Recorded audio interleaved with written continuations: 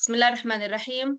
السلام عليكم. Welcome everybody. رب اشرح لي صدري ويسر لي أمري واحلل عقدة من لساني يفقه قولي. I am very honored to be your host today on behalf of Lambda Physics Group at the University of Jordan and also on behalf of the scientific committee of this jointly organized meeting between us at the University of Jordan and also our colleagues and their collaborators at the International Information Technology University in Pakistan. So to start with opening remarks, I will hand the floor to my dear Lambda member, Bisan Awad, to give us a few lines about Lambda Physics. So, mic is yours, Bisan. Thank you, Professor. Assalamu alaikum wa rahmatullahi wa barakatuh. Hello, everyone, and welcome. My name is Bisan, and I am honored to represent the Lambda Physics Group at the University of Jordan during today's colloquium celebrating the International Day of Light. For those who might be hearing about Lambda for the first time, Lambda Physics Group was founded in 2015 by Professor Hanan Sa'adeh with a simple goal: to make physics more accessible and engaging for the wider community. Our mission is to build a bridge between physics and those who are passionate about it, not only by presenting scientific concepts, but by also showing the creativity and wonder behind them. Since its establishment, Lambda has organized many activities, including public lectures, outreach events, webinars, and scientific discussions on both local and international levels. Last year was especially meaningful for us because Lambda celebrated its 10th anniversary, marking a decade of science outreach, public engagement, and physics communication. One of the activities last year was our mind-blowing Physics Open Day event, which included interactive experiments across many fields of physics, as well as the physics art contest, which highlighted the connection between science and art and attracted participants from around the globe. Over the years, Lambda Physics Group has grown from a local initiative to an internationally recognized team, and it has built a strong international reputation for physics outreach and public engagement. For instance, in 2024, Lambda was featured in an article by the American Physical Society titled "Shining a Light on the Excitement of Physics in Jordan." Moreover, Lambda's founding supervisor was named a Global Spotlight member of the American Physical Society. Last year on this day, the International Day of Light, we had the honor to host the Physics Nobel laureate, Professor Anne Louier, in a webinar on the use of attosecond light pulses in studying electron dynamics. And most recently, my Lambda member and my colleague Aya Abdelhai has been featured in an article on Physics Today magazine, showcasing her artwork in the celebration of the International Quantum Year. As we continue into our 11th year, we remain committed to our founding mission with renewed motivation. So whether you are a scientist, student, or simply someone curious about how this world works, we believe that Lambda is the right place for you. For those interested in our future events, you can subscribe to Lambda's email list through this QR code on the screen. And if you would like to become an active member of Lambda, we would be happy to welcome new passionate minds into our group through the registration form shown. You can also stay connected with Lambda by following our LinkedIn page, which has over 575 followers, and our YouTube channel with more than 186 subscribers, where we share recordings of our events and scientific content. Today, as we celebrate the International Day of Light, we hope to keep expanding our outreach and inspiring more people to discover the beauty of physics. Thank you all for being part of the International Day of Light celebration. And now it is my pleasure to hand the floor to Professor Hanan Sa'adeh, who will share some insightful reflections. So, Bismillah ar-Rahman ar-Rahim. I will take you in a small journey just away from physics lectures and physics equations. In principle, when I started to plan to host this online event, and I contacted my colleague, Dr. Muhammad Qasim Mahmoud, as we met like more than a year ago in Italy. So when I contacted him to arrange such a scientific event online, my plan was not to speak to the audience. My plan was just to be a moderator of the event and to host some great minds who are really expert in the meta-optics to introduce the researchers, the colleagues, and particularly my dear students whom I'm teaching optics and whom I taught optics over the past years and teaching optics nowadays. So the plan was that I'm not going to give a talk. But when we started to organize, Dr. Kasim said, no, you should say something. There should be a speaker from your side. So I decided to give a talk out of the box, not the box of scientific equations, theoretical models, experiments, intelligent microscopes. So I will give something beyond science. I would call it physics and beauty. As we celebrate today the International Day of Light, yesterday the UNESCO has just announced the banner of this special day. So we are not alone now today to celebrate the appreciation of the existence of life, of light in our life. All over the world is celebrating this idea. And if we talk about the International Day of Light, it's dear to every scientist, it's dear to every human, but for us in Lambda, at the University of Jordan, it's very special to us because it all started at the International Year of Light in 2015.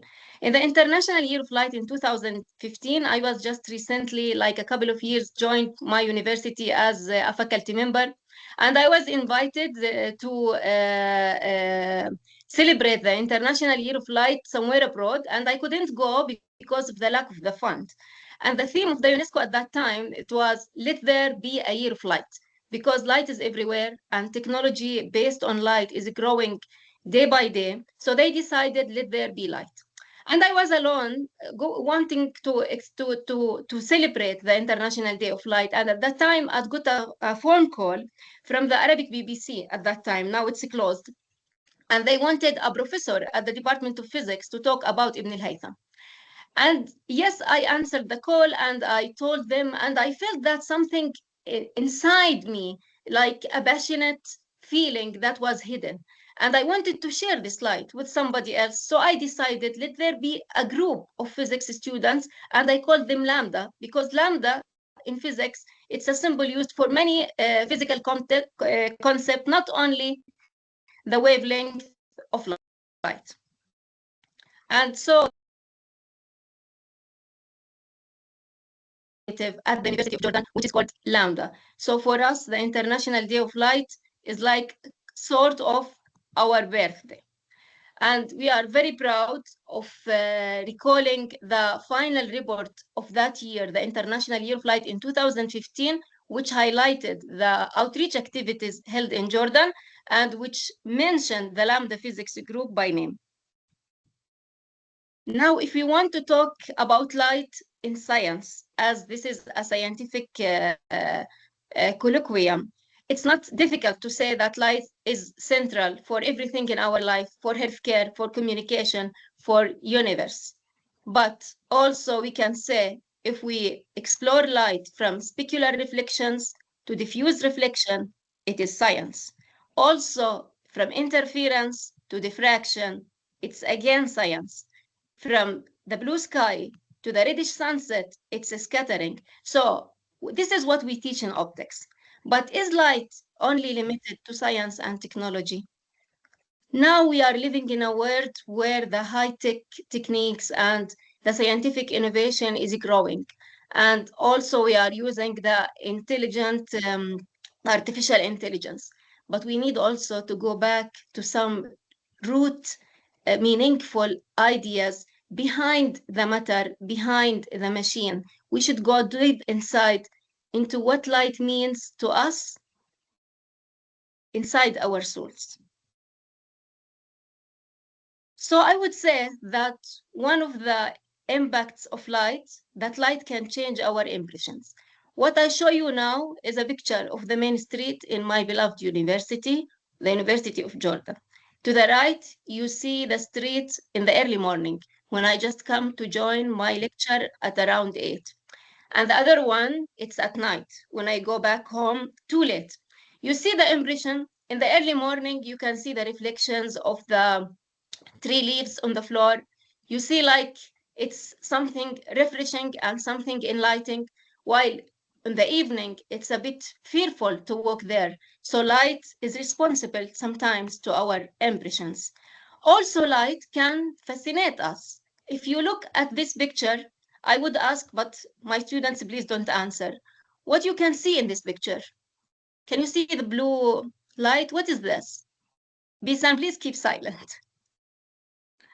Who can guess what we see in this picture? The speaker, you can raise your hand. The students, but not the students of the University of Jordan. What you can see in this? This is simply water. Do you believe? This is water, tonic water, but under the UV light. Tonic water is not transparent to UV light. So light also fascinates us. And what about this? How many steps in this staircase? Who can count? Don't rush to give a number. This is a parallel mirror. So you can see infinite number of images in this parallel mirror. So light can also deceive us. And have you ever entered a maze room? Have you tried to escape from a maze room? This is what you usually see in scientific fair and scientific museums. You can look. Light amazes us. Can you count how many Hanan in this picture? And also, light can redefine our concept about beauty. Of course, you all know that this is the iconic Eiffel Tower. To right, it's the daylight, no artificial light. And you can see that metallic pale color. But to the left, it's enlightening, it's celebrating. So light can redefine beauty. And of course, you know the Leaning Tower of Pisa. I hope you can see the difference in the color between the two pictures. You feel it to the right, it's more white, but it's a bit yellowish to the left, or maybe this picture is more obvious. Look at this. It took me a few hours to catch these pictures by my camera. When I visited Pisa for the first time, I was looking for a souvenir from Pisa. And I saw many people on the lanes of the streets. They are selling the Pisa Leaning Tower in different colors. So I asked the person, which one is the real color? And he said, all of them are real. And I didn't believe. I understand that color is a wavelength.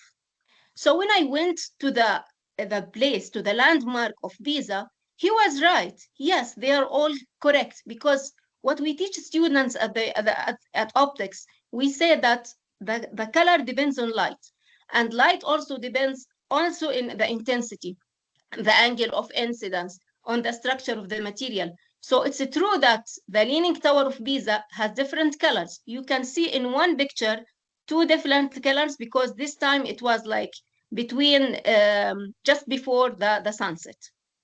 And this is the selfie, just to convince you that it's not a Photoshop. It's using my phone. And then I took this historical snapshot with the Leaning Tower, as all tourists go there to do this picture. So light is surrounding us. You can find it everywhere, in textbooks, in nature, also in culture. Here in Jordan, we are very proud of Petra. I would be surprised if anyone in the world didn't hear about Petra. In Petra, we have a tradition called Petra by night, where candlelight meets culture and innovation. So light also is part of our culture. If I wanted to speak from my heart and tell you what light means to me through my lens, I would find like several meanings for light. Is it art? Is it beauty? Is it love or emotions? Is it memories? Is it knowledge? Is it help, inspiration, or is it life in all? When I joined my university as a student many years ago, I felt that light is coming out of my university.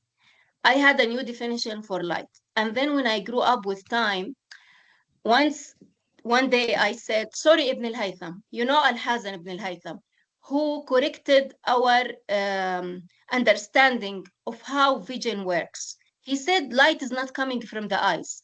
Light comes to our eyes, then we see. One day when I was early in my career, I said, sorry, Ibn al-Haytham. No, I believe light is coming through the eyes of my teachers, through the eyes of my mentors. But then when I grew up more, I also felt that light is coming from our side. It's also what I give to my students. And when I started my career, I was so amazed with what my students give me back. And then when the idea of Lambda came, I felt that light is not what I take from my teachers and professors, not what I give to my students. It's what we share. So it's what we give and we get back. So light is how we are connected together. And then I redefined what I know about light. It's not only life. It's not only love. It's not only inspiration. Life is all these connected together. Light is all what you mean and understand about connection. Anything is enlightening mind. Anything is enriching our souls. Anything that help us to see, not only using our eyes, but also using our minds and also using our hearts should be called light. And from that perspective, you can see, if you give me a hand, I will give you a hand. If you shine on me a light, I will reflect that light back to you, so we connect also together. And above any saying that would be said, one should not forget what Allah Almighty said, وَمَنْ لَمْ يَجْعَلِ اللَّهُ لَهُ نُورًا فَمَا لَهُ مِن نُور. It's not your decision to give light or to have light. To whom Allah has not granted light, there will be no light. And this is the last thing that I would share with you. I hope it could work. Last night, it was around, no, not midnight, it was after midnight. I was finalizing checking the registration of the people, finalizing the slides. And I got a message from Bisan, who introduced Lambda to you today. And she sent me a message, light is connection. Oh my God. How did she know about the last slide of my presentation? And I couldn't resist including this video in my presentation. And I reopened the PowerPoint and I put it, and I hope it will work to you now.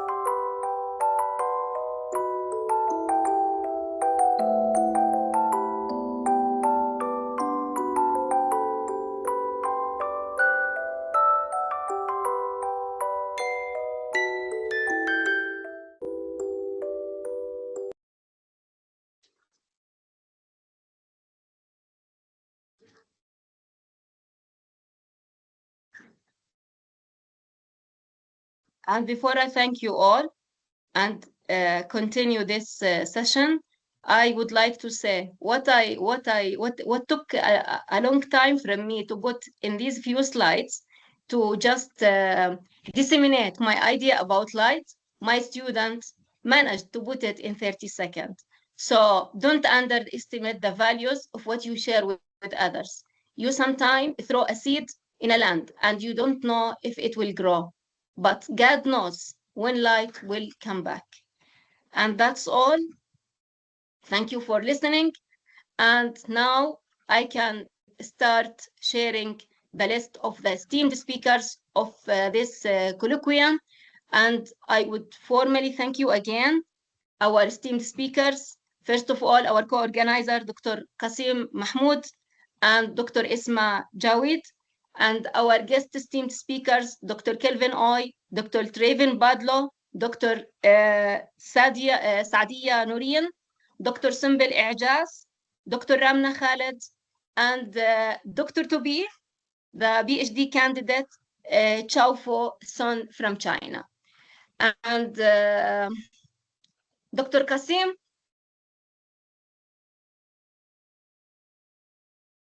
can you unmute yourself, Dr. Kasim? Yes, yes. Assalamu alaikum. So please, now you can share. I stop sharing. Please share your screen.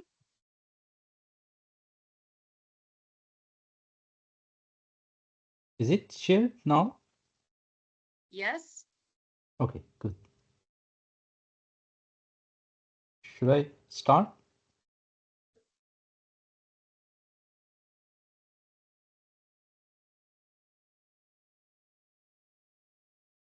You can see my screen, right? Yes, we Yes. can see. Okay, should I start? Yes, go ahead. Yes. We will Okay. unmute ourselves. Okay.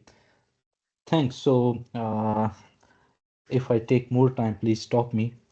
Even you see in the parallel, I have started my stopwatch to ensure that I can finish Yeah, within you have my 25 minutes, but we also have like 5 minutes afterward for questions. But we are looking to your talk. Even if you need more time, we can give you 2 minutes extra. I know it will be Sure. very informative. Sure, thanks.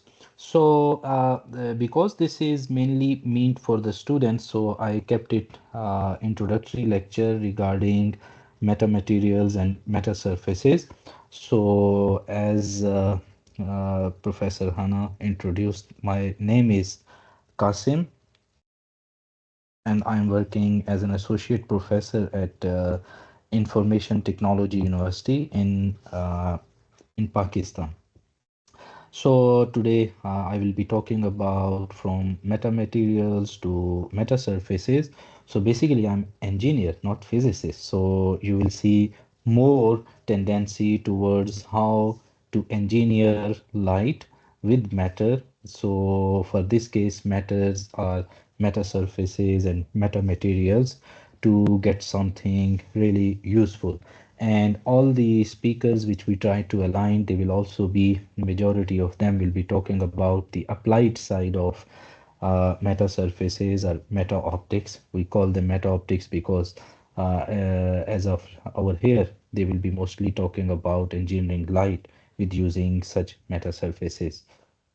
So, just a brief introduction of mine. I did my PhD back in 2016 from National University of Singapore and joined Information Technology University, ITU, in 2016 as an assistant professor. And I'm also director of Global Center for Innovative Systems and Solutions. And apart from ITU, I have secondary appointments in University of Glasgow, University of Szeged, Hungary, and Suzhou City University in China. So in China, as a part of my contract, I spent a couple of months every year over there, and I also own biophotonics laboratory, experimental laboratory over there, where our students jointly work with the experimental facilities of Suzhou City University for that biophotonics lab. So, in our Global Center for Innovative Systems and Solutions, which is CISS-Global, mainly we focus on four different sectors: healthcare, education, energy, and strategic sector. And mainly we focus to develop customized solutions from device to system level for strategic organizations in electromagnetics, particularly in RF and microwave antennas. And on the optical side, we work with the healthcare sector to build customized smart imaging systems, microscope systems. These projects are led by Dr. Isma, who was former PhD of mine, and also Dr. Ramna, who will also be talking later on. And then towards the education side, we have also been doing some reasonable work in terms of building EdTech and also for the knowledge dissemination through mass-scaled national outreach programs. So starting with, I will put like optics and its impact and market. So optics is obviously branch of physics and engineering, where we study light and its behaviors. And if you see the market it covers, it ranges from aeronautics to agri, food, AR, VR, automotive. You see in displays, holography, and communication, healthcare, so on and so far. So what does that mean? That once you are learning optics and you are having skills in terms of optical device and system device and design and development, so this opens up opportunities in a very large market worldwide. So optics has a great future once you are learning that field. Obviously, apart from its fascinating aspects, which are shared by Professor Hannah. So in terms of market, if you see these, I have copied these plots from SPIE Global Salaries Survey reports. So if you look at various sectors where optical engineers can find jobs. You see in securities, semiconductor, astronomy, transportation, so biomedical equipment, communication and network, and even environmental monitoring, so on and so forth. So if you look at the numbers per annum, so in these particular areas, one can earn having a degree or skills in this particular domain is quite nice. Obviously industry and also in academia. And another very interesting graph is you see change in the median salary for these fields for various countries. So if you see China is on the rise, so that's why I go to China every year 2 months. So they are putting lots of money into it, and there are so many opportunities over there. And apart from that, obviously, in other parts of the world, in Europe and United States and West, it is still pretty stable market in terms of jobs and opportunities. So optics has a great future. So once you are learning, so rest assured, if you have skills, you can find opportunity and future. Now, because we want to look into light matter interactions in two different aspects in metamaterials and metasurfaces. So light is electromagnetic wave. So for the electromagnetic wave, one thing in terms of medium for the material, we need to know that because most of the students, they are from the physics background, I'm pretty sure they know the optical constants, refractive index and extinction coefficient, and the relationship between refractive, you see this optical constants and epsilon and mu is something like this. So it is a square root of epsilon r and mu r, where epsilon r is permittivity and relative permittivity and relative permeability is the mu r. So if we look at the possible combinations we can have from epsilon r and mu r, so both of them you see it can have positive values. So positive values can occur if both of them are positive or both of them are negative, right? And obviously negative sign can occur once one of them is negative. So there could be four possible sign combinations for epsilon r and mu r. Now, if we look into electromagnetic wave, so we know that this refractive index and extinction coefficient appear in the expressions like this, where extinction coefficient, imaginary part of refractive index, controls the magnitude of EM wave, whereas the real part controls the phase of the wave. So this combination, let's keep in mind. And then based upon, as I was mentioning, that there could be four possible combinations for this. So looking into this kind of situation, there could be four possibilities. Once we have both positive signs, we will get propagation. And similarly, once we have both negative sign, we will still get propagation, but this propagation is in opposite direction.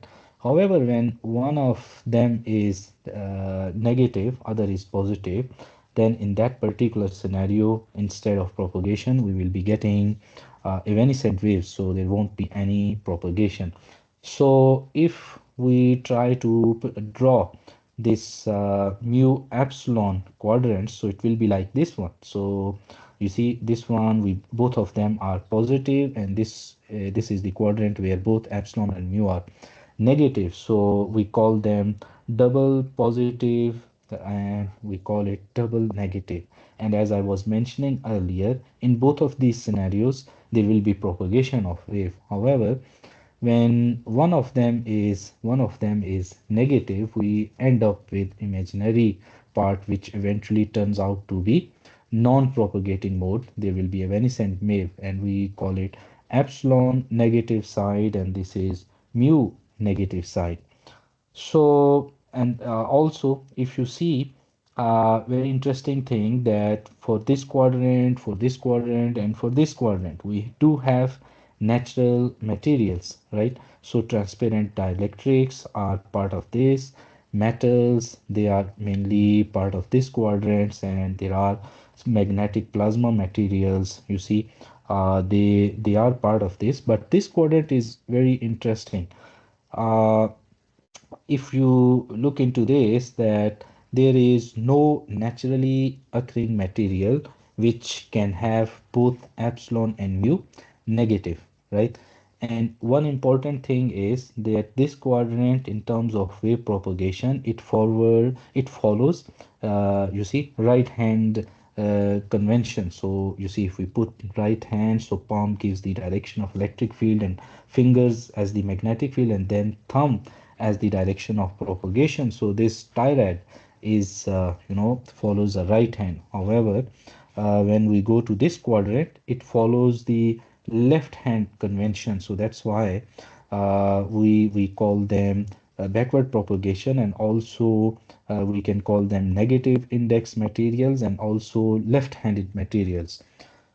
So to cut long story short, we have natural materials for all these three quadrants, but you see, we do not have any materials which can show this kind of situation. And why this is important, that this medium, this quadrant gives propagation, which is very, very important parameter. So back in 1967, Professor Victor did a visionary speculation that substances with both negative mu and epsilon uh, can ensure propagation, and such substances, he named them as left-handed substances. They will allow propagation, and they will follow left-hand triad. So he recognized at that time that unfortunately we do not know even a single substance which could be isotropic and have mu less than 0. So we know that epsilon for the negative, it could be negative. It can be in metals, it is negative, but mu negative was the issue. So that was the case. And then he also predicted that if that kind of materials can exist, so several fundamental phenomena could be very interesting. For example, there will be reversal of boundary conditions, there will be reversal of Snell's law, there will be subsequent negative refraction, and also there will be a reversal of source to image. So point source will be transformed into, you see, image, and vice versa. And also there will be, this will result in the interchange of convergence and divergence effects. Now, in that quadrant, I was showing that there are three types of natural materials in first, second, and fourth quadrant. So now the question was whether we know that metals can have negative permittivity, but can this permittivity be produced artificially? So back in you see 90s, Professor Pendray, in his very famous papers, he has predicted that while using a thin wired structures like these periodic structures, we can we can have such kind of we can have a range of frequencies and spectrum of frequencies where we can have negative permittivity. So similarly, this such kind of you see three-dimensional structure, people have realized this negative permittivity by using various planar structures as well. So up till now, one thing was established that we can have artificial permittivity by using periodic or aperiodic structures. And then there was a second question about negative permittivity. So whether we can have artificially engineered negative permeability. So then it comes in 1999. If you see the earlier papers were back in 1996. So it was demonstrated that by using this kind of split ring resonators, negative permeability. So we can have a range of, you see, range of frequencies where permeability of such materials, artificial materials, can be negative. Now the next question was, now you see the if you can remember the fourth quadrant to realize as we have established that there is no natural material which can show both negative permittivity and permeability. So now the next question was whether we can have artificial materials which can, because there are no natural materials which can have both epsilon and mu negative. So then it comes to a famous paper by Professor Smith in 2000, where what they have done, they have integrated, rods and this kind of split ring resonators into a single structure, and they were able to demonstrate experimentally a window where both, you see, refractive index can be negative. So for a refractive index to be negative, I hope you can recall that both epsilon and mu has to be negative.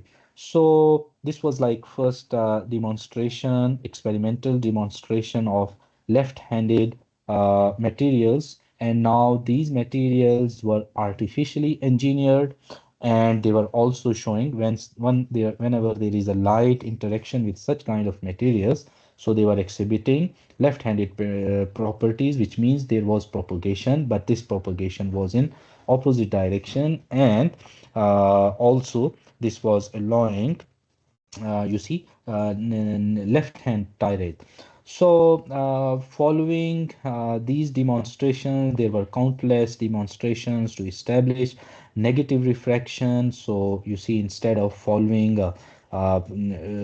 this particular direction along with the normal for negative refraction, you go in the opposite direction, and also such kind of properties have allowed to demonstrate flat left-handed lenses, because we can converge it into light in a very tiny spots.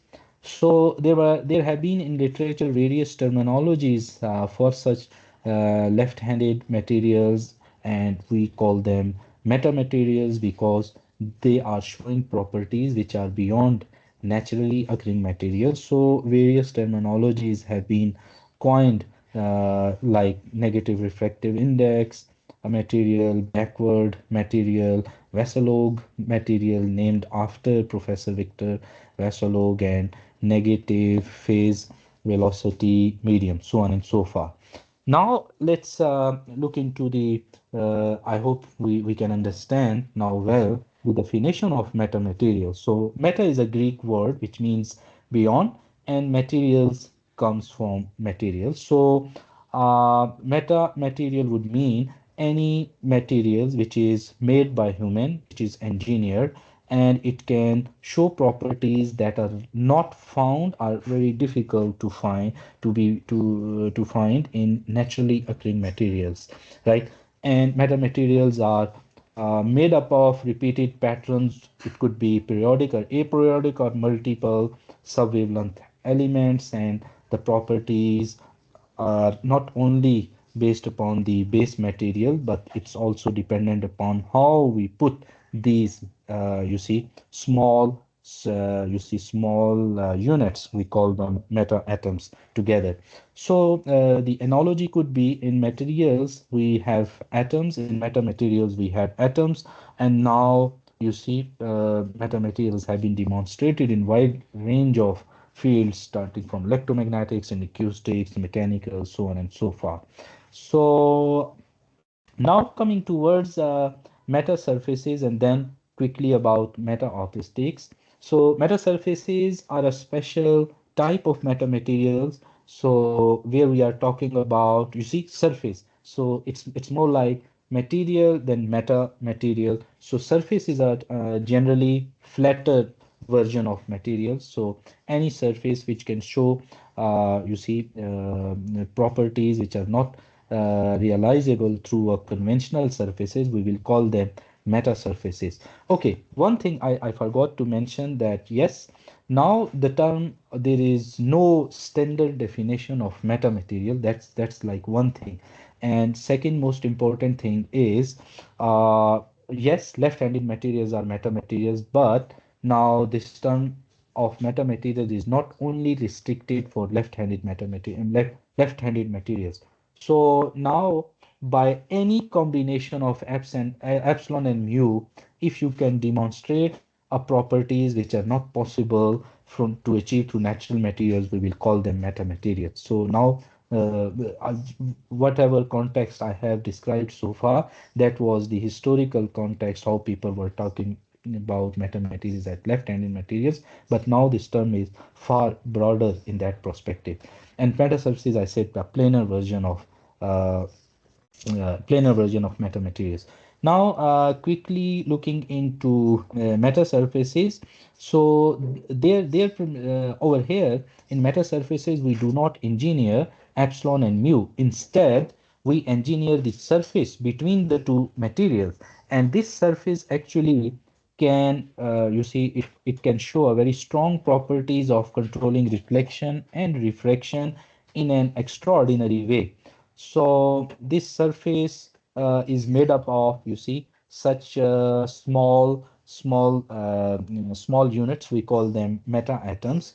So basically, we control enormous reflection and refraction through a very thin surface, and we call it meta surface. So most important is, if we have a combination of conventional two mediums, let's say rare to denser, for a given incident angle, we can have a specific refraction or reflection angle. But for metasurfaces, by controlling the phase along the surface, we can control refraction angle and reflection angle as per our wish. That's why we call it anomalous reflection or refraction. So meta optics is different from refractive optics because over here we are not talking about a continuous phase. Instead, we are talking about discrete phase, and obviously this allows to control phases in a very unique way. Similarly, in a diffractive optics way, it is also quite unique because in a meta surface, we can manipulate polarization and various other contents which otherwise are not possible through the diffractive elements. Now, just a quick comparison how these meta surfaces can be utilized and how they are so strong in terms of their capabilities, which other speakers will be speaking in detail. So I can give you a quick comparison. So I have taken this lens from a Thor's lab, which is roughly, 10 raised to power 4 lambda.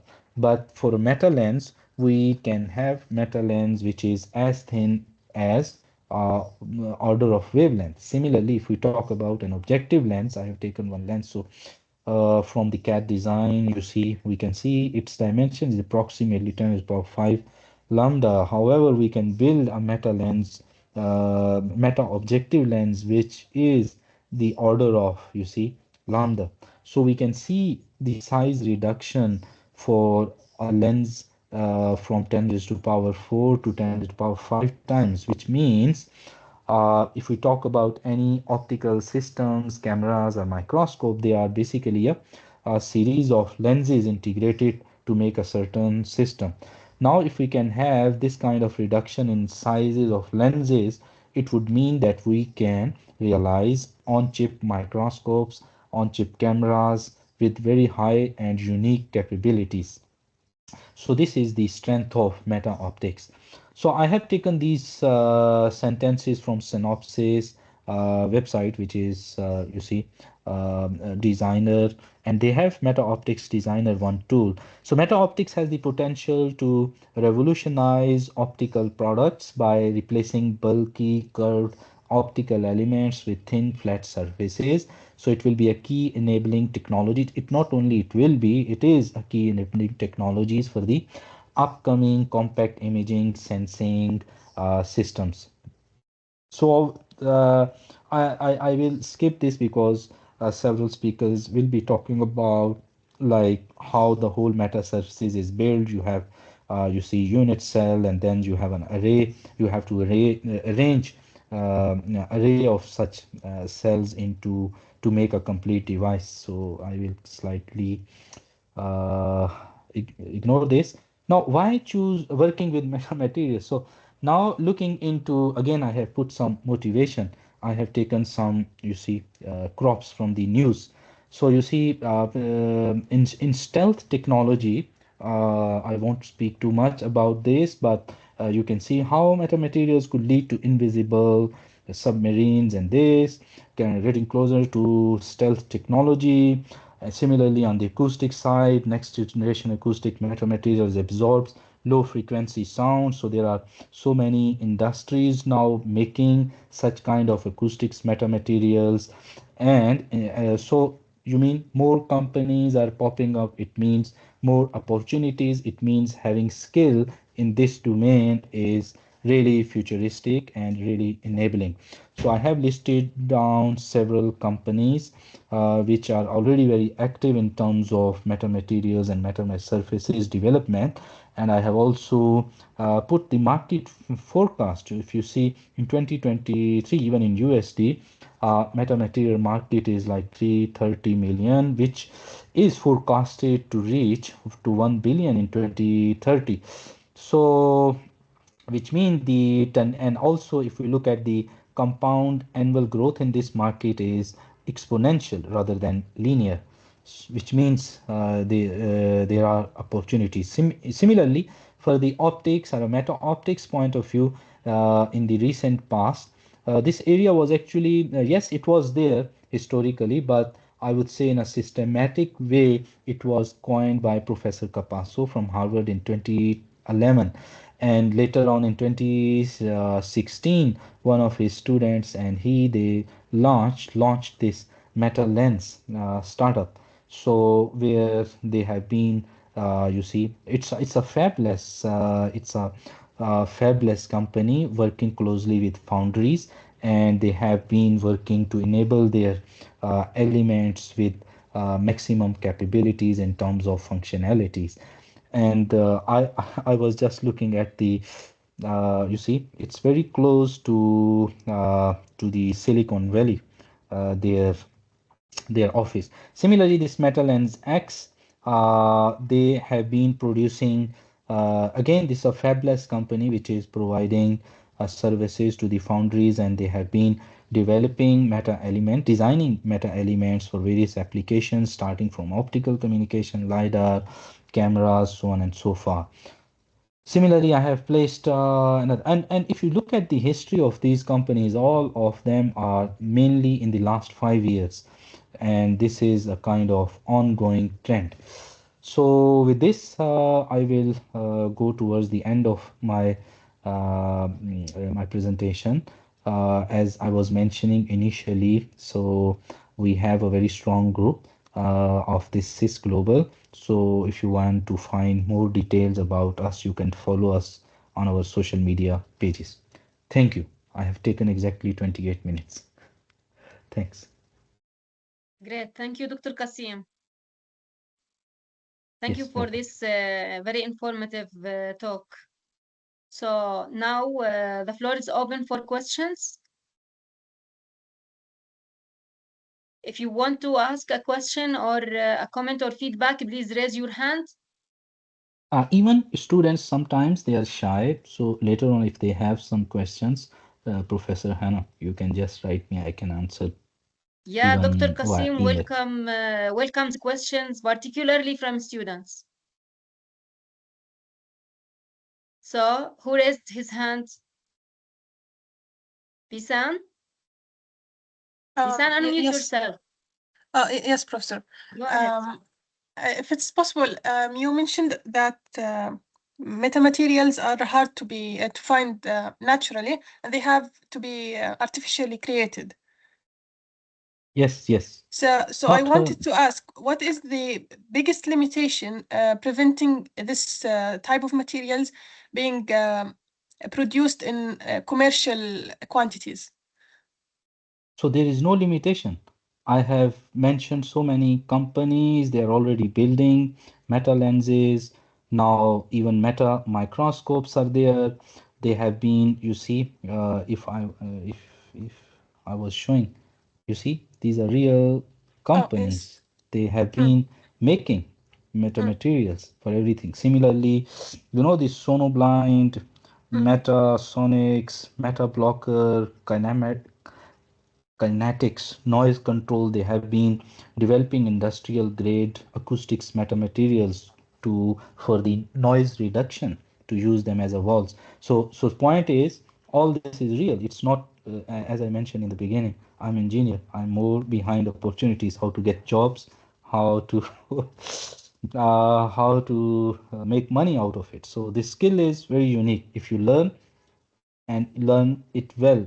So there are companies and you can get jobs. Yeah. So that's my point. So point is, it's already in the market, and I was showing the forecast. That forecast is very positive and exponential. Yeah. Hamza. Thank you. Hamza Asif.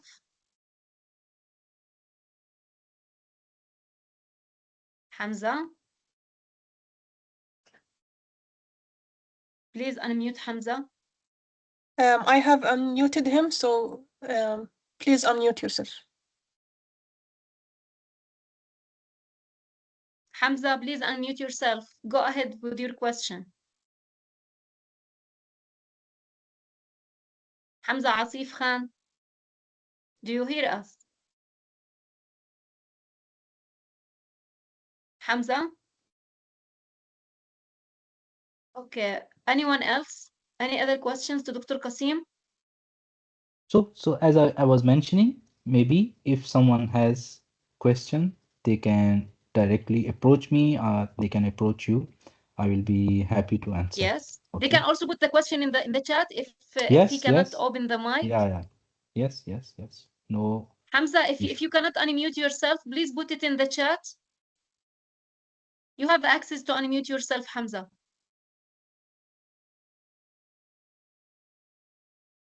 Maybe some issue with this. Okay.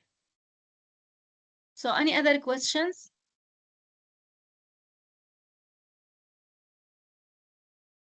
Any other questions, please? Shall we go to the next talk? I would suggest yes, because Professor Kelvin might be waiting. Okay. So Dr. Kelvin, you are with us on board, Dr. Kelvin? Right. Yes, let me share my slides. Yes, please. You have the control to share your slides.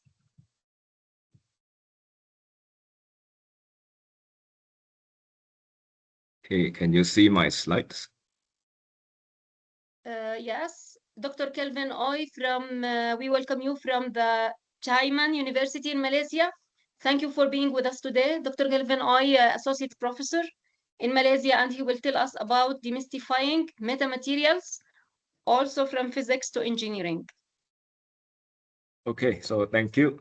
I think I was invited by Dr. Qasim, okay, to deliver some talk in conjunction with this International Day of Light 2026. And I think he gave me the team for meta optics, meta surface, right? Okay, but I think it's been a long, right, since I've touched this field, right? I've already moved on to look at other things. But nevertheless, right, I have reflected back on what I have done for the 10 over years ago, okay, since the beginning of my PhD, right? I'm studying plasmonics and then later on to 2D materials. And when I look back at what I have done, right, from student and what are the struggles, right, I gone through trying to understand this whole field, then it dawned on me that maybe there is some part of the what I wished, right, happened last time is there was a teacher, right, who can actually explain things a bit simpler for me, so that, right, I do not need to go through all these very confusing things, right? A lot of people defining different things for metamaterials, right, for plasmonics and so on. So today my intention here is maybe to give a very simple picture of what is actually these metamaterials. And I also like to thank Dr. Kasim, because what he covered in his presentation just now, right, is already what a lot of things, right, is also what I'm going to talk about today. Okay, so without further ado,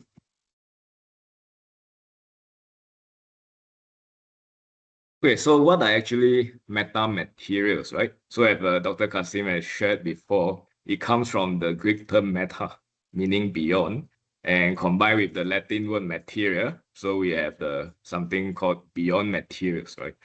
But in a more properly defined terms is we are talking about materials where their properties, okay, depending on what you're looking at, is it optical properties, is it mechanical properties, is it thermal properties? But of course, today we are only going to focus on the optical, the EM properties. And we say that they are not from the chemical composition, right? We do not change its chemistry, but what we are doing is just we are changing its structure, right? The material structure, the internal structure. And we are going to use this structure to manipulate your electromagnetic waves. So it is actually, this is not something like very new. It's not something that we have achieved in the modern era. But what, right, in the history, we have, right, been designing structures to manipulate light since thousands of years ago, right? So from your 13th century reading stones, right? We have constructed Fresnel lenses, right? We have made the radio antennas before, microwave waveguides, Fresnel zone plates, okay, photonic crystal fibers, and even like very ancient artisans, right? They made this called the Lycurgus cup. So all these things here we see is actually, right, ways of how people have manipulated light, okay, using all these very interesting structures. It's just that back then we never really called them metamaterials, okay? So when did actually this term came into our language, right? So we have to thank these two so-called fathers of our modern metamaterial. So this is Veselago and Pendry, right? And it all began in 1967, right? So this professor, Veselago, he theorized that the two electromagnetic material property, which is our permittivity and the permeability, right? So he conceptualized that what happens if you put a negative value there?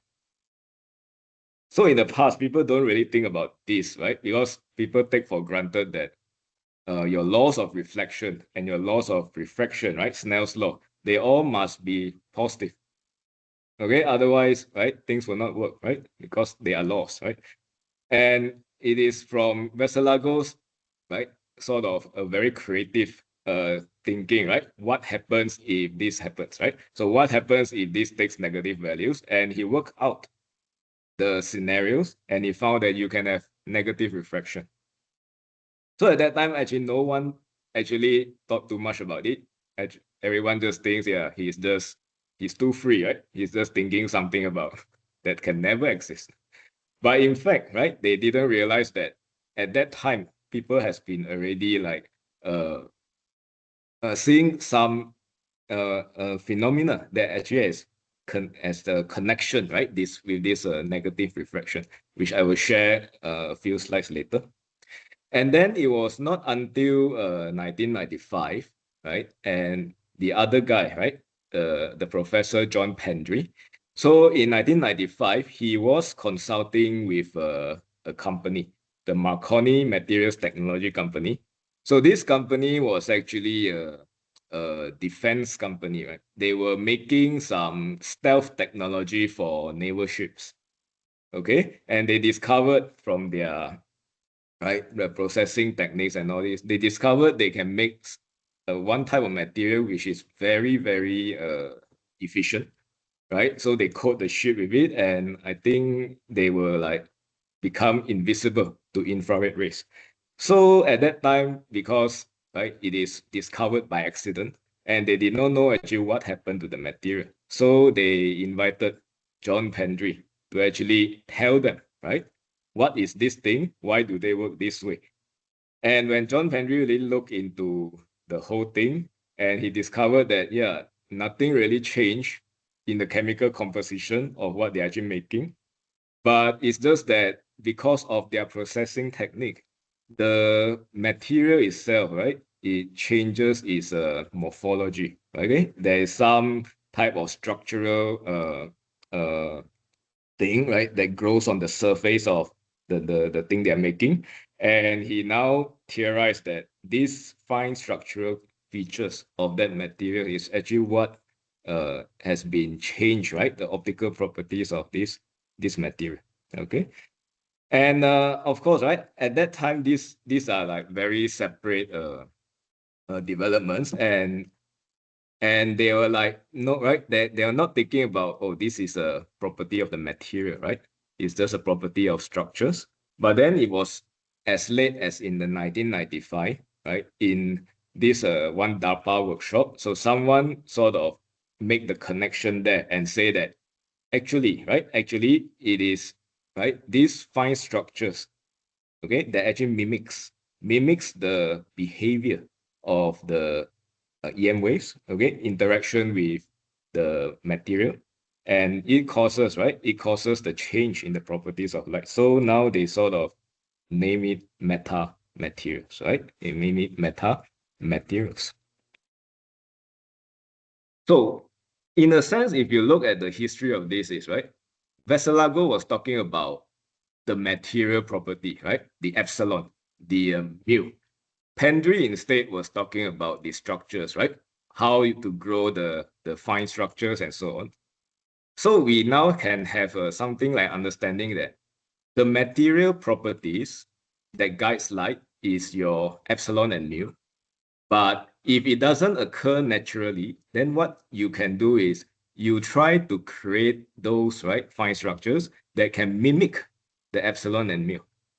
So what we as a researcher or a student, when we try to approach this subject, maybe it is more convenient if we think about it in these terms, right?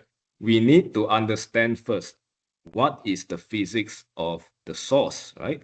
What are we trying to control? So in this case, right, we are doing to control the electromagnetic waves. So you have to ask yourself, do you understand in details, right? How does an electromagnetic wave behave? Okay. And then the second thing you also need to understand, okay, you have the source now. How is it going to interact with your material, right? So when your EM wave goes into a material, how does it correlate with the electrons, right? With the phonons, with the excitons, etc., right?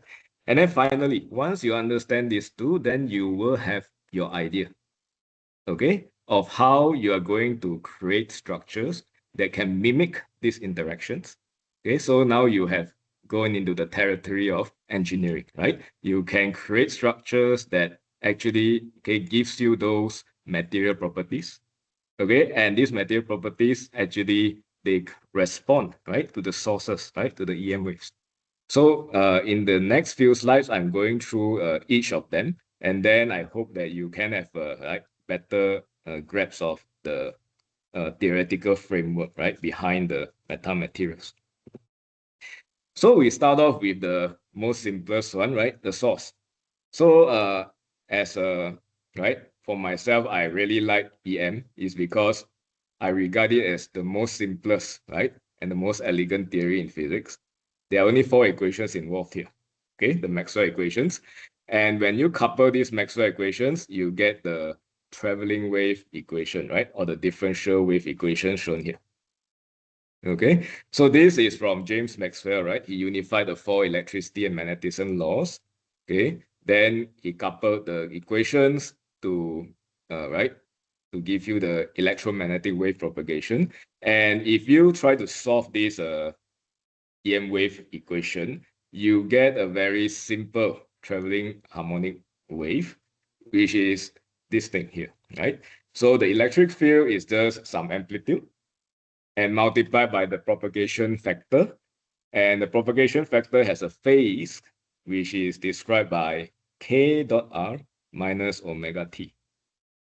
Okay, so k here meaning it is the propagation vector, right? 2 pi lambda as you know it. R is just the space vector. Okay, omega is the frequency of your EM waves, which is an intrinsic property, right? You most likely cannot change it. And time, okay? T is your time. So then now we also have a look at what really happens to EM wave, right? How does it behave? First in the free space. So in free space, we sort of know, right? We have interference effects, we have diffraction, right? We have polarization, and also the fact that these waves, right? If you don't have any obstruction, it just travels in a straight line. Okay, but if you compare all these properties here to what we have established just now, right? The equation itself is so simple, right? The only contributing factor here is just your k and omega, in a sense, right? To determine how the waves actually move, right? How the waves actually move. Omega is an intrinsic property, like I said, so you cannot really have much control with it. So the only thing left is your k, right? So in fact, if you want to understand how EM wave, right, propagates or what type of EM wave phenomena you can create, right, you just need to understand what is the spatial phase relationship k, okay, which is primarily controlled by this k, the propagation wave vector. All right. So next, right, once we already know, right, that the EM wave, right, can be controlled by k, then now we want to look at what happens when this EM wave goes into some material and how does it interact with a material, right? So a lot of versions that people try to explain, right? Like, okay, you have a refractive index or you have a dielectric permittivity, right? But I think the most simple explanation can be, we go back to referencing the Feynman. Okay, so Feynman gives us a very, very simple, okay, a simple picture, which is when EM waves, they enter some material, and these materials, right, the ones that will respond to the EM wave the most will be the electrons, okay, since both of them, right, have electric field charges, right? So these electrons will absorb some of the energy of the waves. They'll be displaced, okay, and the displacement causes a dipole moment. Okay, because remember, right, when electrons is displaced, when it move out from its position, the nucleus is still there. The nucleus is positive, and it will try to, right, hold the electron back, right, through the attractive force. So once the EM wave leaves, then the electron will be restored to its original position by the attractive force from the nucleus. And this back and forth, right, the displacement and the restoration creates something called a dipole moment. And this dipole moment's oscillation, it will re-radiate the EM wave. Okay, and with a phase delay, obviously, right? Because it doesn't happen instantaneously. And when the re-radiation happens, you create a nut, right? The secondary wave, which has the same frequency. Okay, and now this secondary wave will superposition with your original wave. And the superposition will result, obviously, right, in a phase shift. And this phase shift, if we go and look at it, it causes this apparent difference in the k vector of the wave, right? The phase difference translates to the apparent difference of the k vector of the wave. So this microscopic behavior of EM wave, right? How it interacts with the electron. If you go further and right, try to derive, okay, we don't need to worry about how is it derived, right? A lot of different people have different models, but eventually, once you have derived, you will arrive at the two macroscopic quantities, which is your electric permittivity, right, the epsilon, and your magnetic permeability, the mu. Okay, so at that time, right, this theory actually is quite simple. So it tells us that, right, epsilon and mu really they come from the behavior of how electrons, right, move according to the EM wave. Okay, they're just describing this, right? So typically most materials used in optics, right, they show positive epsilon and mu. So this, we call them the insulator materials, right? It's just because the crystalline structure, right, like your silicon dioxide, the glass, right, how the electrons, right, they are locked inside the lattice, and when they oscillate, right, the dipole moment, okay, and this is what they give, the positive epsilon and positive mu. Okay, but when you go and look at the metals, right? So metals, we understand it is very different from insulators, right? They have an overlap band. And when you go ahead and, right, derive the models from electrons in overlap bands, right, you will get negative epsilon. Okay, so it's entirely because of those electrons, right? It's because of the electrons. And they didn't realize this, but actually in as early as the 1940s, right? So there's one scientist, Winston Koch, he designed something called a metallic lens, okay? Which then, okay, later on Veselago, if you recall, his theory come much later, right? 1967. So he realized that actually this lens work, the metallic lens work, is due to the fact that metals, they have negative permittivity. Okay, so the interesting part here is actually, right, people have done this metamaterials before, unconsciously, right, by accident. They did not know what happened, and until the theories come in and formally define it for them, then only then, right, people start to realize, yes, there are other ways, right, that you can actually create, right, all those structures like the one shown here. You can, right, right, change, right, the behavior of the light, right, interacting with it. I would like to attribute the very first era of metamaterials to plasmonics, because this is the only, right, the start of when people really realize epsilon can have a negative value. And then we really look into it and they realize that this is a huge implication, because with this negative, right, what does it really mean? It really means that your light, right, it doesn't penetrate through the material. Instead, it will be reflected. Okay. So realization about these negative permittivity of metals leads to development of plasmonics. And plasmonics is really just that you have surface waves, right, sustained on the metals. So because epsilon is negative, so now this k vector, you can actually engineer it in very interesting ways, right? Okay, because your plasmon is on this surface, right? And theoretically, you can make the metal slab very thin so that you can have another plasmon K on the other side, right? And when these two are coupled together, you get a different K. Okay.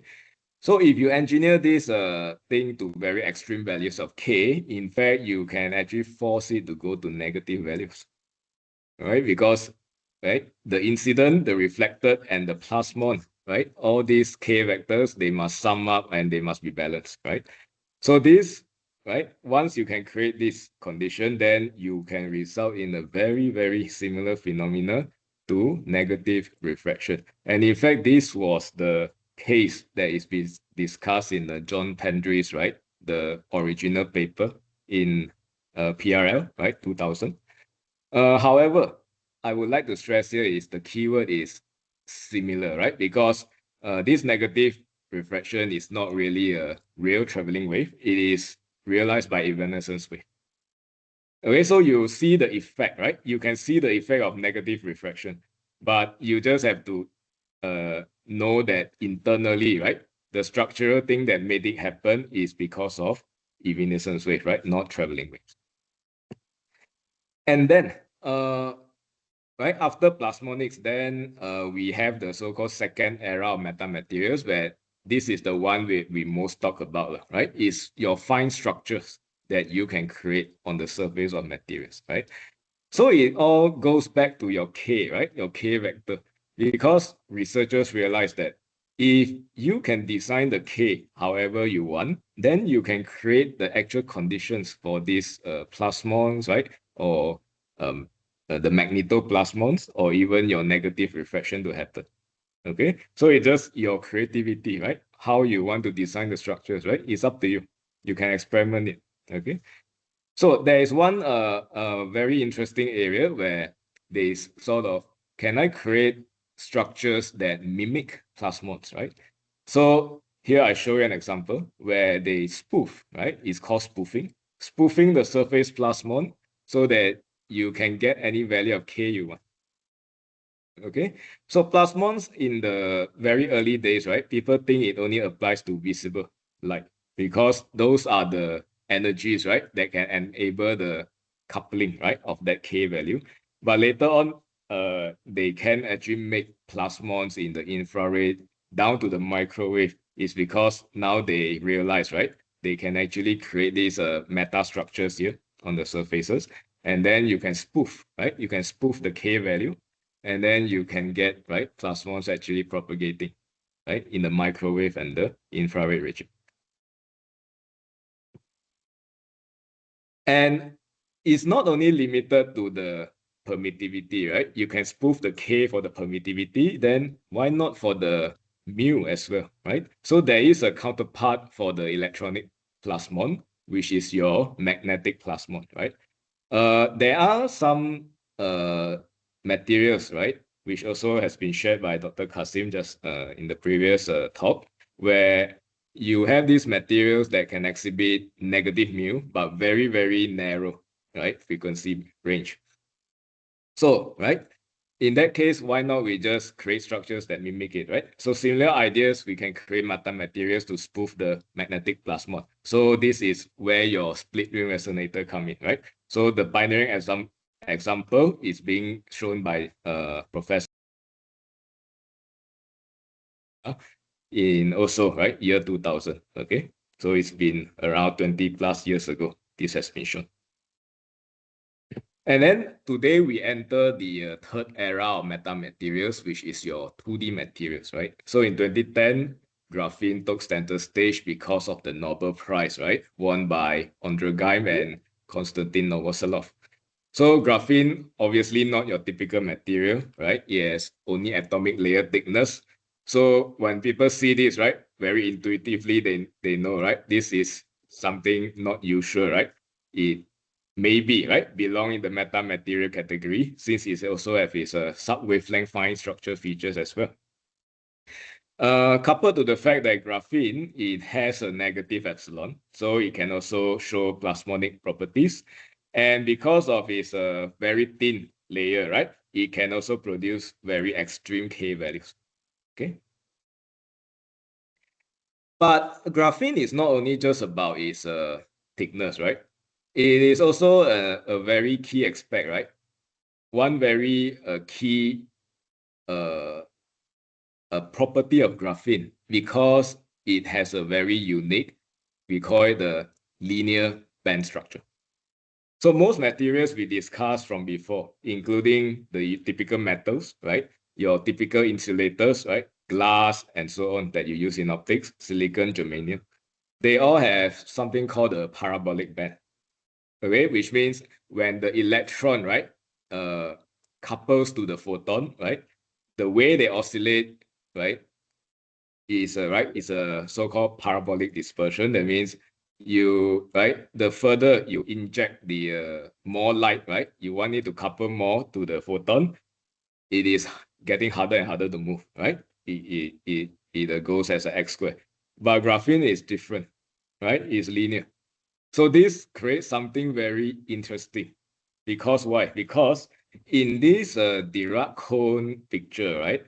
At that point on the tip of the cone, at the crossing there, the electrons behave very differently from the parabolic nature, right? So parabolic nature, you still have electron-electron interaction, but they are very weak. But in the linear dispersion case, your interaction of electron-electron becomes very strong. And now scientists have actually seen, right, very recently that under the right conditions, you can see these electrons actually behave like liquid. Okay, they behave like liquid. Okay, they are massless. They flow like a relativistic liquid. Okay. So these so-called Dirac cones, right?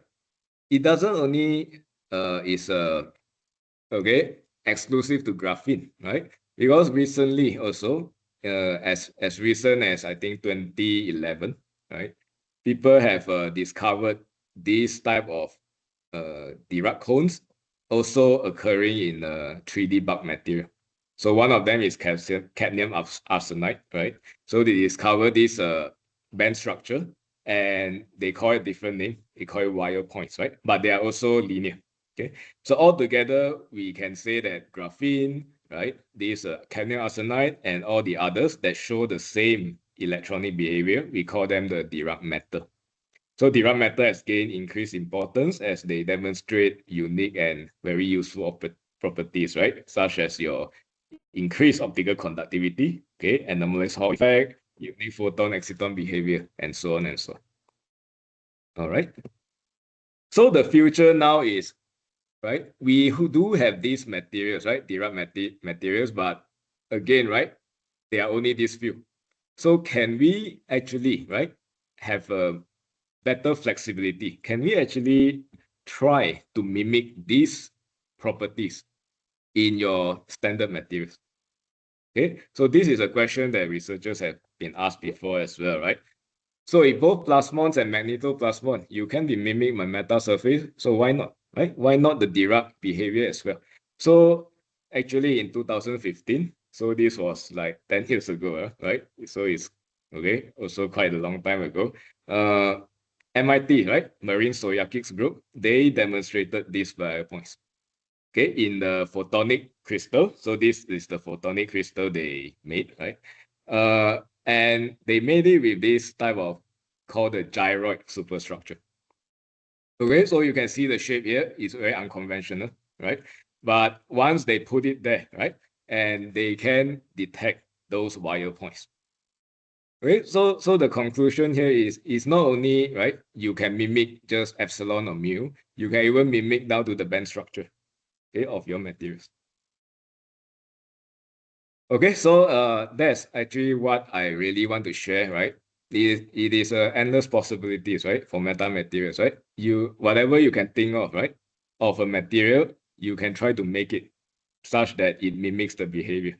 So understanding metamaterials, okay, it requires you to look back. What is your source, right? What is the physics of your EM waves? What is the physics of the materials? And then finally, with this knowledge, you use your creative engineering, okay, to make all those superstructures that mimic the behaviors. So my perspective, right? The goal of metamaterials is to just mimic EM waves behavior with atypical optical materials.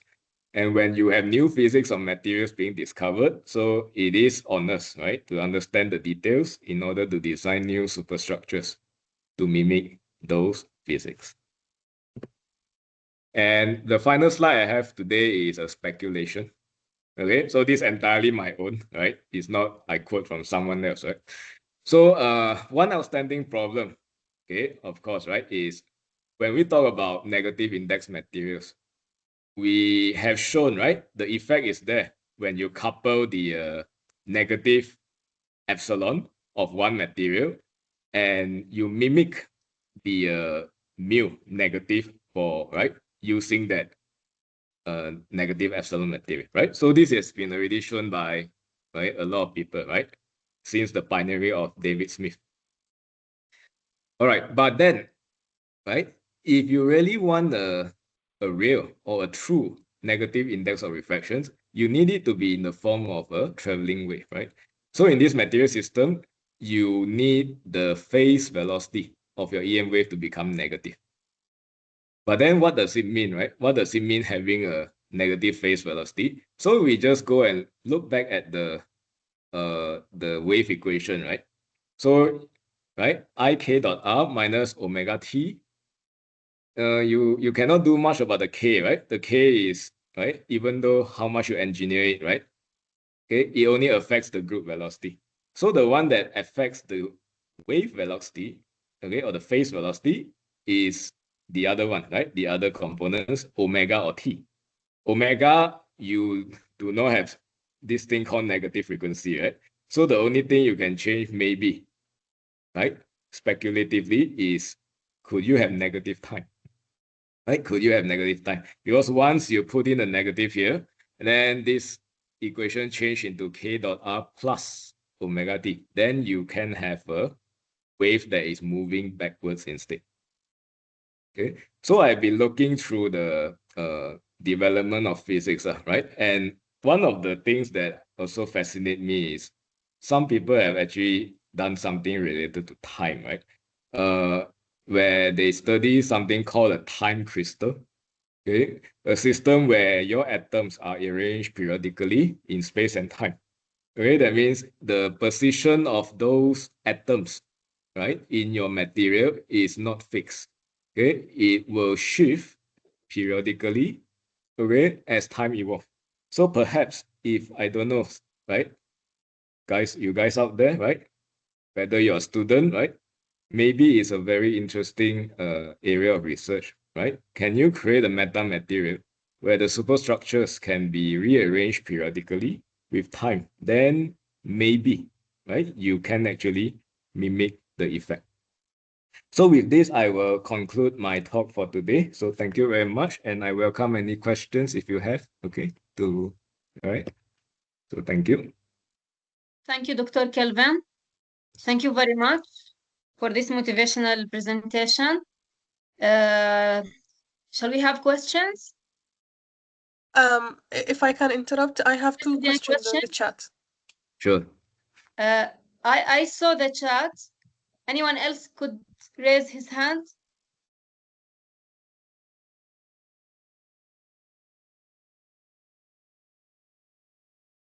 So maybe I Shada? will maybe answer the questions from the chat first, okay? So the first one is, can we use metamaterials in energy solar system? Yes, obviously, right? It just depends on what you want to do with it, right? Why you want to use metamaterials? Okay, so you have to look at your application, right? Do you want to increase the absorptivity of your solar cells? Okay, you can create those structures that allows more transmission. Okay, because if you just use a single layer, then obviously it is restricted by the laws of reflection and refraction, right? Snell's law. Okay, the reflectivity is fixed, right? It's fixed by the refractive index. But then if you can change this refractive index, right, by engineering the surface, yes, you can actually use it, okay, for solar systems. The second one is, does photons react with this metamaterial as with materials in photoelectric effect? Yes. If your material, for example, right, what happens in the photoelectric effect? You are going to let the material absorb the light, and the light frequency, right, must be at certain value, okay? And then you promote the electron out from its so-called, right, the what do you call that? The ground state, right, to infinity. Okay, then you get electrons up. So I mean, right, if you can create a meta structure that can mimic the band gap effect, and that band gap respond to certain photons, okay, right, then you can mimic the photoelectric effect as well, right? There's endless possibilities with all of this. Okay, Shada. Thank you, Dr. Kelvin. Shada, Yes. unmute yourself and ask your question. Shada Ukasha. I ask question, which is more important or which affects the metamaterial's behavior more? It's the choice of the base material itself or its fine structural geometry. It's not about what is most important, but all three things are important, like I said before, right? The source. Do you understand the source, right? What's the frequency you use? Okay. What is the right? What is the type of source? Is it an EM wave? Or are you talking about mechanical sources, sound waves? Okay. So you understand the source first, and then now you try to understand the material, right? What type of material you're using? Okay. Is it a normal material? Is it an insulator? Is it a metal, right? Or is it some very exotic materials like Dirac metal? And then finally, once you have these two, right? You already have the knowledge of these two, then the third step is now you think of like, what happens if I don't have graphene with me, right? What happens if I don't have metals with me? Can I produce the same effect using structures instead? Right?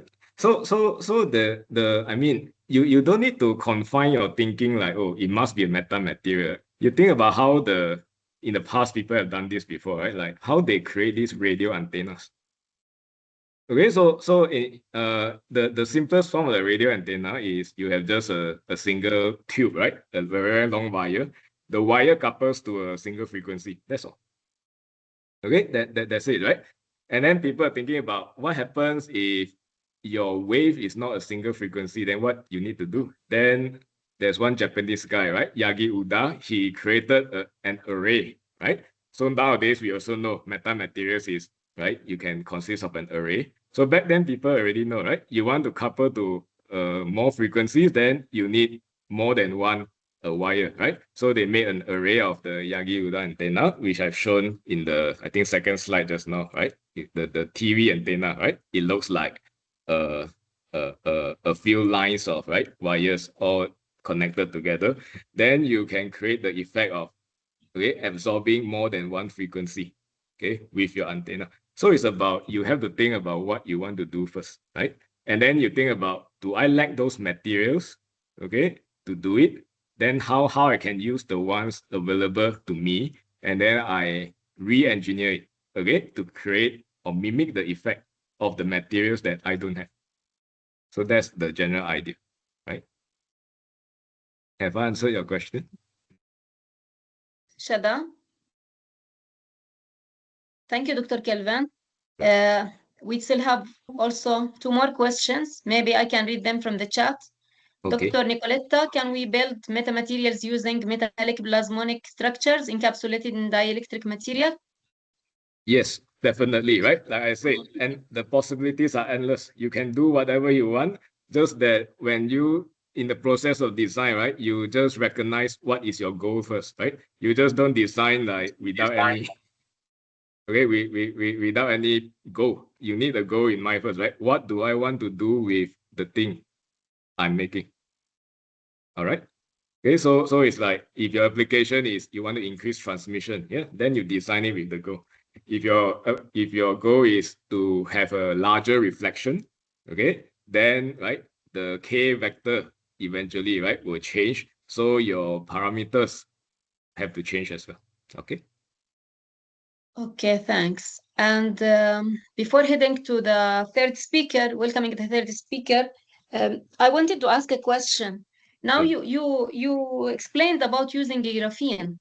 Yeah. So is graphene by itself a metamaterial, or it's just used in like graphene-based materials? Is it by itself metamaterial? I think this metamaterial, like also what Dr. Kasim said, right? There's no fixed definition, right? In a sense, okay? So the reason why graphene is so interesting is because, I mean, metamaterial is, people normally think of it as artificial, right? But graphene is natural. Okay, so some This people is might why think I'm asking. by the word choice itself, right? Graphene is not a metamaterial because it's natural, right? But then it's sort of an anomaly, right? Normal materials we think of is always a large block, right? It's a 3D, right? It's a solid. But graphene itself is, okay, people think about it as very thin, right? A very thin sheet. It is very flexible and so on. Okay, so it really depends on like how you define metamaterials. But for me, that's why I also say that I really don't like a lot of these terminologies, right? It confuses people. So at that time, when I was a student, when I started with this like reading also, right, I was totally confused, right? What do you mean by metamaterials? Why some of these things you call metamaterials and other things you don't? And I just realized, right, throughout my studies, it's just because of the terminology that people use, right? Those who follow John Pendry, yes, all of them will use metamaterials. But those who are not in this group, right, when they create their new inventions, right, they look like metamaterials, just that they don't use the term because they are not in this same field. Okay, like those people who created antennas, those people who created the photonic crystals, right? They never claim theirs to be metamaterials. It's just simply because maybe it's not in their dictionary. Okay. Yeah. Dr. Kelvin, thank you so much. There is still another question, but by Ibrahim Shawabke. I think it's a bit general. Ibrahim, we will move this question to the other sessions. Thank you, Dr. Kelvin. Let's now welcome the third main speaker, Dr. Trayvon Badloy. Dr. Trayvon? Dr. Trayvon? Hello. Hello, Let Dr. me Trayvon. share. Dr. Trayvon Badron Yeah. from University, South Korea. Can you see my slide? Image processing. Could you share your slides? Can you see that slide? Yes. Can you see that correctly? Okay. So Yes, thank you for inviting me, and it's my pleasure to give a talk to everyone. So my talk today is going to be this metaphotonics for analog image processing, and so the previous two talks have been quite general about the basic ideas of metamaterials and metasurfaces, and so I'm going to give a talk about our lab's research and my research related to using this kind of meta surfaces and meta lenses to do kind of computational operations using just optics. So rather than taking some image and bringing it into your your sensor, into your computer, and doing some image processing, we can use optics to do this directly, straight from just using some meta surfaces. And so this is interesting for us because it means then we can reduce the amount of energy that we need to use and the amount of processing power needed. All of these things are done just kind of for free, so we can use this kind of static optical devices. And so as I was introduced there, my name is Trayvon Badlow, and I'm in the Department of Electronics and Information Engineering at Korea University. So if you wanna see our lab website, you can see this QR code, or you can find here. So this is kind of related to metamaterials and AI. So these are two fields that I've been studying, and so kind of we want to find the combination of metamaterials and artificial intelligence for design, or using metamaterials for computation. So just to give a quick introduction to who I am. As I mentioned, now I'm in Korea University Sejong campus. I was originally also in physics, so kind of background in physics from the University of Sheffield in UK. This is my original home. And then I came to Korea and I did my PhD here in mechanical engineering. So I moved to more of an engineering side, and then moved to kind of AI department, and now I'm in this electronics and information engineering. So quite interesting. You can see that the ideas behind metasurfaces and metamaterials is based in physics, is based in applied physics, also mechanical engineering, electrical engineering, depending if you're doing some kind of bottom-up synthesis, you can be related to chemical engineering. This information engineering, this is like IT and communication. So as Kasim mentions in his talk, the potential fields and the potential things that this meta surfaces and metamaterials is applied to is very, very broad. So it's very quite interesting field. And so yeah, if you need to contact me, please send me an email here. You can free to take your email anytime. Just to show you our campus, just quickly, here is in Korea University Sejong campus. We have some, I don't know what it is, some fancy gates, and the campus is very pretty in autumn. In spring, it's full of the cherry blossoms. In winter, we have a lot of snow. In summer now, it's very hot, so it's very quite a nice different temperatures and stuff in the year. From my home, Korea is around 13 hours.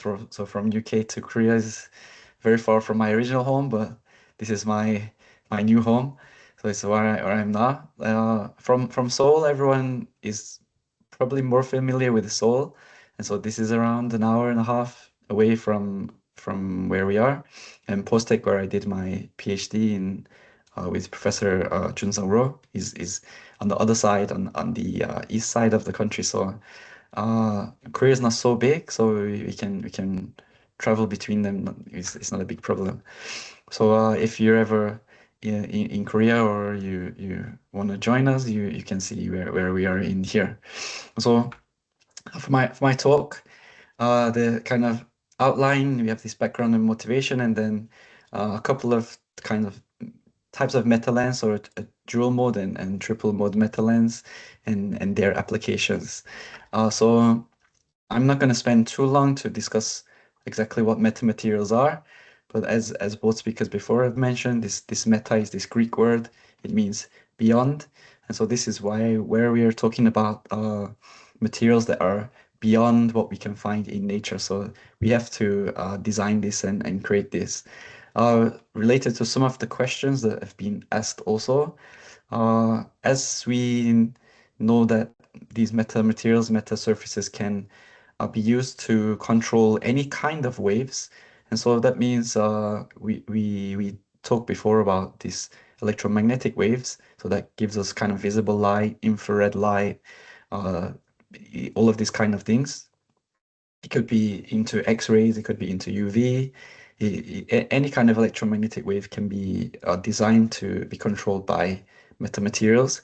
Not only that, but also these kind of surface or acoustic waves. So for sound, or even for seismic waves. So if we have these huge concrete blocks and we design them in a specific way that's related to the wavelength of the seismic waves, research has been done also in metasurfaces or metamaterials related to stopping the damage related to earthquakes. So lots of interesting things can be done with metasurfaces, metamaterials. My research personally was focused mostly in visible light. So one of the kind of fancy applications is this cloaking, right? So as we mentioned before, if we can do this negative refraction, if we think about the very basic ideas of refraction and Snell's law, we know that usually we have some standard refraction related to the refractive index of our two materials. But since now we can pattern and we can add some additional phase to the surface, then what we can see is that between some specific locations, we can add some additional momentum, and we can put the momentum in any direction that we want. So if we put the direction in the same way, the phase kind of momentum, additional momentum in the same way, or we can put it in the opposite direction, we can then choose the direction that we want our light to refract at. And so if we think about that, that means that if the light comes in and we refract one way and then we refract the other way, we can kind of bend the light around some objects. So that's kind of one of the fancy ideas behind meta surfaces, but as you know, it's quite far away to do this kind of research. There's lots of problems related to the bandwidth and the wavelength and incident angles and lots of things. But still, for now, the ongoing research is based a lot on meta surfaces, so this kind of 2D array of meta materials.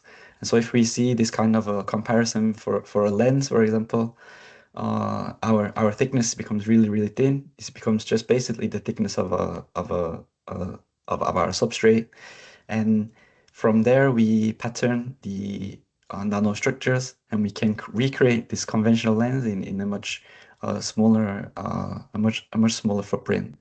And so the key for metasurfaces is that the structures here must be sub-wavelength. So as we just mentioned before, if we have seismic waves, these are going to have a very large wavelength. Visible light is around 400 to 800 nanometers. So that means the sub-wavelength regime is going to be in the order of hundreds of nanometers. And so that's one of the problems for commercialization is related to the fabrication of this. It's not really a problem, but since these guys can be made with just standard CMOS foundry that we use for chips, it's actually not a big problem. But to make this in large scale is where it becomes a problem, because as we know in our smartphones or everything that we carry around in our hands, now our lenses cost just a few cents, or they're not very expensive, because they're just some very cheap plastic. Of course, if we are going to do this nano patterning, it's not going to be so cheap. So we need for example, for our meta lens, to do something that a standard lens cannot do with just refraction.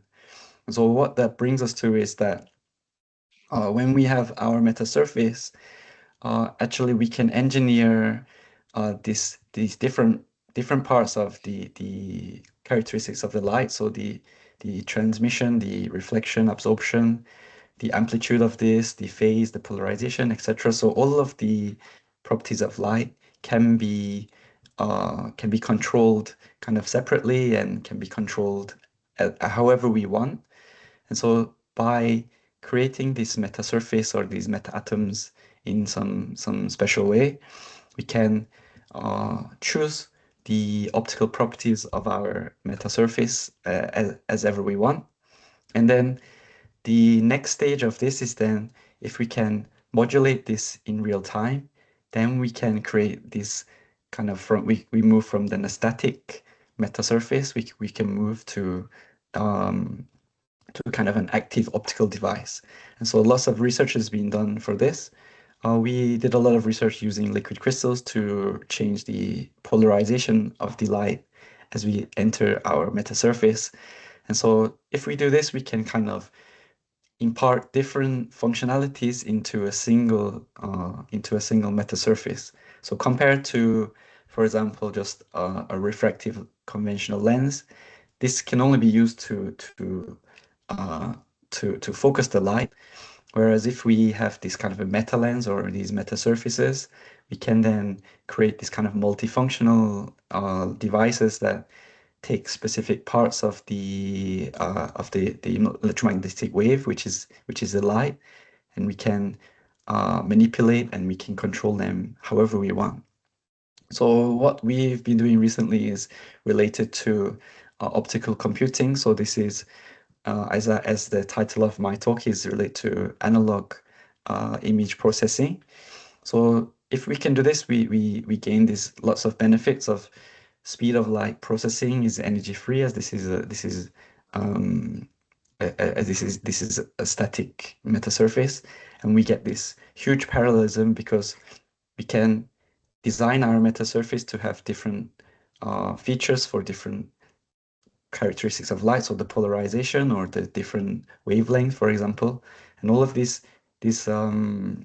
all of these computations can be done at the same time in just one electromagnetic wave as it interacts with our metasurface. So why is this important for if we think about in image processing or in neural networks? Very basically, if we think in image processing, what we are doing here is, if you want to find some edge information of this image, what we are actually doing is we're doing a kind of a first order differentiation operation. So what that means is we are finding the gradient of where the color or the intensity of our image is changing very quickly. So we can see here where we have a background of green and the foreground is orange. And so when this changes from green to orange very quickly, this is where we're going to pick up some large gradient. And so this large gradient is our differential, and then this is going to give us this kind of a 2D edge image. Why that's important is these days in neural networks, when we train these neural networks, what we see is that the early layers of neural networks are acting as kind of feature maps. And so if we think about that, we can replace a few of these guys, replace this with optics. And so rather than using electronics and using computation and energy to take our input image and process it in all of these different feature maps, if we can do this with optics, we can skip all of these guys and we can come just directly to a small inference output neural network. And then in this case, then we can save a lot of energy. And one of the key points these days, if I guess everyone is using GPT and Gemini and all of these guys, is that tokens are really expensive. So they're working at a loss. So when we add something to ChatGPT, actually they're losing money every time we ask something. And so that's because the cost of this computation is very big. And so what we are thinking is that if we can remove some of this computation directly with optics, maybe we can then try to reduce the energy, reduce the cost, as well as these guys can then live directly onto, for example, your phone or into some wearable device. So that's kind of the main idea. To do this, for example, for this edge imaging, what we can do is in optics, just is very basic Fourier optics and just basic physics, is that if we take some 4F system and we put a faceplate in the Fourier plane, we can then manipulate the output image. So basically what we do is if we put some spiral faceplate in the Fourier plane, this gives us the point spread function of some kind of a donut. And then if we use this for imaging, what we're doing is we're doing a convolution between our delta function, which is a point source, and we are doing a convolution with our input object.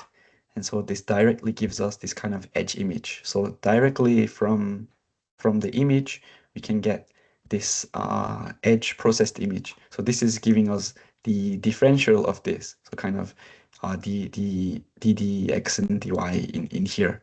And so our idea then is, can we put this into a meta surface and into a meta lens that takes the image and acting as a lens as well as acting as this filter, and then as well as not only that, but can we switch and can we keep the lens to work as a lens as well, as a standard imaging lens.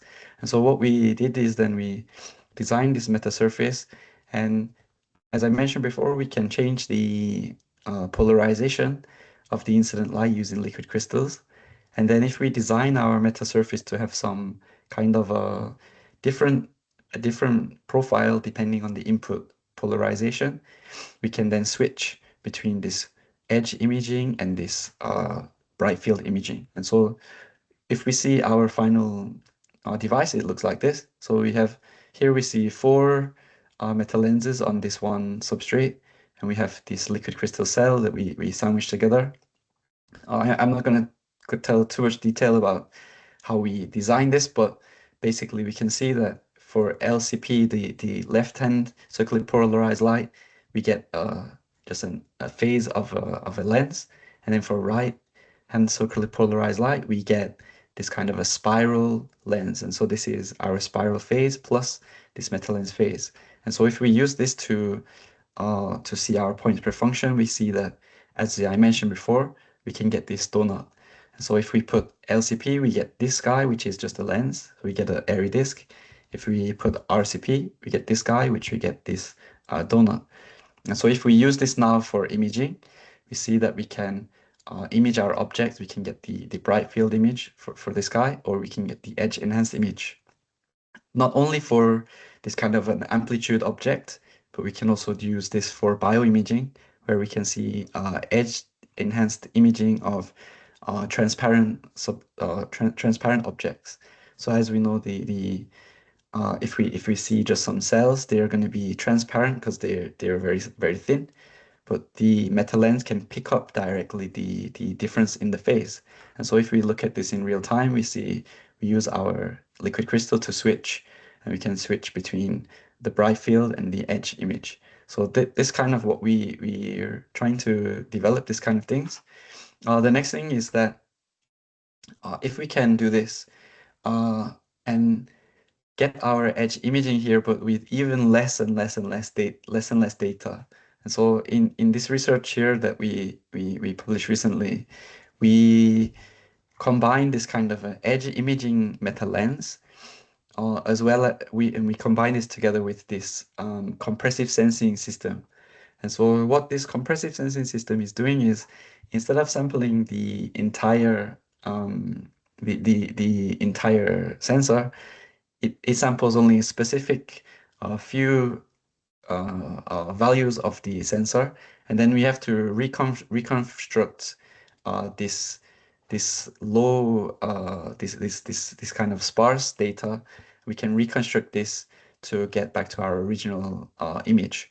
And so what we're doing here is then, instead of having to process this entire high resolution image, we are using our optics to make a sparse image, and then we're taking this sparse image and we're making it even more sparse. And what we are seeing is that after doing these operations, we can remove all of this amount of computation. So if we have specifically, if we have more and more larger sensors like 8K sensor, we have so many different operations that must be done. Whereas if we take out all of these guys, we just replace this with analog processing with a metal lens, we can then remove this, and then we are removing this even smaller and making sampling basic with this compressive sensing system. And so we looked at what the difference of our different NA of our metal lens and see how it affects the edge imaging. And so we chose one of our specific designs of our metal lens, and we simulate this.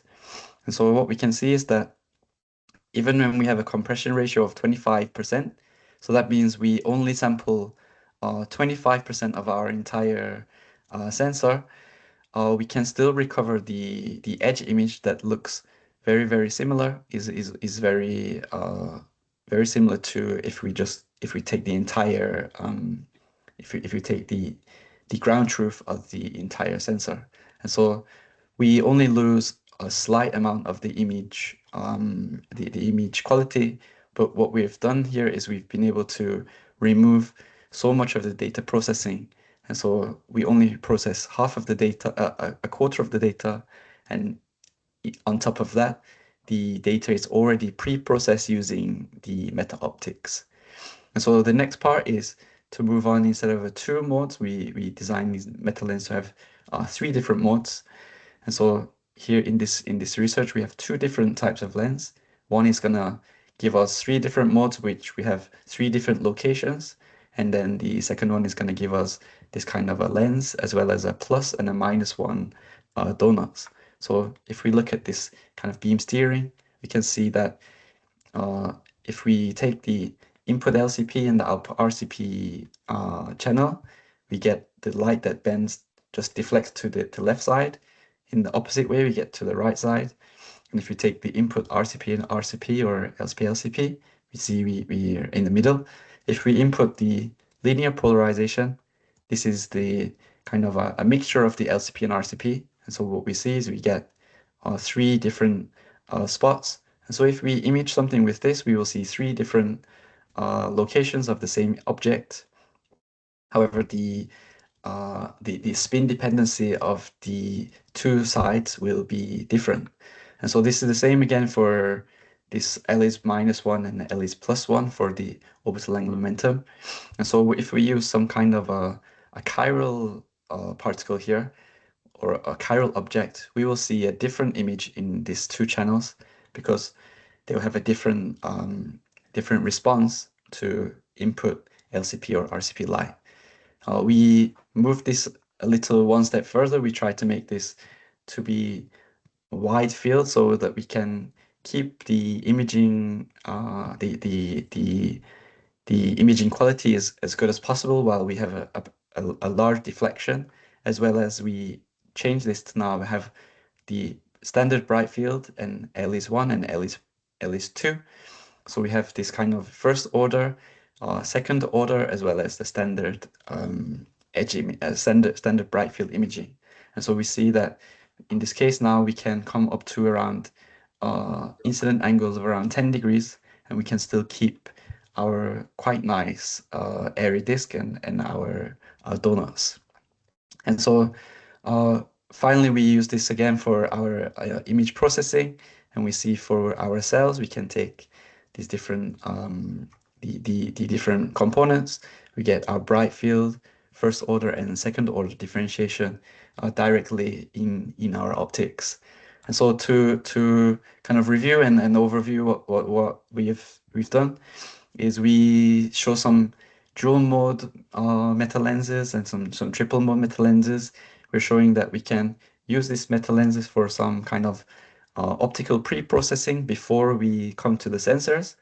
And then these kind of things, we're trying to say that now using this for our optics, we can remove some of the computation from electronics, and we can come to optics. And so this is one of the interesting directions these days in semiconductor research also. If you see the investments from companies such as NVIDIA, there's lots of investments into photonics companies. And so this is for exactly these kinds of reasons. So to wrap up, I want to say thank you for your attention. And just I wanted to show quickly, I'm not sure if anyone's interested to join universities in Korea for graduate school, but in Korea University we have this kind of scholarship, so you can find them on the school website, as well as there's this Global Korea Scholarship that's in the whole country, and so you can find this one gives you some chance to spend 1 year in Korea learning Korean in university, and then after you get some enough skill in Korean language, you can move on to master's or a PhD program. And so you can find information in here, studyingkorea.go.kr. So if you're interested in those kind of things, this is both of these things requires you to connect first with some professors and to understand where you're going to go. But just as a maybe interesting, I know that a lot of the audience will be undergraduate students. So if you're interested to study in Korea, this is a couple of ways that you can do. And so thank you for your attention. If you have any questions, please Dr. ask or Trayvon, put in the thank chat. you. Thank you. Thank you so much for this inspiring talk, and also for the opportunities that you shared. By the way, how to say thank you in Korean? 감사합니다. Again? 감사합니다. Oh, that's difficult. You are encouraging us to learn Korean. Thank you so much. So we open the floor for questions. Who raised his hand? If I can quickly answer this question also about this astrophysics, is an interesting question. Yes. That yeah, there was for question from the putting previous this into talk. For putting this into space is also interesting, because these materials we can care about some. Maybe if we use plasmonics that have a very high heat, for example, chromium that's very resistant to heat. This kind of things is very interesting for astrophysics, as well as, you know, when we send these huge mirrors for our telescopes, we send it up into the air, into orbit. If those were small, were made of metal lenses, maybe this is interesting. But on the other side, if you have a 10-meter meta surface made of nanostructures, you can see where this will be the problem for astrophysics. The astrophysics needs a huge aperture to get our light, right? So it's kind of we're kind of on the opposite. We're on the opposite scale, right? So you're using nanostructure to get the astronomy is kind of the scale mismatch. But it could be interesting in the future if we can design this thing to be huge. Thank you, Dr. Trayvon. So this answered the question in the chat of Ibrahim Shawabke. Hopefully Ibrahim is with us. And the next question, Bisan. Yes. Bisan, unmute yourself. Yes. It's just that as an AI student, I'm used to AI taking everybody's job, but it's my first time hearing about someone else taking AI's job. So it was interesting to hear. I wanted to ask about the efficiency and adaptability of the special lens you mentioned against the use of neural networks. Like, I feel that neural networks would be more adaptable to more cases and more efficient to use against special lens that maybe we need to manufacture new lens for each new case or new image we need. So I'm not sure about the efficiency here. Sure. So but what we can do is we can generally what is done in this kind of research is to to train a neural network electrically, and then what we can do is we can take the feature maps, we can take the kernels, and we can create the optical version of this kernel, so that then we don't need to use this kind of electronics anymore for a few. So, but the point is that even if we can take away a few of these kernels, still this could be very impactful. You know, if we have large high resolution images, for example, and we have 10 kernels, even if we take away 10 kernels, this is quite a lot. If we keep doing inference and we keep using using electronics, so yes, it's still early, but this is a kind of one of the interesting things that we can try to achieve.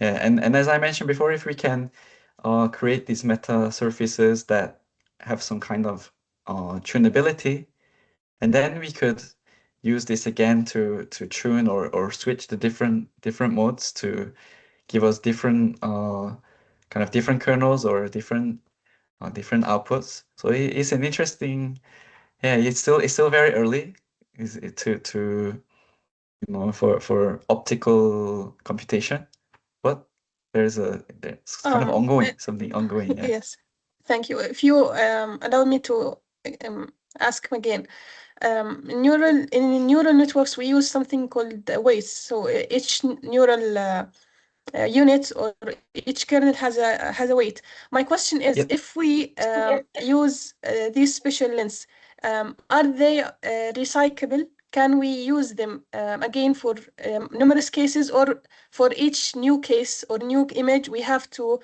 manufacture a new lens for it?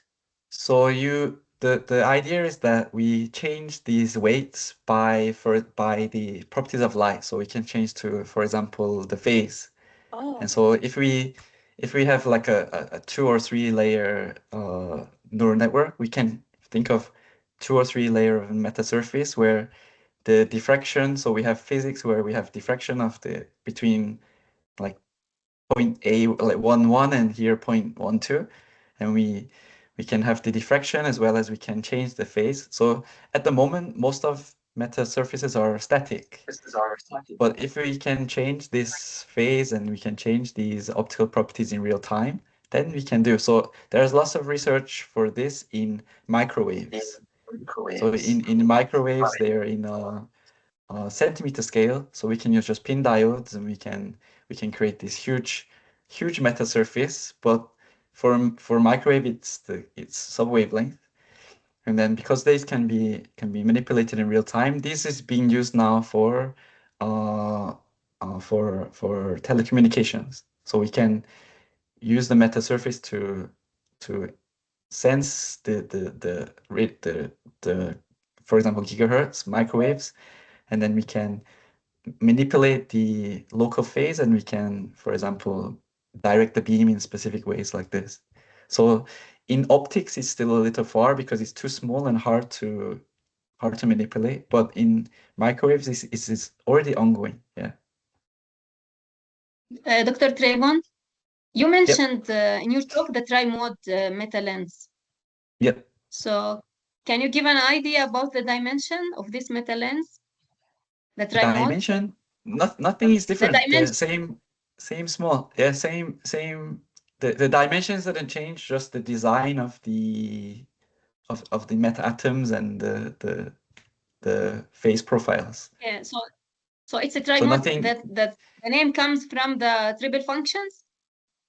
Yeah, so it comes from the side, the phase functions, and so we can use different ways to manipulate the phase. And so by creating some kind of fancy ways to manipulate different polarization states, we can create these kind of triple modes. But the thickness or the width or nothing changes compared to another different meta lens. So around like maybe 500 nanometers in thickness, and the diameter depends on how big you can do some nanofab. So bigger is nicer, but not always. Not always. Yeah. Thank you. Not always. Another question from the chat.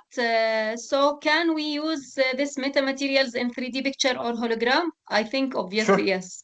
What do you think? Sure. Yeah. Anything that we want light, we can output the 3D holograms. And yeah, this is one of the interesting things for AR glasses, to incorporate meta surfaces to augmented reality glasses for this 3D holograms. And the one above is asking, can we say the semiconductor is a metamaterial in some way? The metamaterials are made from semiconductors. So we are using the semiconductor materials to create the metamaterials.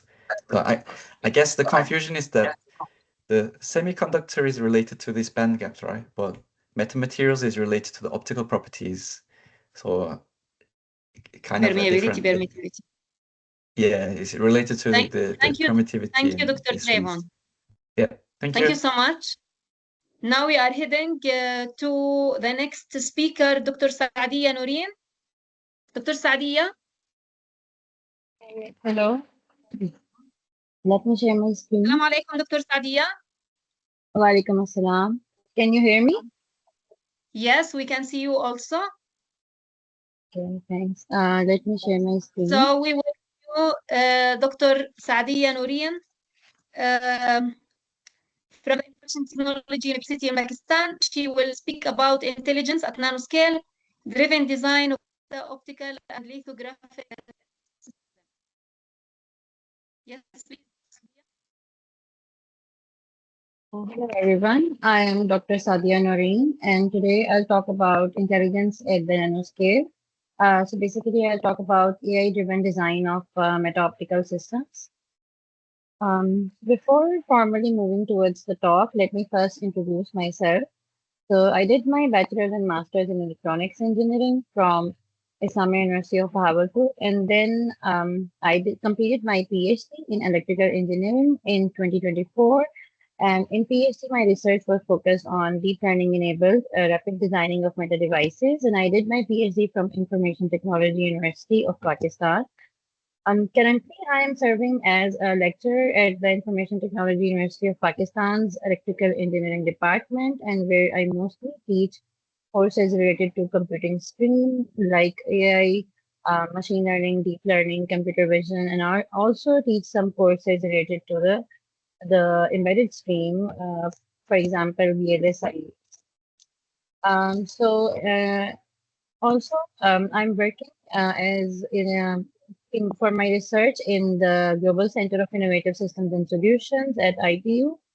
And I'm also working as a visiting researcher at the Nanjing University of Science and Technology, China. So basically, I visit there twice a year for a month, and we work on some joint collaborative projects.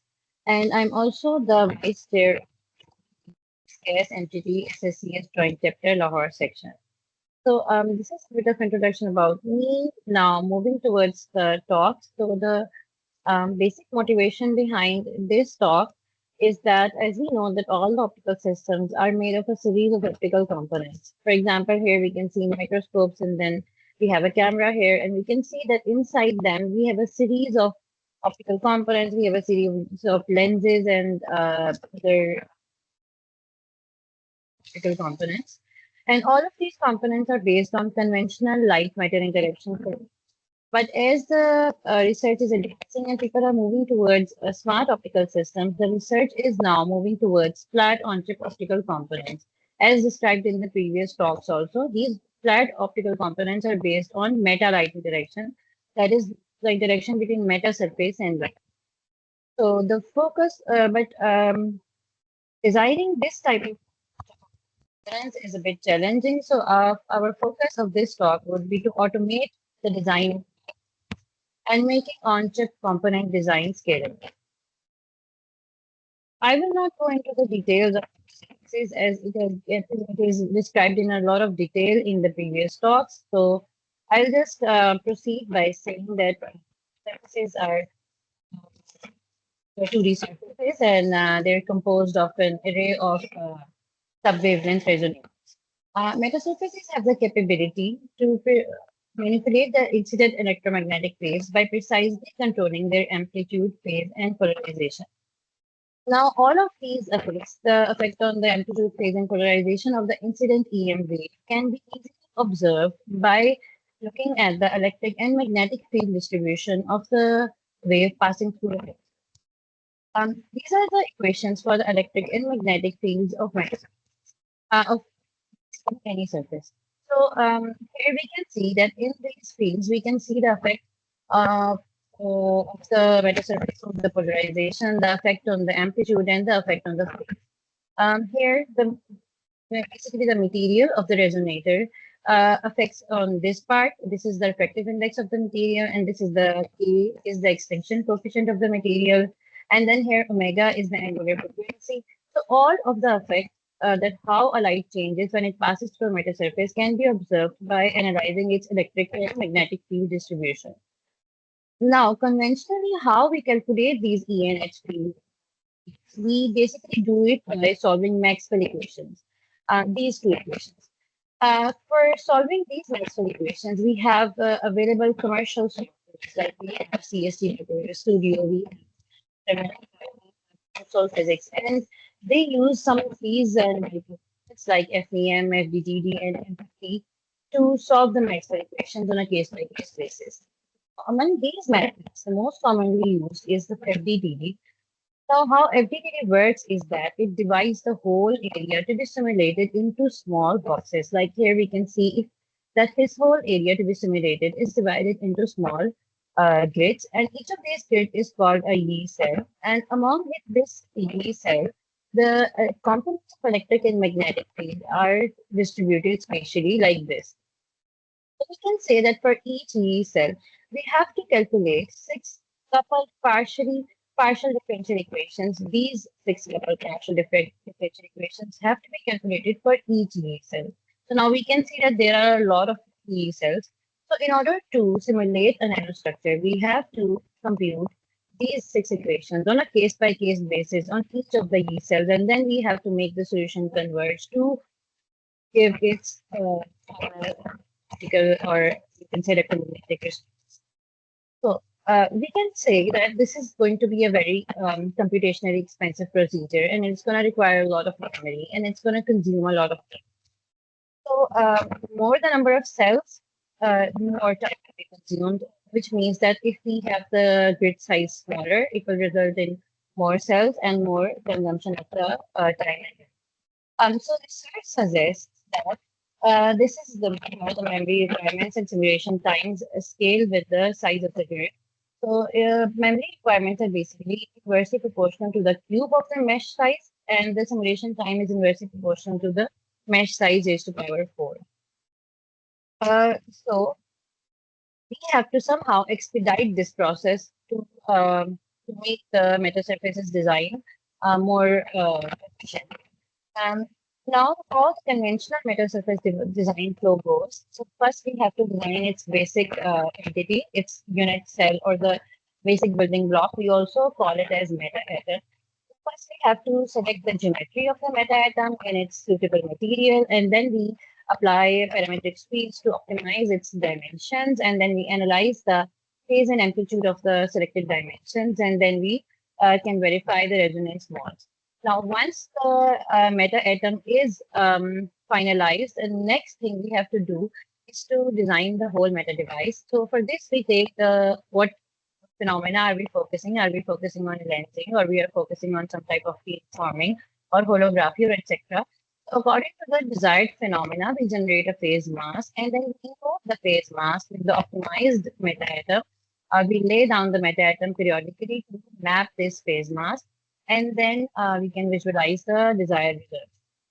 All the limitations in this conventional design procedure is the use of expensive solver. And then, as I described, that it is the solvers do an iterative EM simulations. We have to perform the EM simulations in which we solve the equations on each mesh grid again and again. And this is non-robust to any changes in the frequency or in the operating wavelength or the material. We have to do the whole process again for each new change. And then this is time consuming, and this is computationally exhaustive.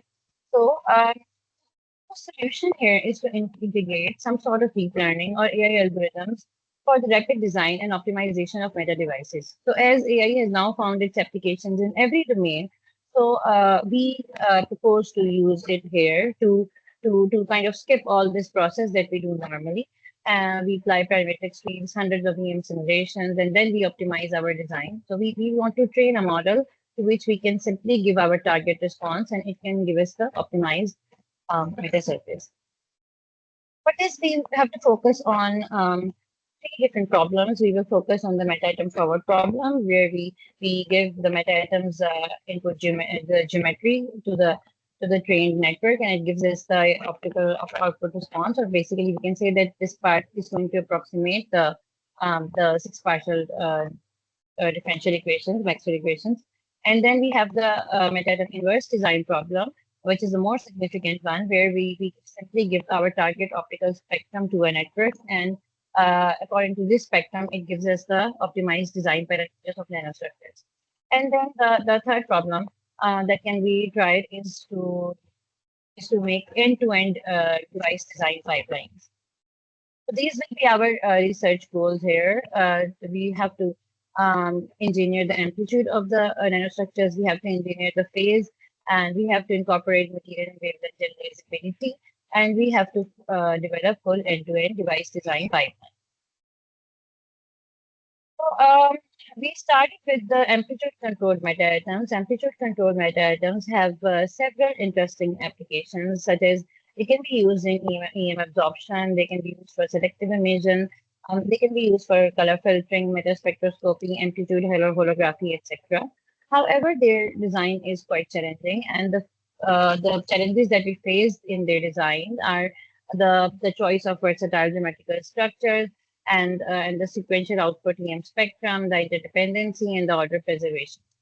So, so for the proof of concept, we focused on this absorption application, and we used this type of unit cells. We call these the MIM meta-atoms, which are the metal insulator meta-atoms. We have a metal ground plane and a metal resonator and a insulator spacer between them.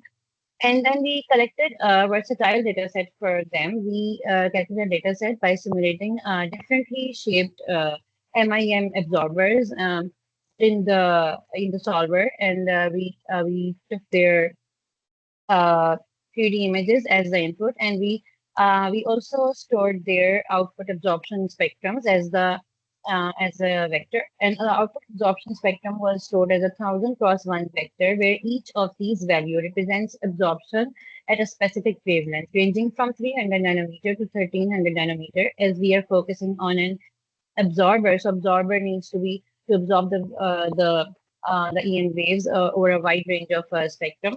So we here took the wavelength of 300 nanometer to 1300 nanometer. And for the input, here the material used was tungsten, and SiO2 was used as a spacer. And how we collected its input images was that we first simulated. So let's say we first simulated this type of structure, and then we took its frontal planar view, and we took its image, and then we stacked it with a height channel where we incorporated the height of this resonator, and then we further stacked it with a aspect ratio channel where we added the aspect ratio of this unit cell. So in this way, we made a 3-channel image, but it is not the typical RGB image. It is an image that contains all the information about this unit cell. So these are the forward model we designed for amplitude controlled meta-atoms, and this is the inverse model. Let me take you through them one by one. So this is the forward model here, as I described that from a metasurface, we took its unit cell, and then we converted into a 3-channel image, and then we gave it to a convolutional neural network to extract all the important features, and then we combined the features with the periodic factor of the metasurface, and then we gave it to a recurrent neural network based on negated recurrent units, as it is good with dealing long sequential outputs, and then we predicted the absorption spectrum. And for the inverse part, we gave this target absorption spectrum as an input to the model. And this was a 1000 × 1 vector. So we first reduced its dimension by passing it through Gaussian smoothing and discrete cosine transformation and low-pass filtration. And then we reduced its size to 200 × 1 matrix. And then we gave it to a transposed convolutional neural network, which predicted the corresponding nanostructure geometry. And then we did some post-processing to get the optimum meta-atom geometry, and then we designed a meta-atom. We can design a metasurface accordingly. So these are some results. These are the results of the forward model, and we can see that the absorption spectrum predicted by the EM solver and that predicted by the deep learning model matches quite well, and we were able to achieve a test mean squared error of around 7.3 × 10⁻⁴. And then these are the results of the inverse model. Here we can see these are the ground truth meta-atom images, and this is the image that was predicted by the transposed convolutional neural network. And then we did some post-processing, and we finally got the refined image where we have each nanoresonator separately highlighted, and we can extract its dimensional features. Then we tested the concept of transfer learning to make this model trained on the tungsten-based absorbers to work for other materials as well. As we know that for metasurfaces, we have a lot of choice of materials. Depending upon our application, we have to use the material. So we want to make the model generalized to work for different materials. So for this, we collected a small data set of tantalum-based absorbers, and then we fine-tuned the model that we previously trained on tungsten to work for the tantalum. And we saw that the results were quite satisfactory. So in this way, we can shift this model to work for any other material by simply collecting some samples of that new material and fine-tuning the model trained on the previous material. And this is the time comparison. We can see that the simulation time is more than the DL model's predicted time, and it can infer the optical response 98.13% faster.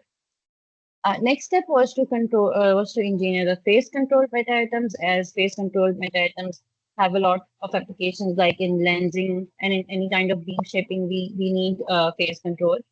So for phase control, meta items are more challenging to map because amplitude distribution is smooth between 0 and 1. But phase response is discontinuous, and it contains abrupt phase discontinuities from 180 to 180 degree or 180 degree to 0. And it is difficult to optimize meta items for 0 to 360 degree phase coverage.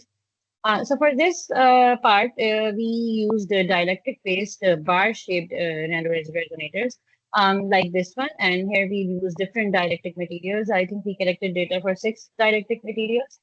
And for the forward part, we made a model that takes the structural dimensions of this resonator and along with its intrinsic material properties as the input and along with the operating wavelength, and it gives us the transmission amplitude and the phase for this.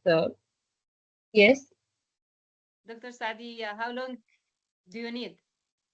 I think 5 minutes more. 2 minutes more.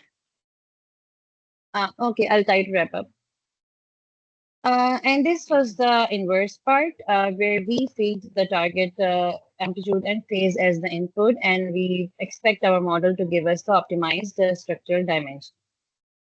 These were the results, and we saw that the average MSE we achieved was around 1.8 into 10 to the power minus 3. And this is the comparison of the proposed DL model with the conventional optimization tools used in EM solvers. And we saw that the model can work much faster and give us a comparable accuracy without needing a lot of solver runs.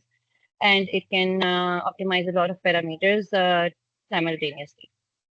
These models can be further refined by adding more physics-based information to reduce the dataset dependence, like we did in this work where we trained a tandem inverse neural network, and we added some physics-based information to reduce the dataset requirements and to reduce the complexity of the model. Once you have these models, you can tune them according to your application. For example, we tuned these models for color filters using electro-optic materials, And we also tuned these models for chiral meta devices. So you have the basic framework. If you have the basic framework, you can tune these models according to your application. We also tested one end-to-end meta device design solution, particularly for holography. Where we took the target optical phenomena as the input, the optimized meta information as the input, and the focal length and the operating wavelength. So we take the image whose hologram is to be generated, and we give it to a trained model, and it will give us the corresponding phase mask. And then you can simply encode this phase mask with the unit cell that you have optimized with the previous models, and you can generate the hologram, any type of hologram that you want. To further work on this problem, we are trying to make a proper software for it to allow the users to easily use it. So all our trained models are incorporated into this software, and using this software, we can simply, see the response of different type of nanostructures, or we can optimize different type of nanostructures. But it is like an EM solver, but it works on the basis of AI instead of physics-based equations. So for future directions, we can work on achieving polarization control. We haven't done that yet. We can work on, we are actually working on adding more advanced AI algorithms into this work, and we are working on some other directions of this work.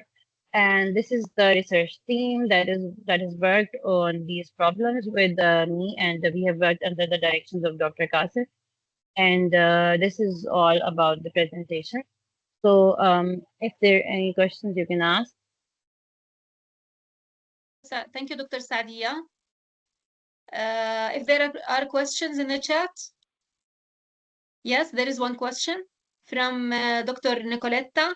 Why tungsten and tantalum were chosen?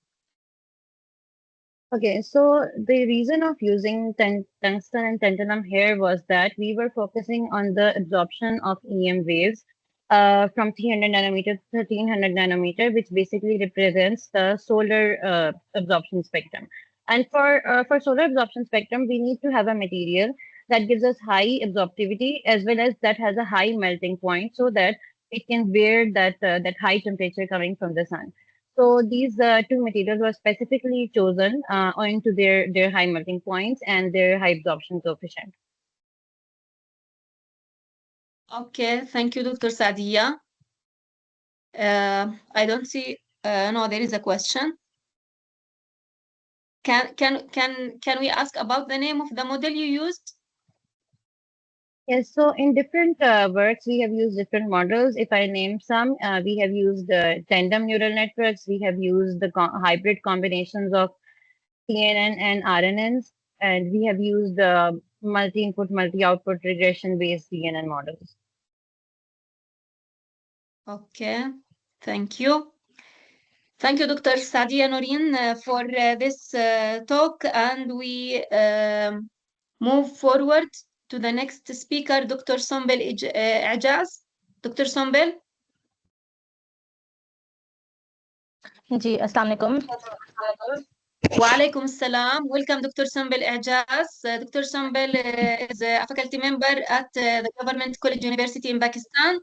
She will speak to us about engineering light with nanostructures, metamaterials for advanced thermovoltaic systems. Can you please thank you, Professor, for the introduction. I would like to thank the organizers of International Day of Light 2026 Colloquium, the Lambda Physics Group at the University of Jordan, CISS-Global, and SPIE-Optica chapter at ITU Pakistan for inviting me for the talk and sharing my work related to photonics, which aligns with the spirit of International Day of Light. The topic, as you already mentioned, is engineering light with nanophotonic structured metamaterials for advanced thermophotovoltaic energy systems. Please share your slides. Yes, I am sharing it. A moment.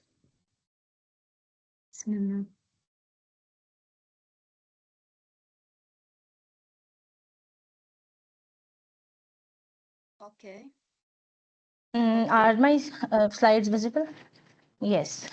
Yes. This is the brief introduction. I did my master's and bachelor's in electrical engineering from UET Lahore, Pakistan.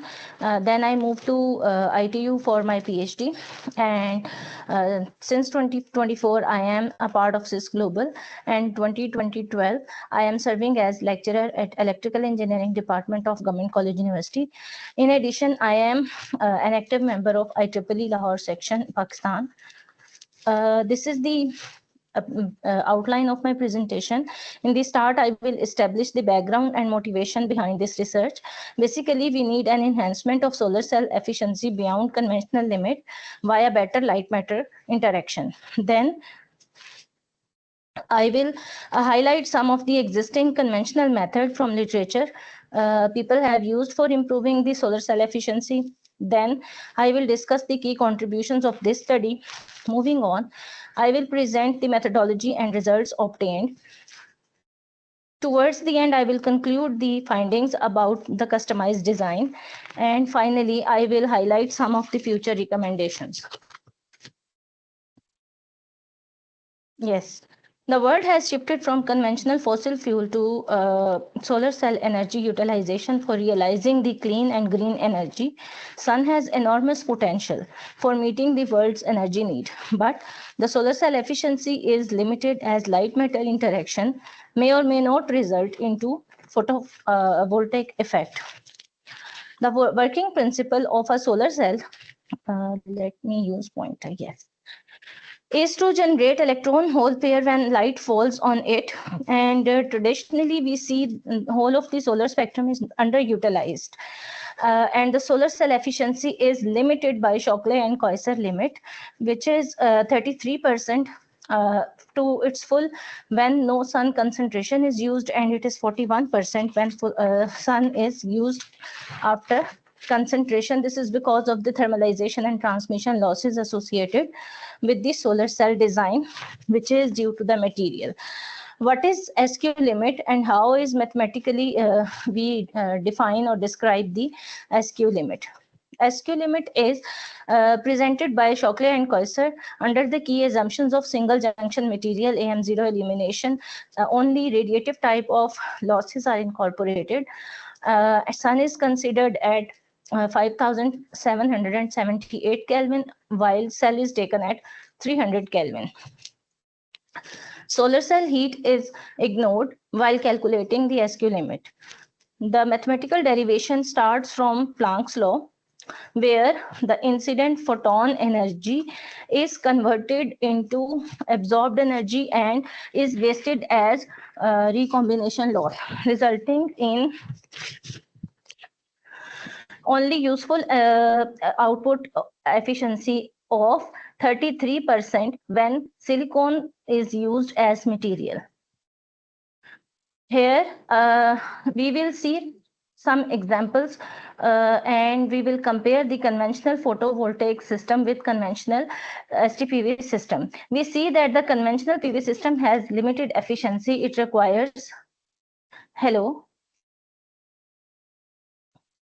larger volume. Yes. And yes, okay. We are with you. All right. Go ahead. It requires about 4 acres of area if we want to design 1 megawatt of system using conventional PV system, and in Pakistani rupees it costs around 11.9 million.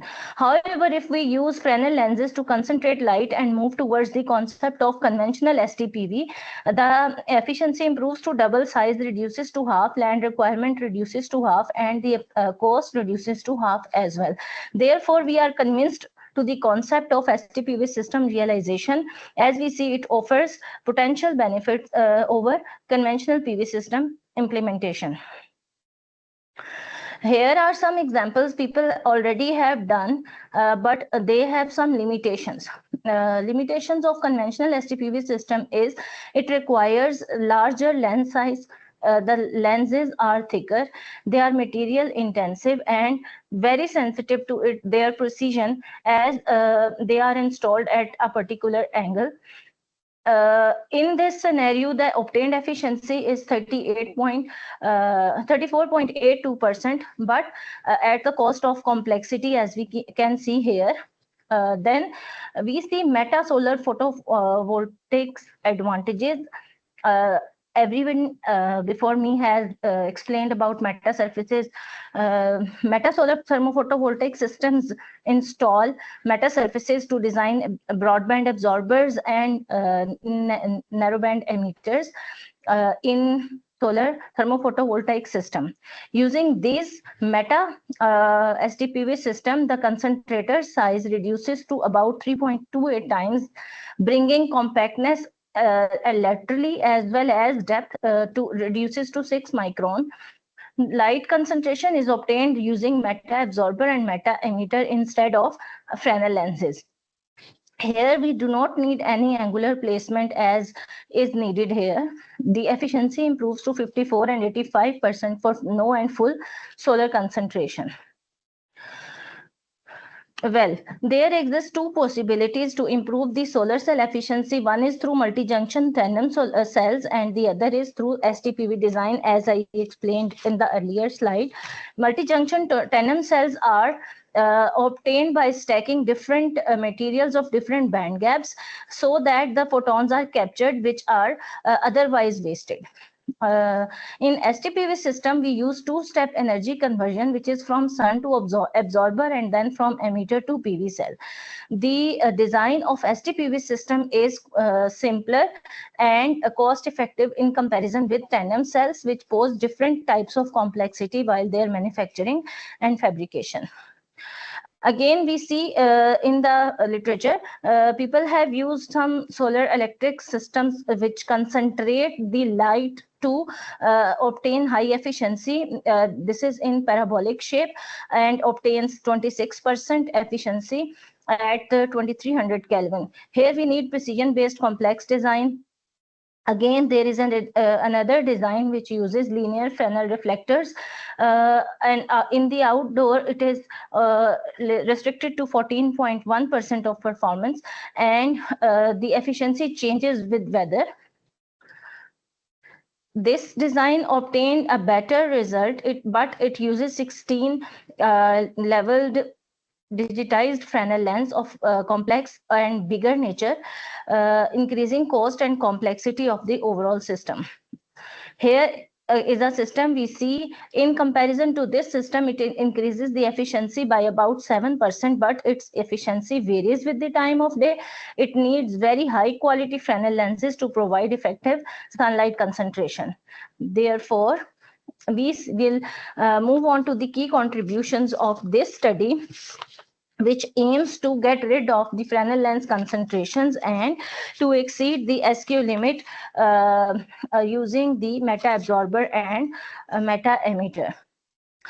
As already described, that meta-atoms are the flat nanophotonic structures in which engineer the light as per our desire.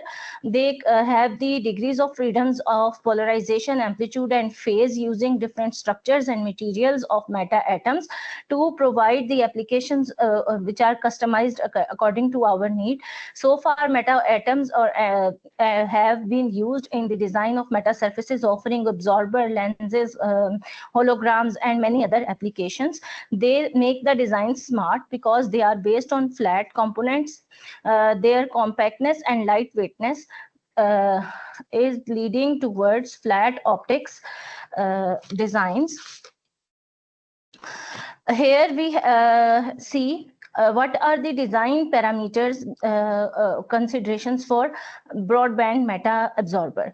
First of all, its material selection is a key. Then we select structure such that it is angle and polarization insensitive, and then what is important is the range of operation, meanings from where to where wavelengths it should absorb, and it should be broadband so that the wasted sun energy is captured. Again, it should be compatible with the meta emitter with which we have to integrate it afterwards. The region of interest for absorption is UV, visible and near infrared, which makes it 220 to 2250 nanometers in the spectrum of sun. So far as material is concerned, we know that a material can either be refractive, absorptive, or reflective when we see it optically, depending upon the optical constant. For absorption, we are interested in high imaginary value. A part of imaginary value leads to loss, that is absorption. So another material characteristics is it should be plasmonic in its response, it should be high temperatures sustainable, and it should be chemically and mechanically strong. In our study, we have employed different materials of this set of characteristics, obtaining the highest efficiency with zirconium nitride, which is high temperature sustaining material. Absorbers using meta materials are designed in metal insulator, metal structure. I'll show in the next slide. Metal, as I mentioned here, is zirconium nitride. These are different structures and different materials tested for the design of broadband absorber in this study, where zirconium nitride offered lossy material, high attenuation, tunable plasmonic properties, and its properties are approximately like that of gold, and it has a high melting point of 2980 degrees. Here we see the meta absorber designed using zirconium nitride. Here, the top material is made of refractory metal. Middle is SiO2, that is insulator. and ground plane is again refractory metal. This structure has a significance because it results in light capturing, and we have trapped more than 99% of light using this structure. Here we have shown a fractal structure to design the absorber. Fractals are self-similar structure repeating indefinitely. This is particularly Pythagorean fractal used for designing the broadband absorber. Again here, absorber which is broadband using tantalum nitride, niobium nitride, and hafnium nitride is presented. Again, this structure resulted in a high absorption efficiency. Here we have used different theoretical tests to see high absorptions. The presented structure has been tested mechanically, and it is highly robust. As we can see, the change of performance is not much significant when the bend is varied from 0 to 20 degree. For this structure, we see the robustness in change by changing the angle of incidence and polarization of light. We can see for transverse electric and transverse magnetic polarization, the response of absorber remains highly robust up to 80 degree. And similarly, we can see here the concentration of electric and magnetic field within the structure to speak that it absorbs highly the incident light. Similarly, after completion of broadband absorber design, we move on to narrowband meta-emitter design. The design considerations are relatively same. First of all, material is selected, then structure is selected. Again, it should be angle and polarization insensitive. It should be highly spectrally selective, because we want that the photon which is matched to the cell is only incident. Again, it should be the material of emitter must be such that band gap matching with the intended PV cell takes place. Here we see narrowband emitter design again in MIM, that is metal insulator metal configuration. Here in this design I have used gold which is intended for cell indium gallium arsenide, whose band gap is 0.64 electron volts and peak emissivity of 97.18%. With this narrow response is obtained. Here tungsten has resulted, which is this intended at 1.5 electron volt, which matches to perovskite solar cell, which I designed myself. The perovskite solar cell I'll show in the next slide. Zirconium nitride emitter, which was matched with gallium arsenide cell of band gap energy 1.42, and we see the peak emissivity of 99.58% in this design of emitter. Moving on, the design was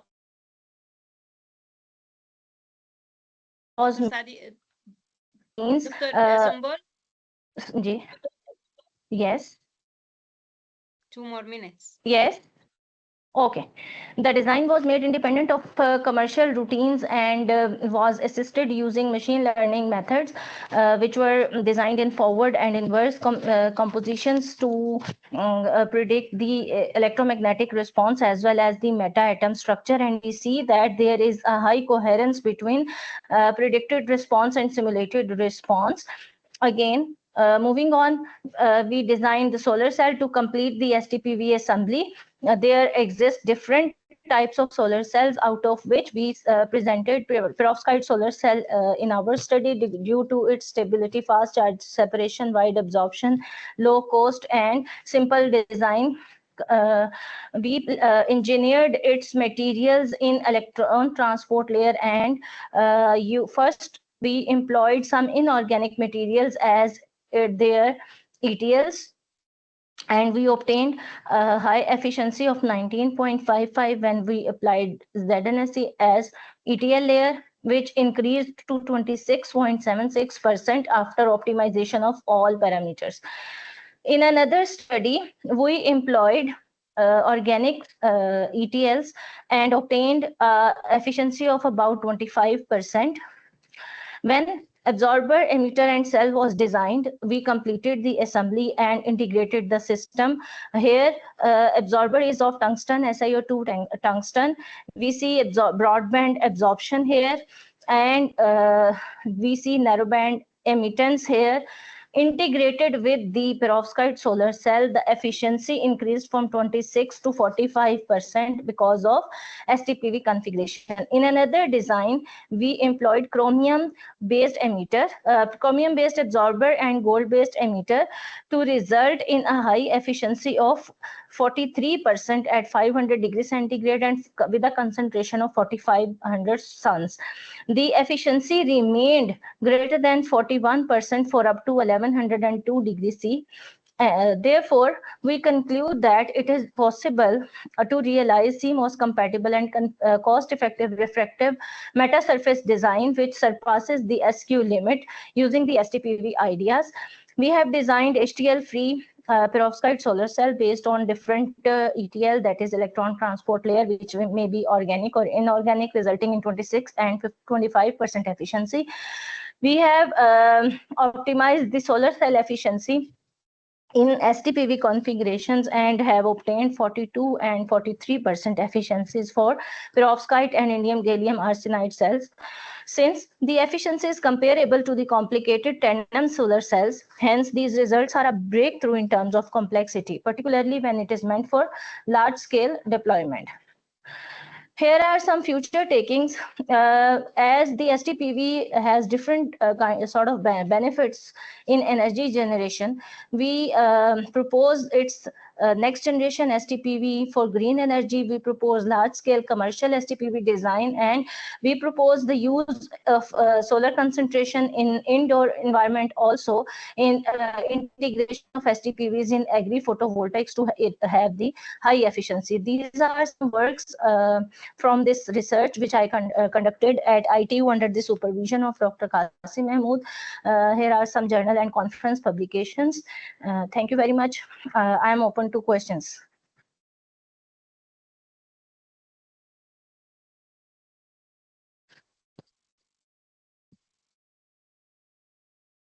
Professor Hanan, you are muted.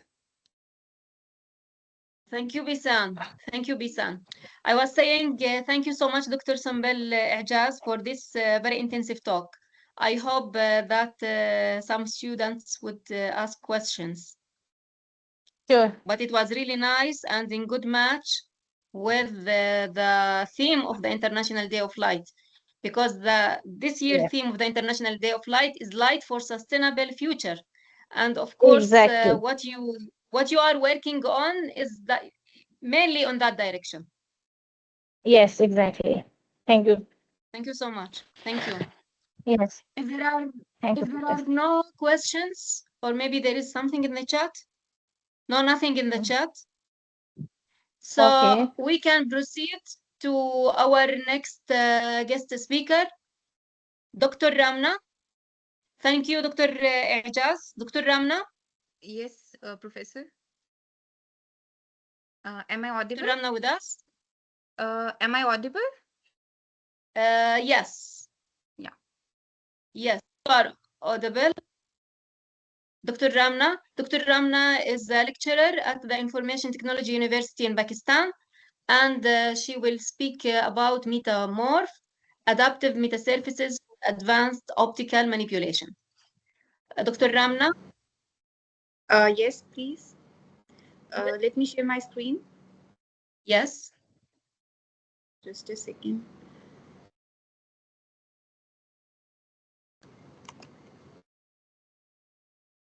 Okay, so my screen is visible. My screen is visible. Yes, Ramna. Yes, yes, yes, yes, it is. Okay. Okay, sure. I was muted. Yes, it is. Oh, no problem. No problem. Okay, let me start the presentation. So today I'll be talking about metamorph adaptive metasurfaces for advanced optical manipulation. So as introduced by Professor, I'm Dr. Ramna, and currently I'm serving as a teaching fellow at Department of Computer and Software Engineering at ITU Lahore. So this is just a brief introduction about myself, that I have recently completed my PhD from ITU Pakistan, And during my PhD, I got the opportunity to spend a one exchange semester at National University of Singapore, where I have like done hands-on experience on various fabrication techniques required for metasurfaces. And also I got the chance to serve as a trail fellow at the ICTP Italy, and there I have got a very good hands-on experience on optical setups and so on.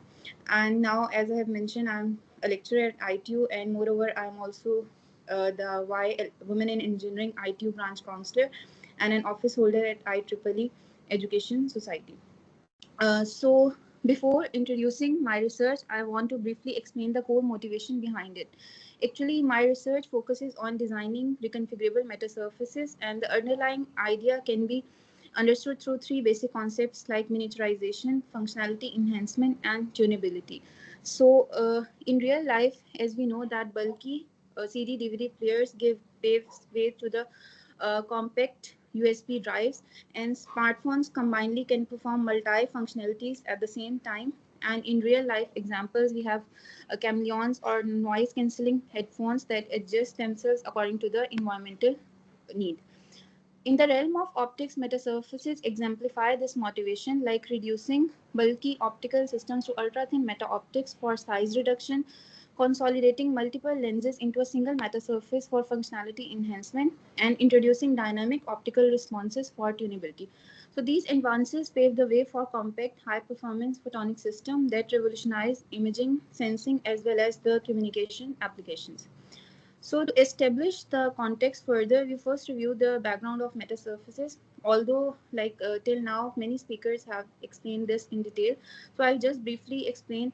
As we all know that conventional optics rely on bulky optical components like lens and prism for light manipulation. But in contrast, metasurfaces use sub-wavelength nano antennas that with that we can control phase, amplitude, and polarization, and achieving a dramatic size reduction. Like as you can see on the left side, we have a bulky Olympus microscope, and that can be transformed, and actually researchers have transformed into a portable microscope system just because of the meta optics.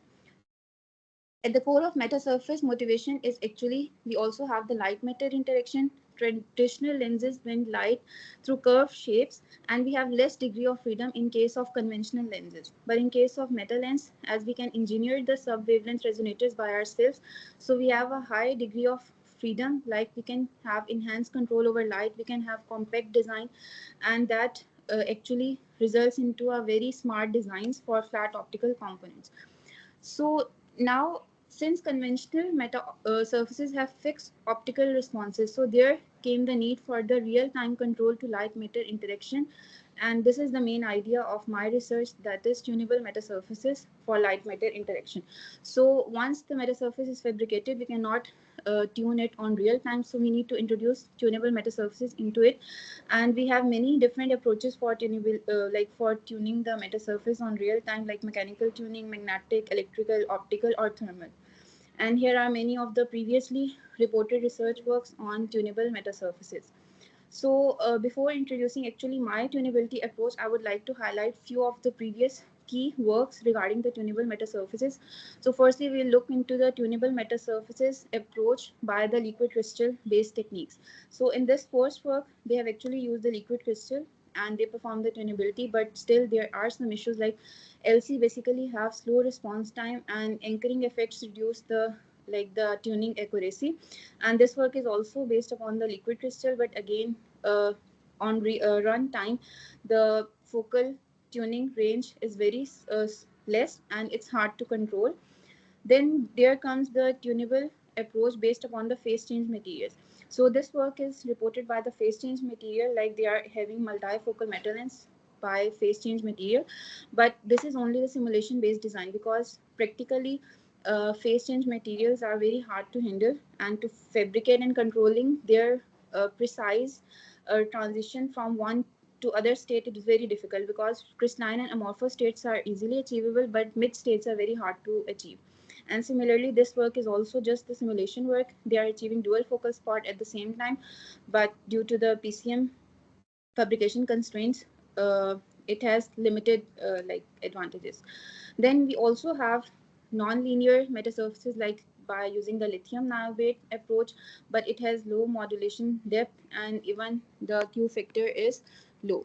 So now we have this consolidated table of previously reported works regarding tunable metasurfaces along with their all KPIs, key performance indicators. So in evaluating existing tunable metasurface, MEMS offer wide bandwidth which suffer from high fabrication complexity as well as reliability issues. Graphene has environmental sensitivity issues. Then we came to the phase change materials. It has non-volatile material degradation. And lastly, the liquid crystal based approach is having low power consumption issues. So our fluid transition approach stands out with millisecond response, low cost, wide tunability, and continuous adjustment, addressing these shortcomings. So we have this research gap with the previously reported all tunability mechanisms like complex fabrication, limited tuning range, narrowband performance. So there is a need for high performance, fast response time, and most importantly, wide tunability range metasurface solution. So this was the main motivation of my work, that I have proposed actually a next generation fluid responsive metasurface that actually delivers a very breakthrough electrometric wave control in real time, and we can have a wide tunability range by the selection of different fluidic materials. So I'm not sure if, just a second, I just need to play this. Okay, so this research focuses on the design and implementation of a compact, multifunctional, and reconfigurable metasurface. And unlike prior studies that were having the tunable metasurface in the RF domain, this work introduces a novel tunable metasurface in the optical regime, so that we can have a real-time direct line of sight communication in the optical wireless communication links. So let me now move towards the key contribution of this work. Firstly, we have introduced an on-axis insensitive fluidic-based reconfigurable metasurface that has potential application in tunable focusing for LiDAR, variable focus microscopy, and in smartphones also. Then we have designed an on-axis spin decoupled metasurface that was polarization encoded one, and it has the potential application in secure polarization-based communication. And lastly, we have also performed the beam steering using our tunable metasurface, and it can be integrated in free space optical link alignment and in the applications where we require runtime steering. So moving on, the key highlights of my work. Actually, in our work, what we have done is that we have achieved the tunability by introducing multiple fluidic mediums into the metasurface, and depending upon their refractive index, like if I change the refractive index from 1 to 1.7, my focal point would be shifted far away, and depending upon our requirement, we can select the required material. And this is actually the mathematical modeling that we have performed, like these equations. In this, we can see that the phase profile of metal lens, it is depending upon the fluidic medium. If we change this n fluidic medium and we move it from 1 to higher value, then the focal spot will be moved towards, and it would be, we can get the extended focal length. And while doing the like having this idea to be mature, we carefully survey different materials. Firstly, we need to carefully survey the dielectric material, and for the 1550 nanometer, we survey different materials, and among them, the silicon performed to be proved to be a very good choice, as it has high refractive index, low optical losses, and it has mechanical stability. And then moving towards the fluidic medium selection, it is very critical, because while selecting the fluids, we need to have its optical transparency for most importantly, and also we need to have the materials that are less oxidizing, and they would be having chemical compatibility with our design and so on. So after all literature and survey, we fixed these 4 materials for our proof of concept. Like, they have different refractive index values, and when we change the fluidic medium, our focal length shifted forward or backward. And these are like the design and my simulated result of the first work, and it's basically our work based on the nanocylinder based design, and in this we have got a very good focal spot in the simulation as well as in the fabrication results. Moving to the second design, in that we have actually incorporated the spin decoupling effect. By that, we got 2 focal spots on runtime. These can be shown into the simulated results. and both of the focal spots simultaneously move back and forward depending upon the selected fluidic medium. And moving toward the last design, in this we have actually incorporated beam steering effect, and both the focal spots are at steering angle, and once we change the fluidic medium, both the fluids again shifted back and forth.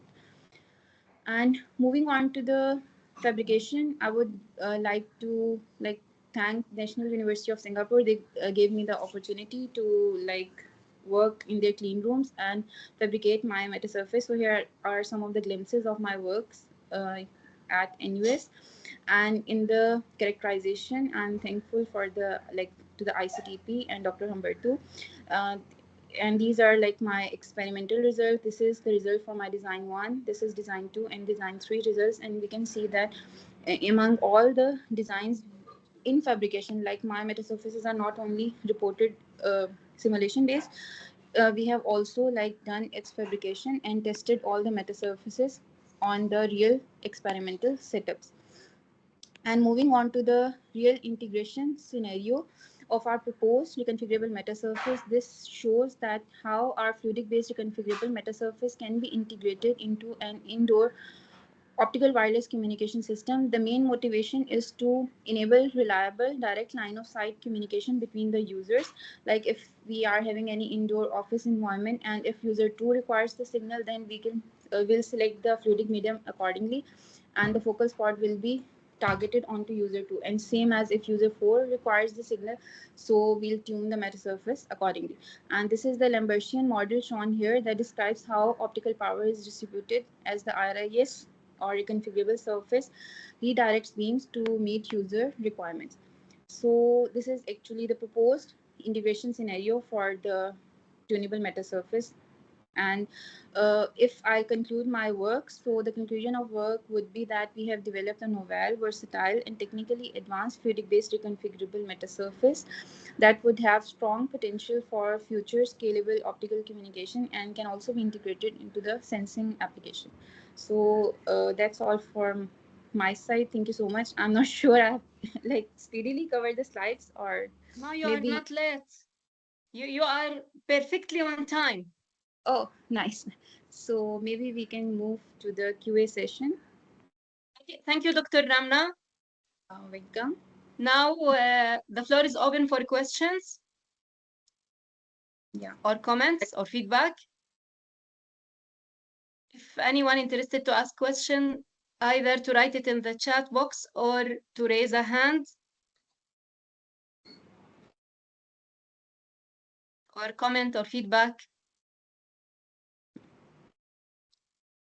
Before heading to the next speaker, if there are no questions to Dr. Ramna, I would comment. No, there is a question maybe. Yeah, there is a question, I think, in the chat. Yes, there is a question in the chat. Yeah, I have seen the... Which is the size of the structure? Okay, you mean the nano antennas? So if you are talking about the nano antennas, Nicolita Tosa, so it was as my wavelength was 1550 nanometer. So I have mentioned into my slides that the height was around 1250 nanometer, and then the length and width was somewhat around 600 nanometers, because in metasurface we have to make the dimension sub wavelength.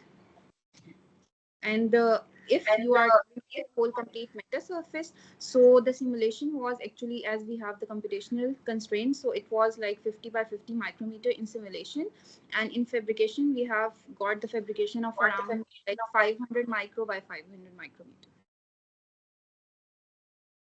Thank you, Dr. Ramna. Dr. Isma. Hi, am I audible? Yes. Okay, and let me share my screen so that I will be ready for my presentation. So, is my screen visible? Not yet. Please let me know once it's visible. Yes, you shared your screen. Okay. Okay, so hello everyone. Assalamu alaikum. I'm Isma Javed, so I'm currently postdoctoral research fellow with Dr. Aaron Denner in National University of Singapore. So before joining National University of Singapore, I started my career with Dr. Mohammad Qasim Mahmood. I have done my PhD and the master's with Dr. Mohammad Qasim Mahmood. And during my PhD, I had a great opportunities to visit different institute to get more exposure. And so I have visited King Abdullah University of Science and Technology, ICTP, and Electra Synchrotron. So this was my journey, and after joining NUS, I'm still connected with my my team and my group in Pakistan with Dr. Mohammad Qasim Mahmood. And let me introduce my team in Information Technology University with Dr. Mohammad Qasim Mahmood, because most of the work I'm going to discuss in my presentation is done by these good researchers in the Pakistan. So I must appreciate their efforts. So uh, so my talk is more or like oriented about imaging architecture. So give me a few minutes so that I can introduce this imaging architecture, because it's so I was supposed to start from the basics. So basically, whenever we have some imaging architecture, so normally we want to have some light matter interaction, and we wanted to explore one of the light phenomena like reflection, absorption, and transmission, and we wanted to control these phenomena using the control of light characteristic characteristics like amplitude, polarization, and phase. And by controlling this, we can actually have multiple forms of images. And if we look into the component of some such imaging architectures, normally we can roughly we can say actually normally in imaging architecture we must have a light source. It can be coherent light source, it can be incoherent light source, and this light source then can somehow interact with the sample, and then in this case we are using light as a probe, and then we have some imaging or some optical component to take that information, and then we will detect that information or some detector. It can be camera or anything else. So whenever you detect, then you will be able to see this type of beautiful world which is unseen for us without this type of imaging system. So my talk will be will be more aligned towards the microscopy, but this type of techniques can have multiple application, starting from the microscopy to photoacoustic imaging and many more. So this gives us numerous advantages, from real-time imaging to very high spatial resolution. So when I started my research, so I was curious, and this microscopy was very has I have some special interest for the microscopic system. So I was an electrical engineer at I started with the system level optimization. So with my team in the ITU, so we started with the conventional optics, and we have developed multiple microscopic solutions. So we were in Pakistan. There are a lot of challenges in terms of resources. So our idea is to have efficient system along with the very minimal cost. So we have developed smart microscopic system, starting from the bright field microscope. Then I have this digital holographic microscopic system. I have worked on this idea in ICTP with Dr. Humberto Cabrera. And then not only the imaging system, we have explored the multispectral cameras as well. So if you guys want to know about more of our this conventional optical system, you may scan this QR code and have more information about this. So this is not the topic of today's session.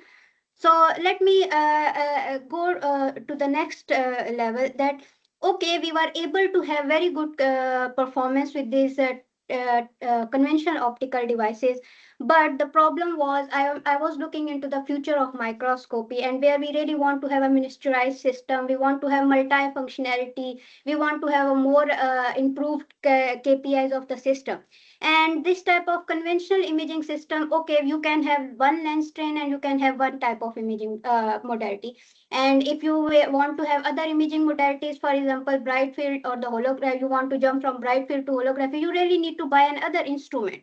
See, so if you want to have a very miniaturized system and want to have multiple modalities, it was quite, you can say, it seems impossible with the conventional one for that. So then this was, so we were able to have this type of like performance with the convention, but if we want to have ultra compact multimodal imaging system, we really need to look into the device level optimization, where we can push the design push the device design so that we can have some extra feature. So we started this thing by exploiting the idea of meta optics. So then our objective was to have multiple imaging modalities. So we have target wide field view imaging, quantitative and qualitative phase imaging, and bright field imaging, and want to reduce the size of the device. So this was our objective. So let's before jump into the like meta optics. So just briefly look into the conventional optical devices, or a very basic component of the conventional optic, that is lenses. You know, in any imaging system we have the lenses, and for the lenses normally we are exploiting the idea of refraction. We are seeing the light behavior, right? So in that we already have very well known laws to define the light manipulation through this type of device, right? We have one region, we have the second region, and whenever the light intersects, light shine on the boundary of these two regions, it can be reflected, okay, depending upon the boundary condition, and we can define the light behavior with the first Snell's law of reflection. And then if we have a if light transmitted into the medium, we can define the the light behavior, and it is well defined, and we can tell something about the transmitted light by using second or the law of Snell's law of reflection, right? You all guys are physicists and you are well familiar with this. But what if I want to control this transmitted angle and the reflection angle, and I don't want to have this conventional reflection and the transmission, but somehow I want to have anomalous reflections. For example, I don't want my theta incident equal to the theta reflection, right? So if I can have this type of ability, then I can have more, for example, functionality at the device level, and then I can meet my objective, right? So with these conventional laws, we have the control over the light properties, but it is limited one, right? So the interesting thing is happening here at the boundary, right? We have the region 1, we have the region 2, they have their own constitutive parameters. So whenever light shine here, so what happens if we will introduce something here on the interface, and what will happen? So will it give us some extra advantages? So definitely yes. So in conventional optics and in meta optics, we call them electromagnetic skins or interface. So we put this special type of electromagnetic, if we put this special type of electromagnetic skin here on the interface, so whenever you will shine the light on this interface, this will give you not this conventional Snell's law type of conventional behavior, which can be defined by the Snell's law, but it will give you this arbitrary, the phase gradient at that interface. And the good thing is, you can see that can be controlled by whatever you are putting here on the interface. And the good, so if you will introduce this, so what will change at the device level? See, so with the conventional one, where we are using the standard laws, this is the device operation. This is the thing we are doing at the device level, right? So we are actually controlling the properties by changing the curvature, right? But with the generalized Snell's law introduced by Professor Federico Capasso, now what we are doing, we are not anymore controlling the light behavior with the curvature, but we have put this very, very small electromagnetic skin with a very, very small thickness. And now we have the control Okay, by changing the properties of this thickness, we can have this type of control. Now we do not have these bulky or the curved surfaces, but we have this planar component. And by controlling, we controlling this phase gradient with the geometry of this electromagnetic skin, we can have very interesting phenomena at the device level. So, so my whole talk where I will be presenting different devices. Whatever I have done is I have, like for example, here I have optimized some of the targeted function of the device. I have optimized this electromagnetic skin for that device, and then I have achieved the required functionality at the device level. And then I have presented different type of microscopic system. So what's the flow of this whole device process is I have selected, so I was more aligned towards the microscopy. So the basic component is the lens. So I have my targeted device is the lens, and where I want to somehow convert the light at single focal spot.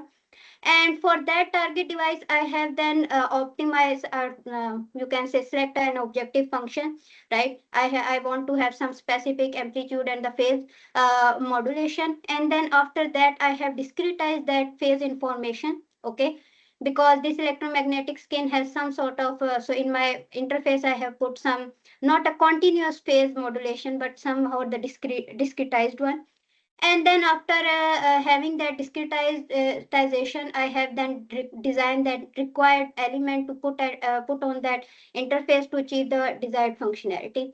So by putting this in general, you can have, for example, if you have the constant phase mask, you can have a specular reflection, that conventional one, where you have incident angle equal to reflected one.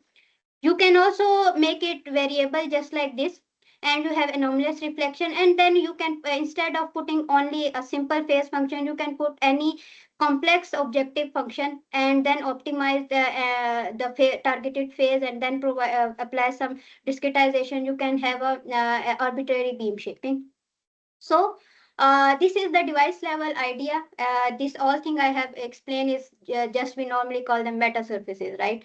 And with this type of idea, with this type of electromagnetic skills, we were able to have multi-model imaging, the aberration correction, and the control over the aberrations of the imaging system. And then definitely we have now flat system, so we can have a ultra compactness in our microscopic system. So so that's all from the basic. I'm sure you can have idea about this.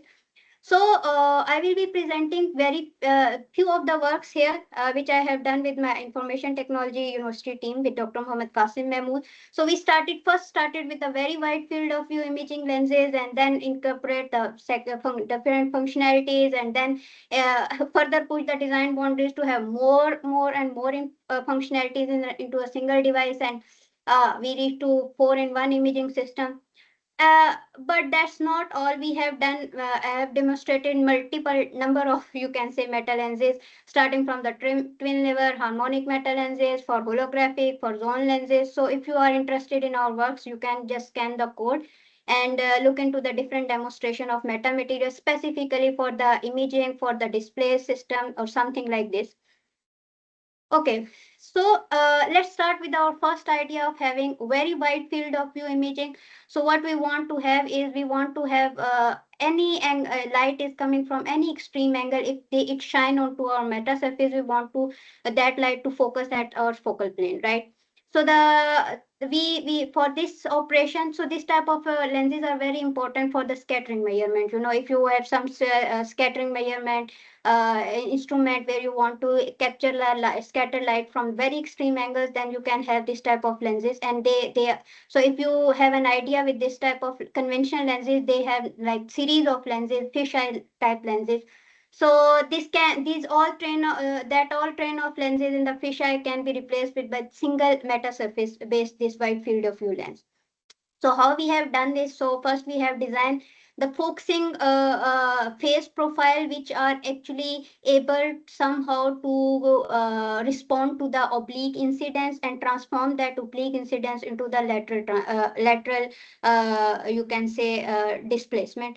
So we have chosen this type of quadratic phase profile, where we have applied a limit onto the physical aperture of the lenses. So we have some limits on the physical diameter of the lenses, and that actually driven by the incident angle. So you can then use this type of trick to optimize for desired field of view. Okay, and this was our targeted function. Then after having the targeted function, we really want to discretize that one and to design some meta atoms that to achieve that phase profile, or to that can match our desired or desired functionality, right? So for that, we have utilized this type of rectangular structures, so that have a very unique property of having, for example, half waveplate operation, because this type in meta surfaces we are using some spin decoupling strategies, things like this. So maybe if you are interested, you can go and read this paper, but my objective is to just to give you an idea and want to show you the strength of meta surface based optics. So we have optimized this type of unit element to achieve this type of very wide field of view meta lenses. And good thing is we were able to design this, and we were able to fabricate this. Here in the talks, we haven't discussed about the fabrication method, but later on I will share one of the good articles with you, because one is the design of the device, optimization of the device, and then there is a complete field of the fabrication, because these lenses cannot be fabricated with a conventional method, right? So we are using very sophisticated fabrication method using EBL or photolithography and nano imprinting. So there is a very good research article, so I will be sharing with you at the end of my presentation. So after fabricating this type of device, we have then checked the device performance. So it was working well from 488 to 633. I have only shown the result for 532 and 633 nanometers. So you can see here for very extreme incidence angle, our lens was able to focus the light. You can see some sort of aberrations, but okay, that they can be compensated. But good thing is at least we are focusing. Okay, so this was the proof of concept. Okay, after that we were then check the device performance to check the wide field of view imaging performance of the lens. So you can see that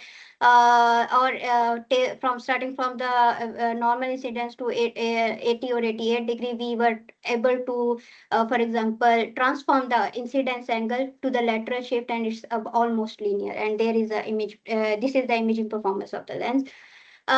He is the leading author of this work.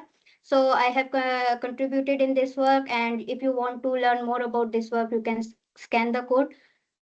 And then there was another demonstration, very similar one with the one Dr. Trevon has presented for the neural network implementation. So here we were more aligned toward the biomedical application, and we really wanted to see the edges of the lenses. So you know in hematology we have the blood cell analysis, and we are very, for example, from one white blood cell type to another blood cell type, there is a very particular, yes.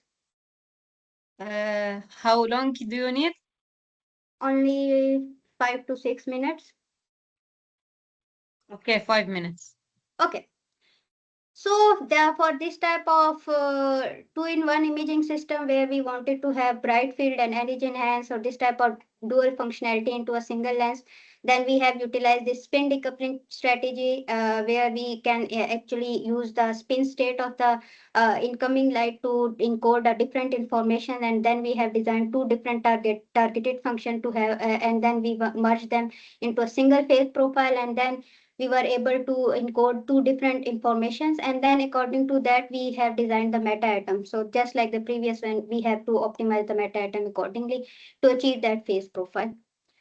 So after fabrication, you can see the result here, the point spread function of the lens, and also you can see we perform the computational imaging, also the experimental imaging results. So you can see here the USF chart for the both edge enhanced imaging and the bright field imaging. So you can learn more about this type of two-in-one imaging system. You can I must refer this article to you guys. And we haven't stopped there. We again push the device boundary device.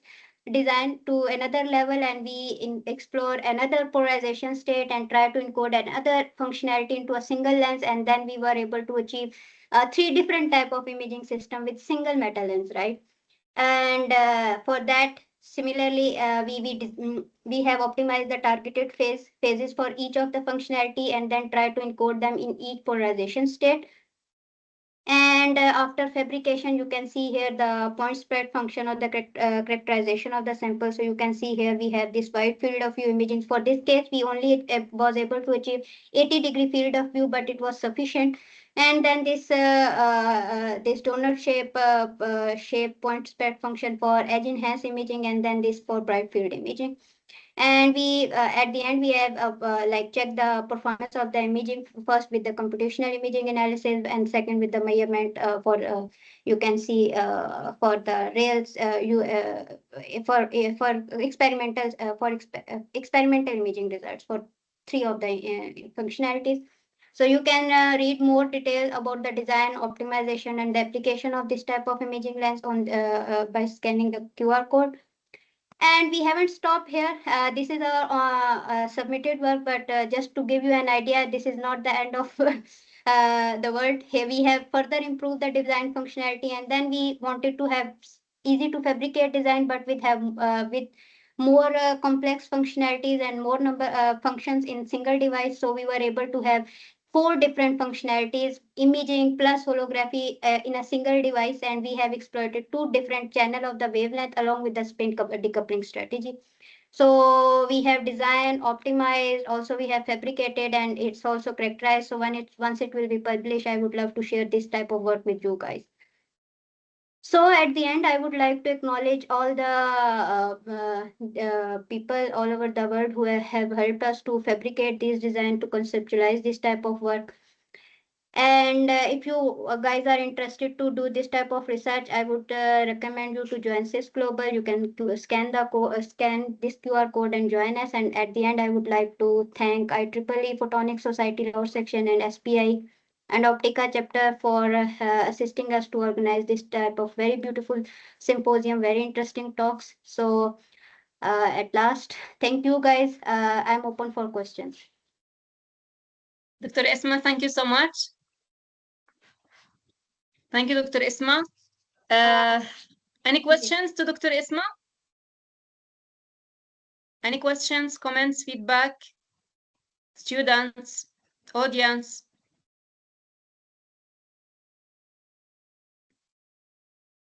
It was really a helpful presentation, so thank you so much.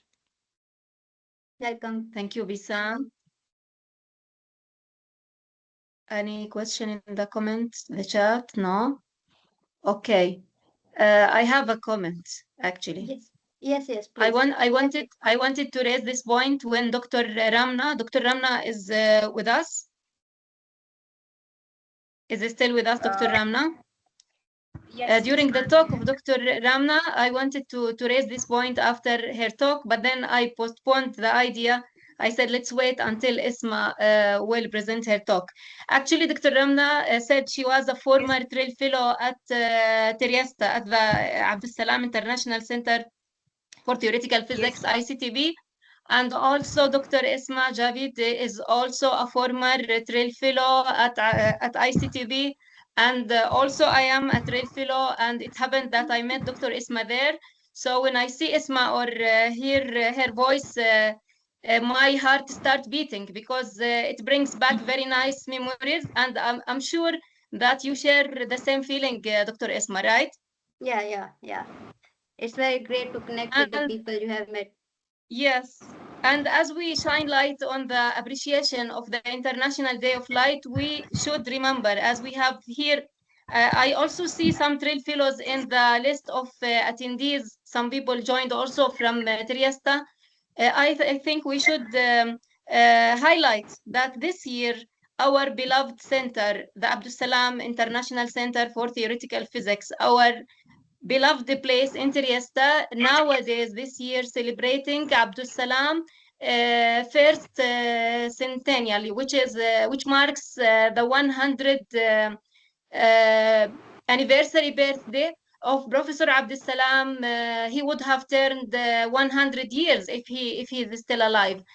Professor Abdussalam, I'm sure many of the students and many of us know him very well.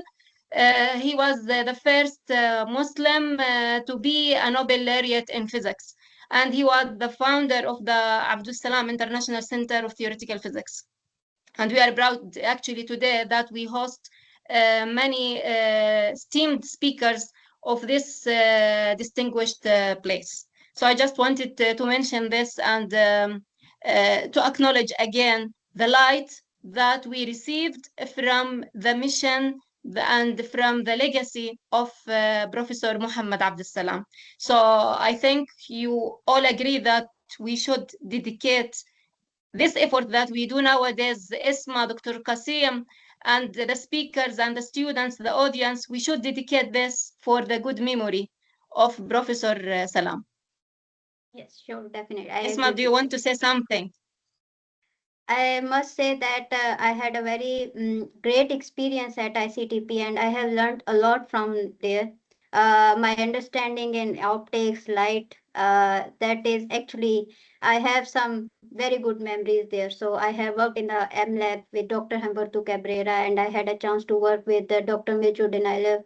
So these guys has really shaped my understanding towards optics. So I really, I got this opportunity through ICTP. So I must thanks for this opportunity. So I really appreciate, and I really want to dedicate this type of session to ICTP as well. I agree. Thank you, Dr. Isma. Thank you. Now we move to our next and last but not least speaker.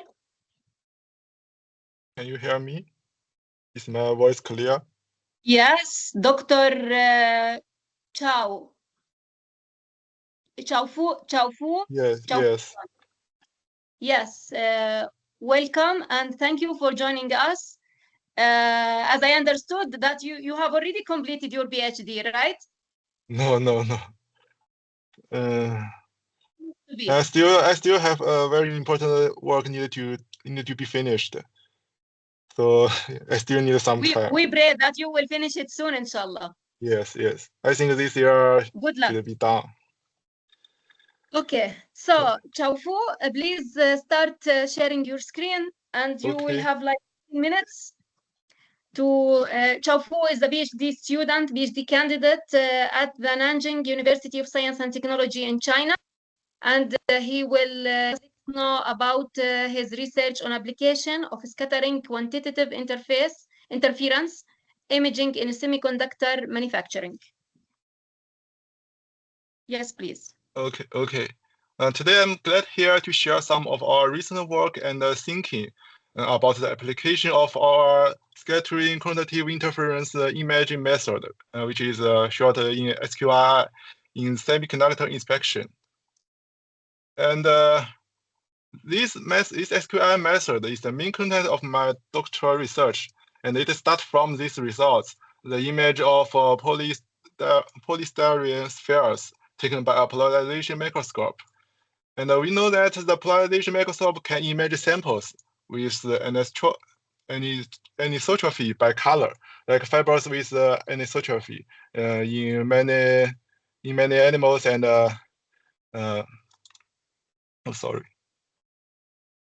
And also we can measure the exact phase delay and optical x direction if we needed. But the polystyrene spheres should have no anisotropy. And what I realized is that I'm not directly image the PS balls. And what I was doing is imaging the scattering field of the PS balls. And the scattering can change the polarization and lead to some kind of results. And the direction check, and this is the idea of spin-optic interaction. And the direction change of the polarization beam can induce a geometric phase, which is decided by the polarization state and the scattering angle. Imagine there is a right-handed circularly polarized beam tilted towards the XY plane, and its projection on XY plane should be elliptically polarized. And then the elliptical polarization can be decomposed into right-handed and left-handed component. And if you do the calculation, and you will find the left-handed component have an extra phase related with the tilted angle. And that phase is exactly the geometrical phase. And on the left side, there is a system we use to test birefringent samples, which rotate which use the rotated linearly polarized illumination and perform the right-handed circular polarization filter before the camera. And the linearly polarized illumination can be decomposed into right-handed and left-handed light. And so we have two scattering process here, right-handed to right-handed and left-handed to right-handed. And the left-handed to right-handed is the SOI scattering process, which will have an extra geometrical phase here. And if you write down this scattering process in equation, you can see there is a phase component related with the direction of the illumination, which is the alpha. So the rotation of the illumination will perform a phase shift twice of the rotation angle. And so that we achieve the interference between these two scattering components. And this is how the SQI works. And we can measure the interference phase difference between these two components, which is exactly the geometrical phase. Also, we can get the interference contrast between these two components, which also can be understood as the intensity ratio of these two scattering components. And our SQI method is somewhere between the polarization microscopy and the interference microscopy. And compared with the phase contrast or interference method, and our SQI method can achieve a precise and convenient phase shift only with the rotation of the polarizers. And there's no need for such kind of phase plate or the displacement of a reference mirror, which is a little harder to perform in experiment. And also compared with the completely polarization state measurement method, like the Stoker's parameters, our SQI method have no moving parts in the image path. And the moving parts in the image path will cause the image shift if you not align it very precisely. And also, if you have some dust or effect on the optical parts, the moving will lead to moving points on the images you get. And such kind of moving parts is very, very hard to eliminate when you process the data. And we found our SQI method is very useful and convenient for studying the scattering phenomena and the scattering objectives, like the edge of the mesh structures, which is the simulation of the neurons in human brains. Also, some basic studies like the particles and the holes. And recently, what we are doing is exploring the application of SQI method in semiconductor inspection with a collaboration from a pseudo lab. And the most basic task of the semiconductor inspection is the defect or particle detection on the wafer. Like we don't want the wafer have dust or some other kind of things will lead to the failure of the chip. And the small particles on a very clean wafer is usually very evident. And even a very small particles with very weak scattering can produce a detectable signal. But this is only in a very ideal environment. And in real environment, you will have some kind of noise and other straps from the systems, like here. And our SQI method can improve the signal strength at first. And then we can eliminate the artifacts in the optical systems. And here we cannot see the stripes and the defects in the intensity image. And the final contrast image also discovered some very, very tiny dot here covered by the scratch on the camera sensor, on the camera sensor. And there's another task for semiconductor inspection is the overlay alignment. And that's because the manufacturer of chips usually need multiple times of exposure. And the pattern of each exposure should be precisely aligned.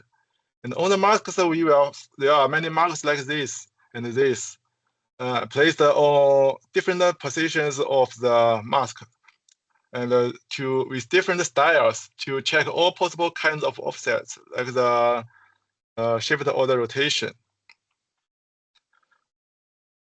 And after each exposure, a new pattern is added to the marker, like here 1, 2, 3, 4, and to check if the alignment is good with the last layer.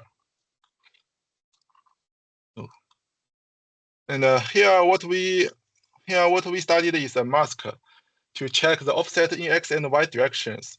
And the outside black lines is on the first layer, and the inner gray lines is on the second layer.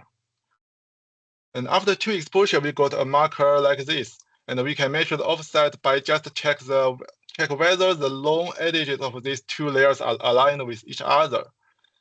And using our SQL method, we can also get the scattering of the lines edge. And we pick up a small area with 4 lines to analyze the parameter change along the alignment direction. And we can achieve the parameter curves like this one. And this long dashed boxes they mark out the edge of the line. And in intensity map, the line is not very sharp.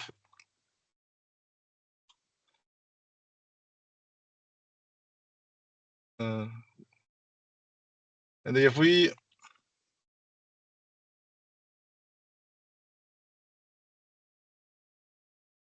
Hello, Chaufu. Hello. Are you still with us? You are still with yes, us, Chaufu? Yes. Sorry, a little bit of problem. Okay.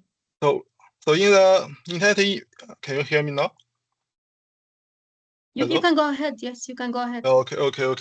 In the intensity image, we can see a displacement about 100 nanometers, but the edge here is not very sharp. And if we align the patterns only with these intensity results, the alignment will be quite ambiguous, not that accurate.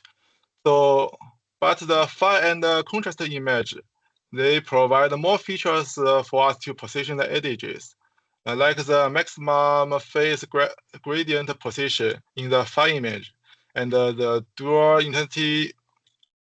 scattering intensity peaks in the contrast images. And with these features, we can improve the alignment accuracy to about a few nanometers. And the last thing we want to share about is our SQL method used in the research of semiconductor process. And the semiconductor process development will use a special photolithography pattern called the process window mask. And this mask is basically the combination of all kinds of photolithography shapes with different sizes. And by checking how the shapes are formed, we can judge the process quality. And the most basic shape is the periodic lines. And each square here is a periodic lines with different line width at the period. And the smallest lines that are fine produced decided the resolution of the current process. These lines usually are too small for optical observation. We can only see squares rather than stripes. And the test of these stripes are usually done by electron microscope. And our optical system can only image lines with 200 nanometer wide and 400 nanometer period. And in this image, the line period is all below 300 nanometers, so we can see nothing. But there is still something we can do. And if we consider the whole pattern as a scatter instead of individual lines, and under linearly polarized illumination, the illumination rotation will cause a sinusoidal scattering intensity variation with the angle alpha. And this is the same. This is the same of the interference measurement about the interference intensity curve. And at this situation, the phi becomes the orientation of the structures. And the line squares are all of same direction and the same phi value until the lines are too small to be measured. And the idea is that the image limit of phi is the limit of light structure interaction instead of the resolution limit of our optical system. And we don't need to distinguish the lines. We can use a system with a very, very low resolution, but still get the orientation by phi if the light can interact with such kind of structure with orientation. And maybe in this phi image, the idea is not that obvious, but we can see the contrast image, which is more clearly shows the idea. And we can see that from line 1 to line 2, line 3, and line 4, the 5 nanometer change in the line period causes a very significant K decrease, and which means we are possible to obtain some fine structural information far beyond the resolution limit through the scattering of the overall structure. And although it cannot be compared with the electron microscope, but when you want to examine such kind of sample with so many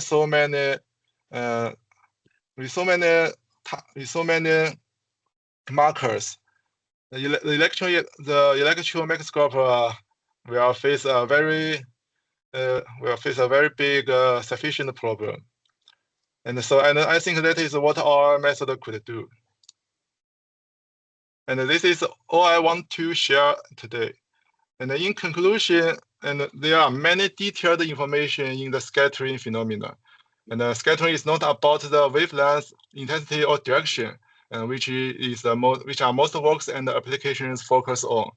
And scattering actually is about like the geometric phase, like the images, and like the relations with the structures.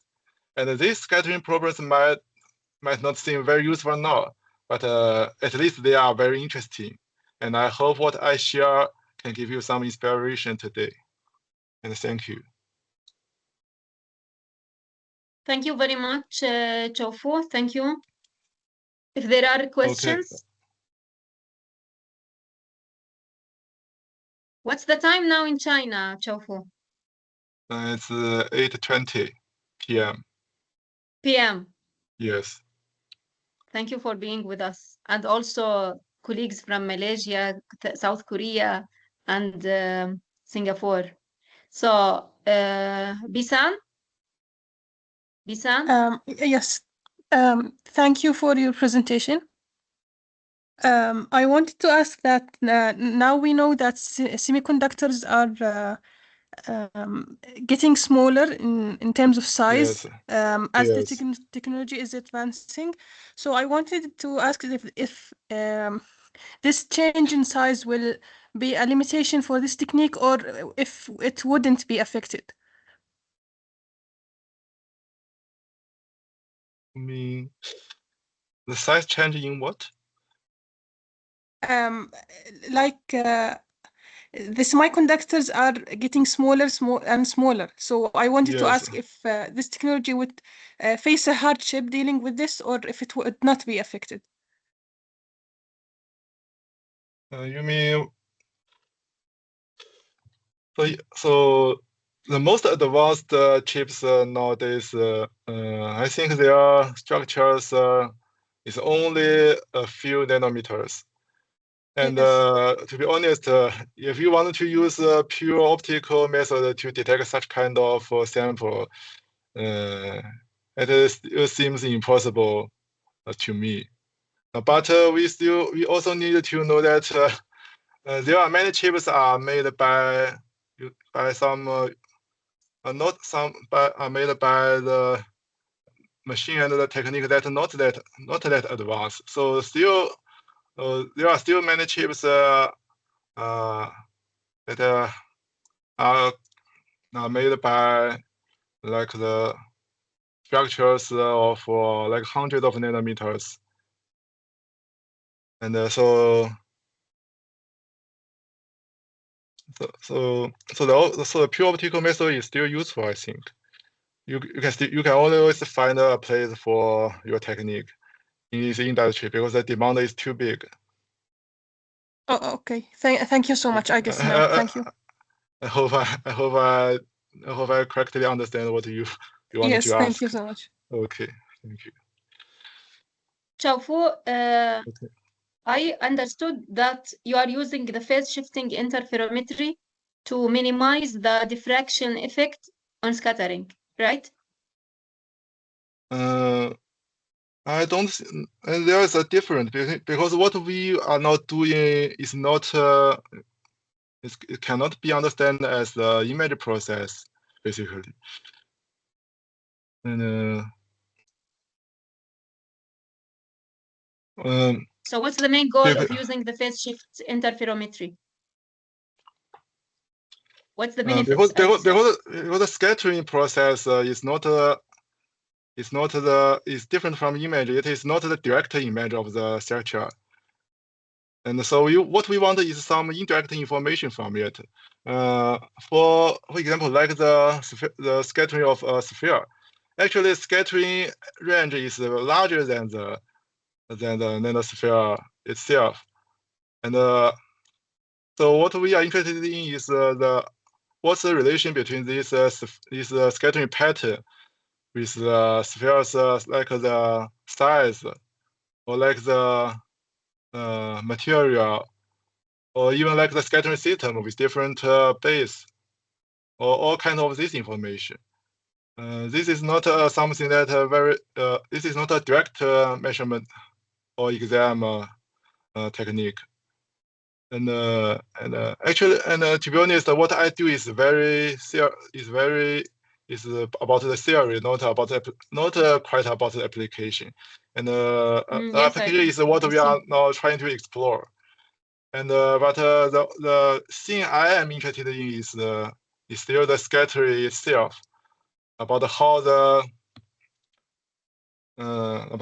light changes when it's propagation and interacts with such kind of small structures, and just something like that. Okay, so yes, what the research we do is on the like the sound image systems, and the diffraction limiter is still some kind. It has some kind of influence on us. But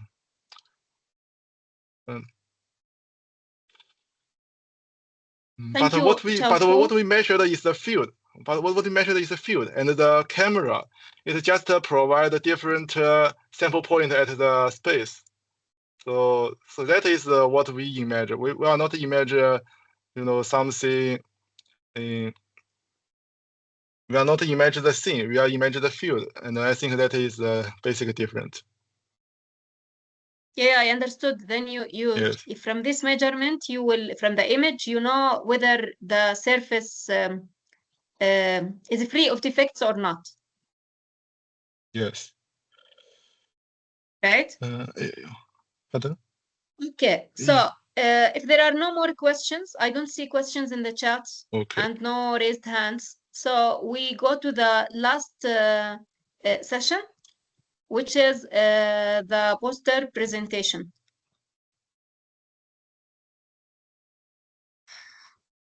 The poster presentation competition. And before we announce the names of the poster winners, I would like to say that at the beginning, we aimed for 2 poster presentation themes.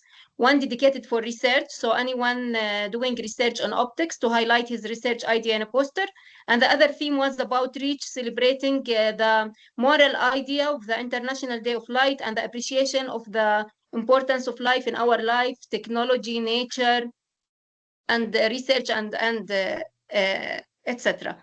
What we got in this activity, we received 9 poster presentations under the theme of outreach, and they were all submitted by bachelor students. And we received only 1 poster on research. So we decided that we exclude the research posters because there is no competition, no sample of posters, and we will focus on the poster competition. We focused already on the poster competition of the outreach theme.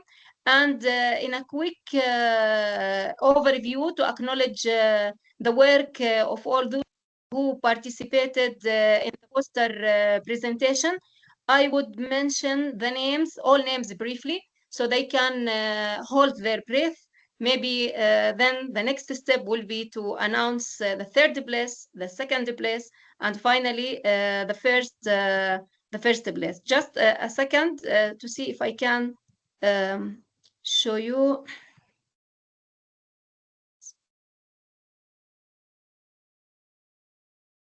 Let me share.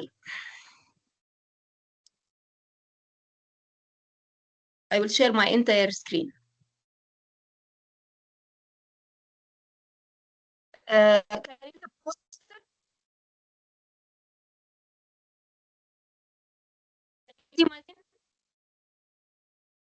I shared the entire screen. It's it's still not visible. It's not visible.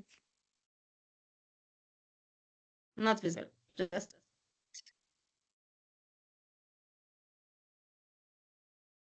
And now? Yes. Okay.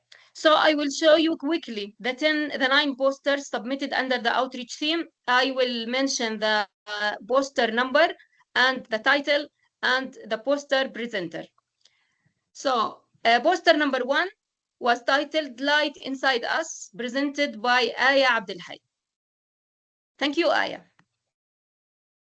Poster number 2, its title, Illuminating the Future Meta-Optics and International Day of Light 2026, submitted by Aya Gammoum. Aya Gammoum, by the way, is a friend of Lambda Physics Group. She is a Lambda friend, and she's not a physicist. She's a bachelor student at the Department of Mathematics. Thank you, Aya. And the 3rd poster number 3, entitled, How Does Light Shape Our Feelings Without Us Realizing It? بسملة سامر القصير. And poster number 4, submitted by Diana Kermoul from the University of Jordan, and the title was Ancient Radiance, الإشعاع العتيق.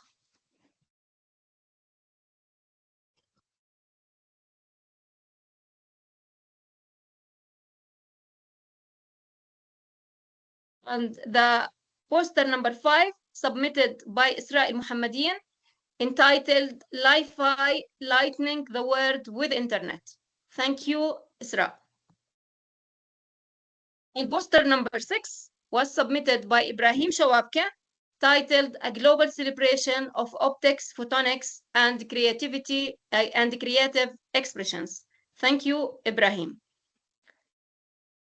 Poster number 7, titled Light, the Pulse of Innovation, submitted by Mira Al-Sayrafi. Thank you, Mira. Poster number 8, titled Light, the Heart of Life, submitted by Shada Ukasha. Thank you, Shada. And poster number 9, titled What Color is the Universe, or Cosmic Latte, submitted by Tasneem Radwan Al-Ayasra. Thank you, Tasneem. Now, I ask the poster presenters who are here just to raise their hands to make sure that they are available And then I would ask our esteemed guest speakers to call the third place poster.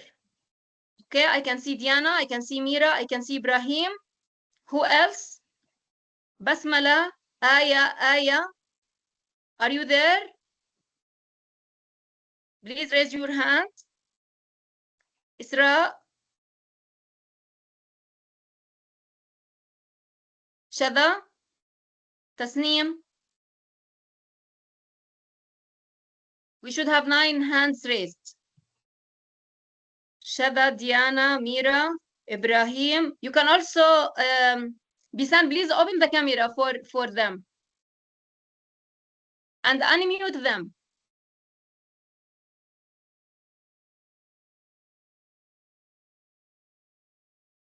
Bisan. I'm currently working on that. Okay. Ibrahim, you Shada, now Diana. have access. Yeah, don't Mira, say now anything. you have Just access. open your camera and your mic. Mira, Shada, Diana, double Aya. Aya Gamoum, Aya Abdul Hay. Diana, you now have access. Basmala. Okay. Basmala, Now, you have access. Isra, you have access. Shada, you have access. I guess that's all of them. okay. Do you still see my screen or no? Ibrahim, now I gave you the access. Okay. So, Dr. Trayvon with us. Dr. Trayvon with us or no? Dr. Kelvin with us? Yes, I'm here. Okay. Please, Dr. Kelvin, yes, open your camera. Can you tell us the title or the number of the third place poster? But please count 3, 2, 1. And participants, please hold your breath. You might hear your name now. The third place poster goes to poster number 4, Ancient Radiance. It is Ancient Radiant. Who's that? Diana Karmul. Please, Diana. Yes, doctor, I'm with you. Diana. So you are the third place poster winner. Can you tell us about your poster? Yes, of course. Now the poster is Okay. shown. Everybody Yes, can I see the see. poster? Okay, the floor is yours, Diana. Introduce Okay, yourself, thank you. introduce your idea. You have like 2 to 3 minutes maximum. Tell us about Okay. the idea of ancient radiance. Okay, doctor. First, I want to thank everyone involved in organizing this meeting. Thanks to all professors and attendees. Okay, my name is Diana Karmoul. I'm a student in the Department of Physics at the University of Jordan in the second year. Okay, my poster is I make for the International Day of Light in the 16th May 2022, titled Ancient Radiance. It beautifully bridges Islamic spirituality with foundational scientific history. And at the absolute center stands the glowing dome of the Al-Aqsa Mosque, which center stands the glowing dome of Al-Aqsa Mosque, which holds a sacred place in the hearts of Muslims as our first Qibla and the third holiest site. In this design, Al-Aqsa Mosque serves a metaphor for enlightenment and the ethereal beams of light emerging from its golden dome and connecting directly to the minds of the four prominent scholars, signify that their groundbreaking discoveries were deeply rooted in spiritual inspiration, intellect, and the pursuit of truth encouraged by their faith. In the foreground, four pioneering Muslim scientists are depicted alongside their monumental contributions to the field of optics.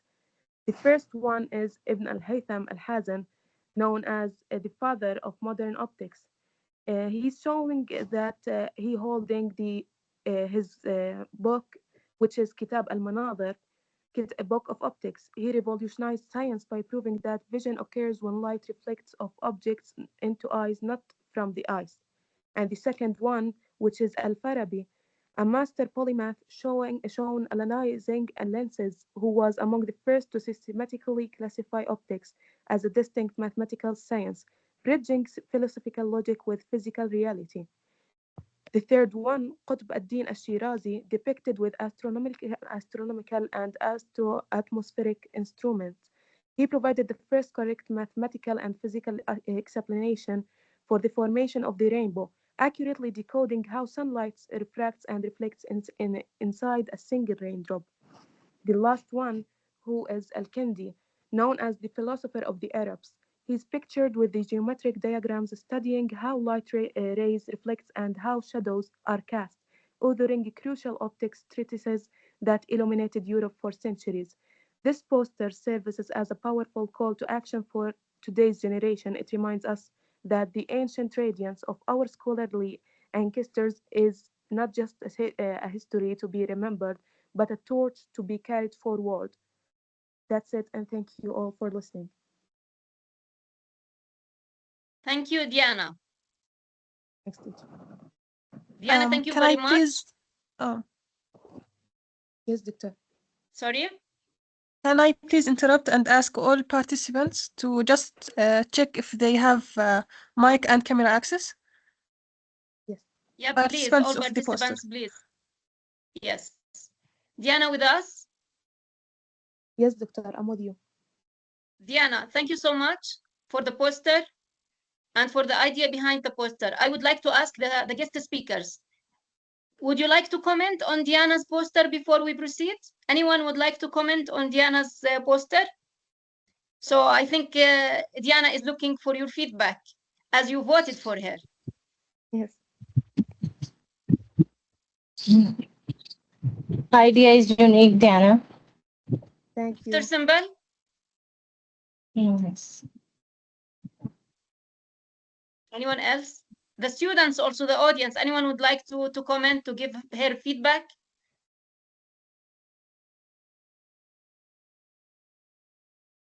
Shall we proceed to the second place? If no more comments, okay. Let me comment on Diana's poster. I should comment. By the way, I didn't vote. I sent the posters to a committee who voted because I felt if I vote, I would be biased because all of you are my students. So I decided not to vote myself. I asked my colleagues and the guest speakers to vote. But I liked your poster because you reminded us of two important things. First of all, our ancient history, which is ancient, but it is still lively rich. And all what we witness today all over the world, from technology and improvement, its roots exist in our ancient radiant. And the second thing, that you put all these slides to come through or to reflect from the Al-Aqsa Mosque, from the Dome of the Rock Mosque, which is part of Al-Aqsa Mosque. And we know nowadays, as Muslims, as Arabs, as humans, that this place is terribly suffering. So while we do science because science is hope. But this doesn't mean that we forget the pain in our region. Now, I would like to ask another colleague from the guest speakers who with us to call the second place poster. Is Dr. Trayvon still with us or he left? Dr. Qasim? Dr. Qasim? طيب دكتور مين كمان؟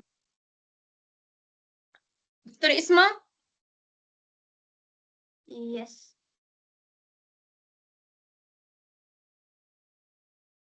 Just a second.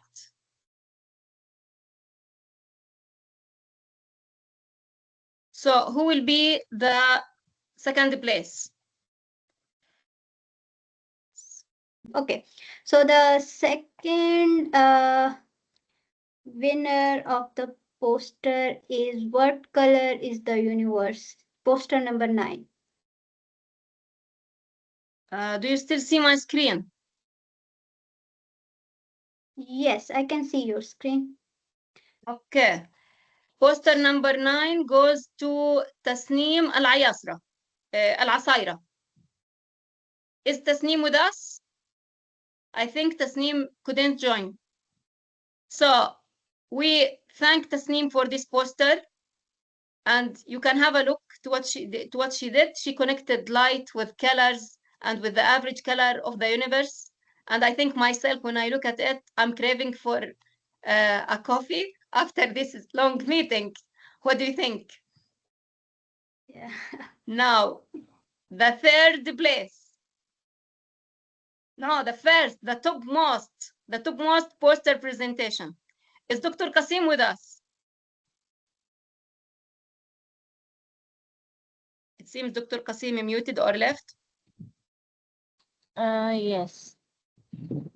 And Dr. Trayvon. Okay, Dr. Kelvin, you are still with us. Yes, I'm still here. You know the first place, the winner. Yeah, so I shall announce the first place poster. It goes to poster number 7, Light, the Pulse of Innovation. So, Mira Al-Sayrafi. Yes, Mira Al-Sayrafi. yes, I'm here. Where is Mira? Yes, Mira. Could you Yes. please present your idea, the pulse of innovation? Of course. First of all, I am truly honored to be here with you all. When I designed this poster, I wanted anyone who sees it to realize that light is the heart of so many fields, and that its importance extends far beyond just illumination. That's why I represented light as a heart that pumps lives into different fields like energy, art, communication, and science. And I also included some examples of how light is applied in these fields, like how we convert sunlight into electricity and how we use light reflections to make fascinating artworks. Finally, thank you for choosing my poster and for giving me the opportunity to share the inspiration behind it with you all. Thank you. Thank you, Mira. Thank you so much. You are welcome. Mira is undergraduate student and she's a Lambda member also. Okay, so the other participants who didn't hear their name as winners, it doesn't mean that you are not winners. You are all winners. As you took the courage that you submit a poster for an international community, so you are all winners. But you know, it's the limitation of places. So there are no more vacancies. We dedicated 3 places and we have to choose out of the whole poster the 3 places. But you will, all poster participants, you will receive a certificate of participation. And the winners will receive a certificate of appreciation, inshallah. Now we are coming to the end of our international colloquium on meta-optics. And before we close, I would like to hear the feedback from the esteemed speakers, from the audience, the guests, and also from Lambda members and Lambda friends who were behind the idea of organizing this event. So let's start with Lambda Physics Group. If they would to give a 1-minute feedback. Anyone from Lambda would like to give a 1-minute feedback? I can see Aya. Yes, Aya. Aya, you can unmute yourself. And everybody can now open the camera. So please, you can all open the camera because at the end, we will take a group photo. So prepare yourself to open your camera.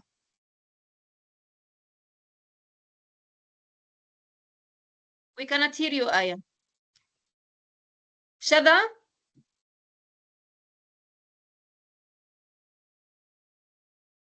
Aya, we hear me cannot now? hear you. Unmute yourself.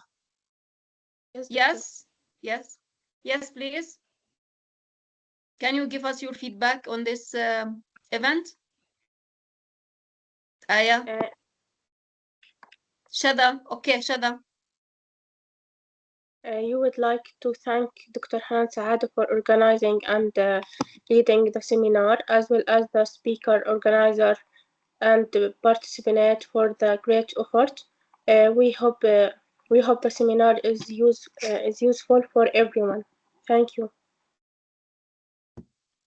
Thank you, Shada. Aya? Aya, you are back? Yes, can you listen me now? Yes, I can. Okay. But I cannot see you. Just,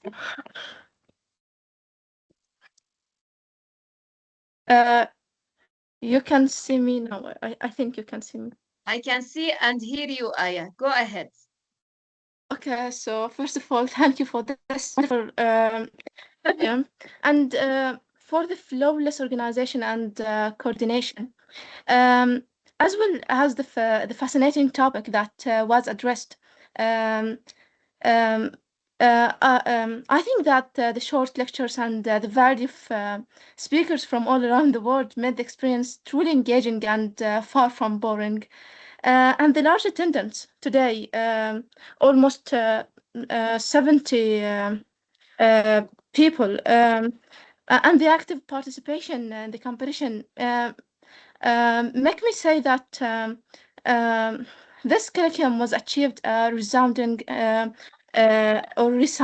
success, and that the International Day of Light was celebrated exactly as it should be.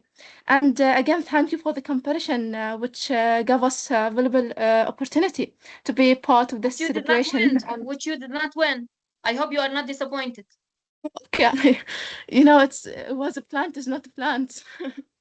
I thought in the midnight I was you know, sleepy. Even though it was a good opportunity because I did what I like. I had an idea and I show it for a lot of people from all around the world. It was a good thing for me. So thank you. Perfect. Thank you very much. Yes. Thank you, Aya, for the feedback.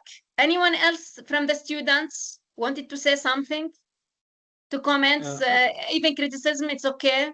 Suggestion for future events. I can see Bisan. Bisan?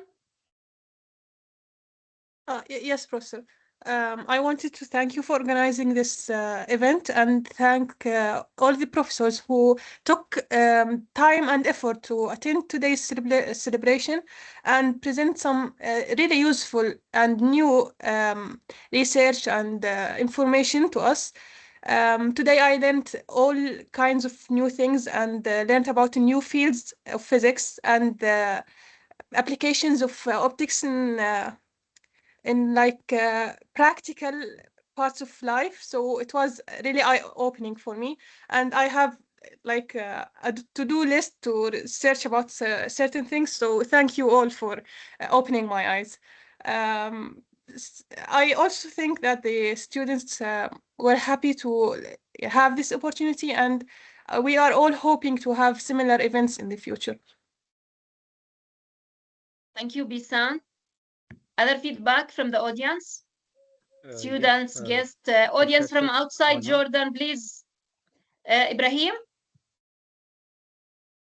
Ibrahim, would you like to say something? Or Hassan? Yeah. Can you hear me? Ibrahim, go ahead. First of all, I am truly honored to be here with you all. It was a fun and informable conference, let's say, or event or meeting. I really took benefit from everything we have said. I really want to thank you all for this meeting for the International Day of Light. Honestly, I am a bit disappointed that I did not win, but it's okay. Better luck for me next time and for all those who did not win. Don't give up. Don't give up, Ibrahim. Yeah, inshallah. And thank you. Inshallah. Thank you, Ibrahim, for your contribution also. Inshallah, see you next year and maybe in future events. Thank you all. Inshallah. Inshallah. We have participants, Asal. Asal, can you unmute yourself? Asal. Asal, you are not from the University of Jordan. I hope you can. Could you? Yeah, actually, do you hear? I want to thank you. I want to thank all of you for this gathering. Could you please say where are you from? Introduce yourself. Actually, I'm not an undergraduate student. I'm a high school student from King's Abdullah Second School for Excellence in Jerash. So you are from Jordan, but Yeah. a high school student. I'm a MashaAllah. Most welcome, Asal. Most welcome. Thank you. So let's hear from you your feedback. Now I know that the topic is quite sophisticated for a high school student. Yeah, actually, it's I can what's say your feedback? It's kind of advanced. Yeah. But did you join us from the beginning? Yeah. Have you been with us over the 5 hours? The 4 or 5 hours? Actually, I was studying high school subject, but at the same time, I was continue with your saying and for your topic. Actually, I can say I find it a good space for me because like far from high school subject, and it's a good chance for me to participate in celebrating the International Day of Light. Thank you, Asal. Thank you. You are most welcome.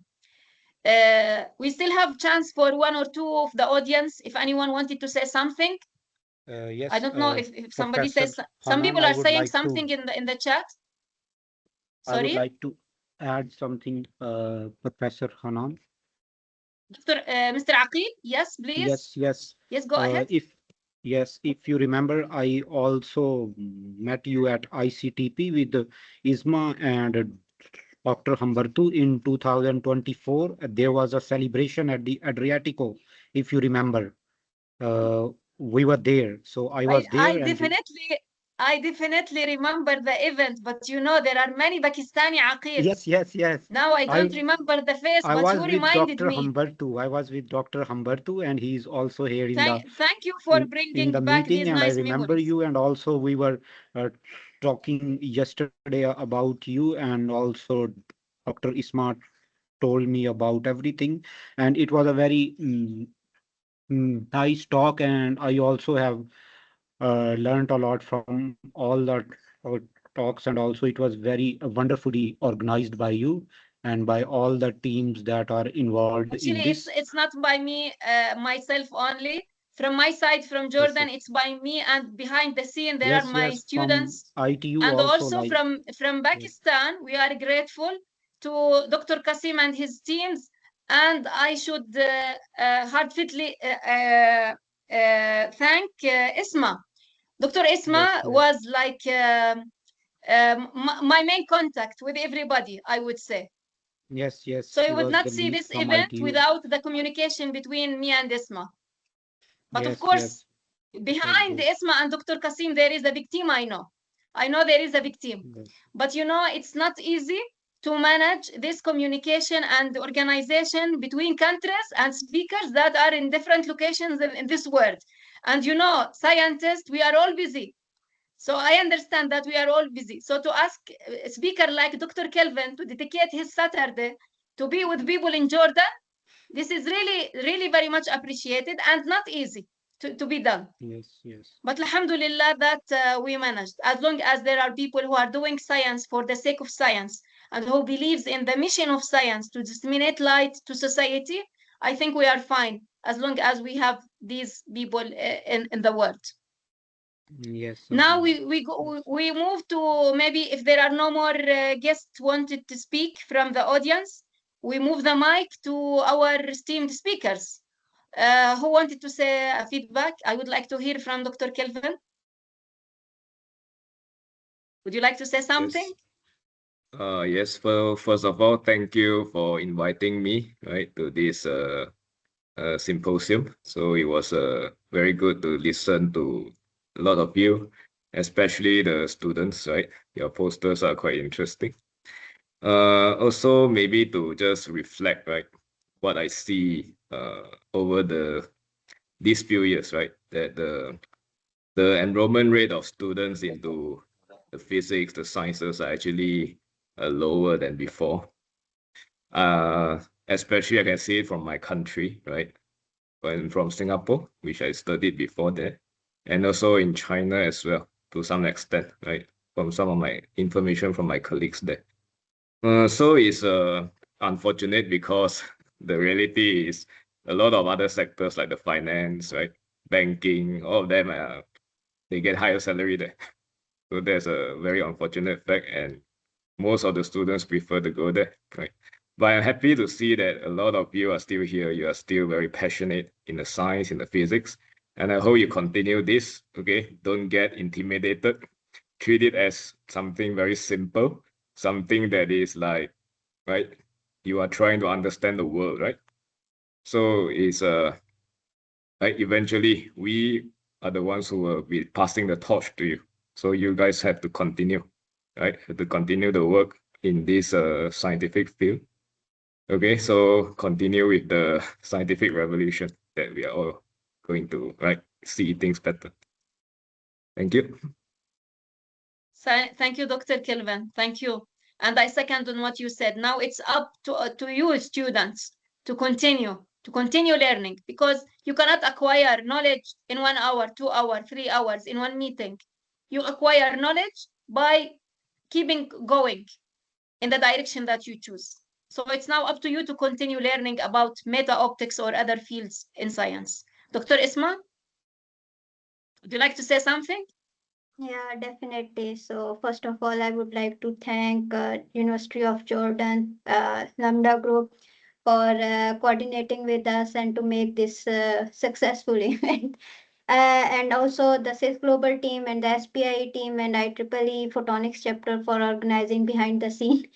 And about the symposium, I really convey this point that one thing is to learn and second thing is to connect and to learn more. So I think this International Day of Light symposium was not only the platform to give you a new idea about research and the meta-optics field, there are many other fields as well.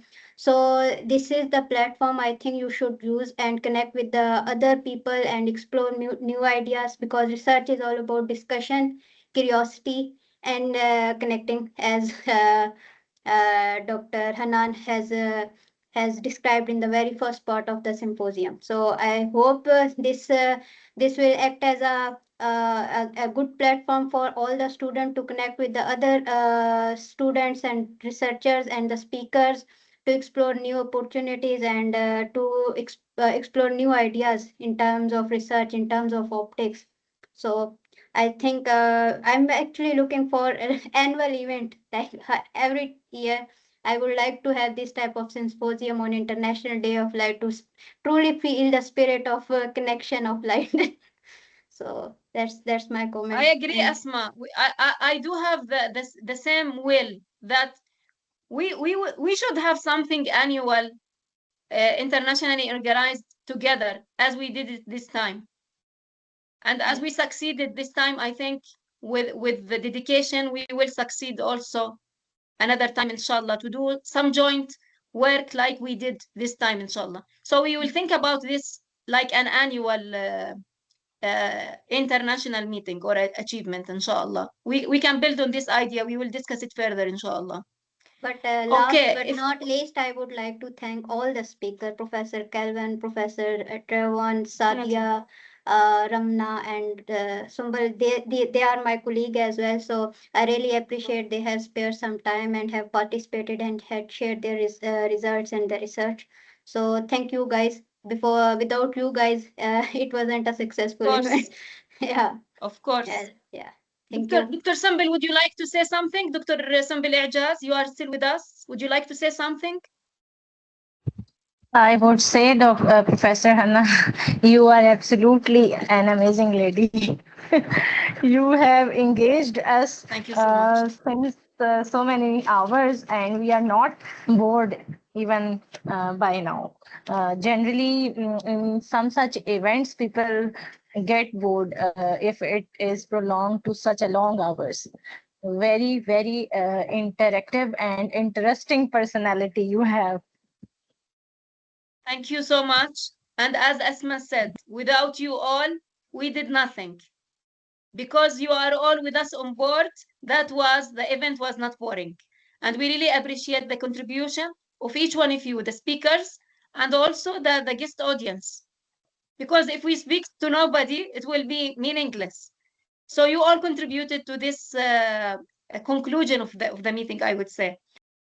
Okay, so if I have the freedom to say a final word, I would say we are celebrating, or we met to celebrate the International Day of Light. And as I said in the beginning, there are so many meanings behind the word light than science and technology, physics. There are also connection. So we should conclude our celebration by appreciation the idea of our connection together. I thank you all for being with us today. And also, I hope that the light we are celebrating today will be illuminating the world that we live in, because we are living in a world that is getting, unfortunately, darker. So let's hope that the light we celebrate through physics, science, and society will be also illuminating the world surrounding us. By this, I would like to say Assalamu alaikum, Allah Hafiz. My students, see you tomorrow. Dr. Isma, see you soon, inshallah. Inshallah. Alaikum assalam. Assalamu alaikum. Wa alaikum assalam. Assalamu alaikum, everybody. Assalamu alaikum.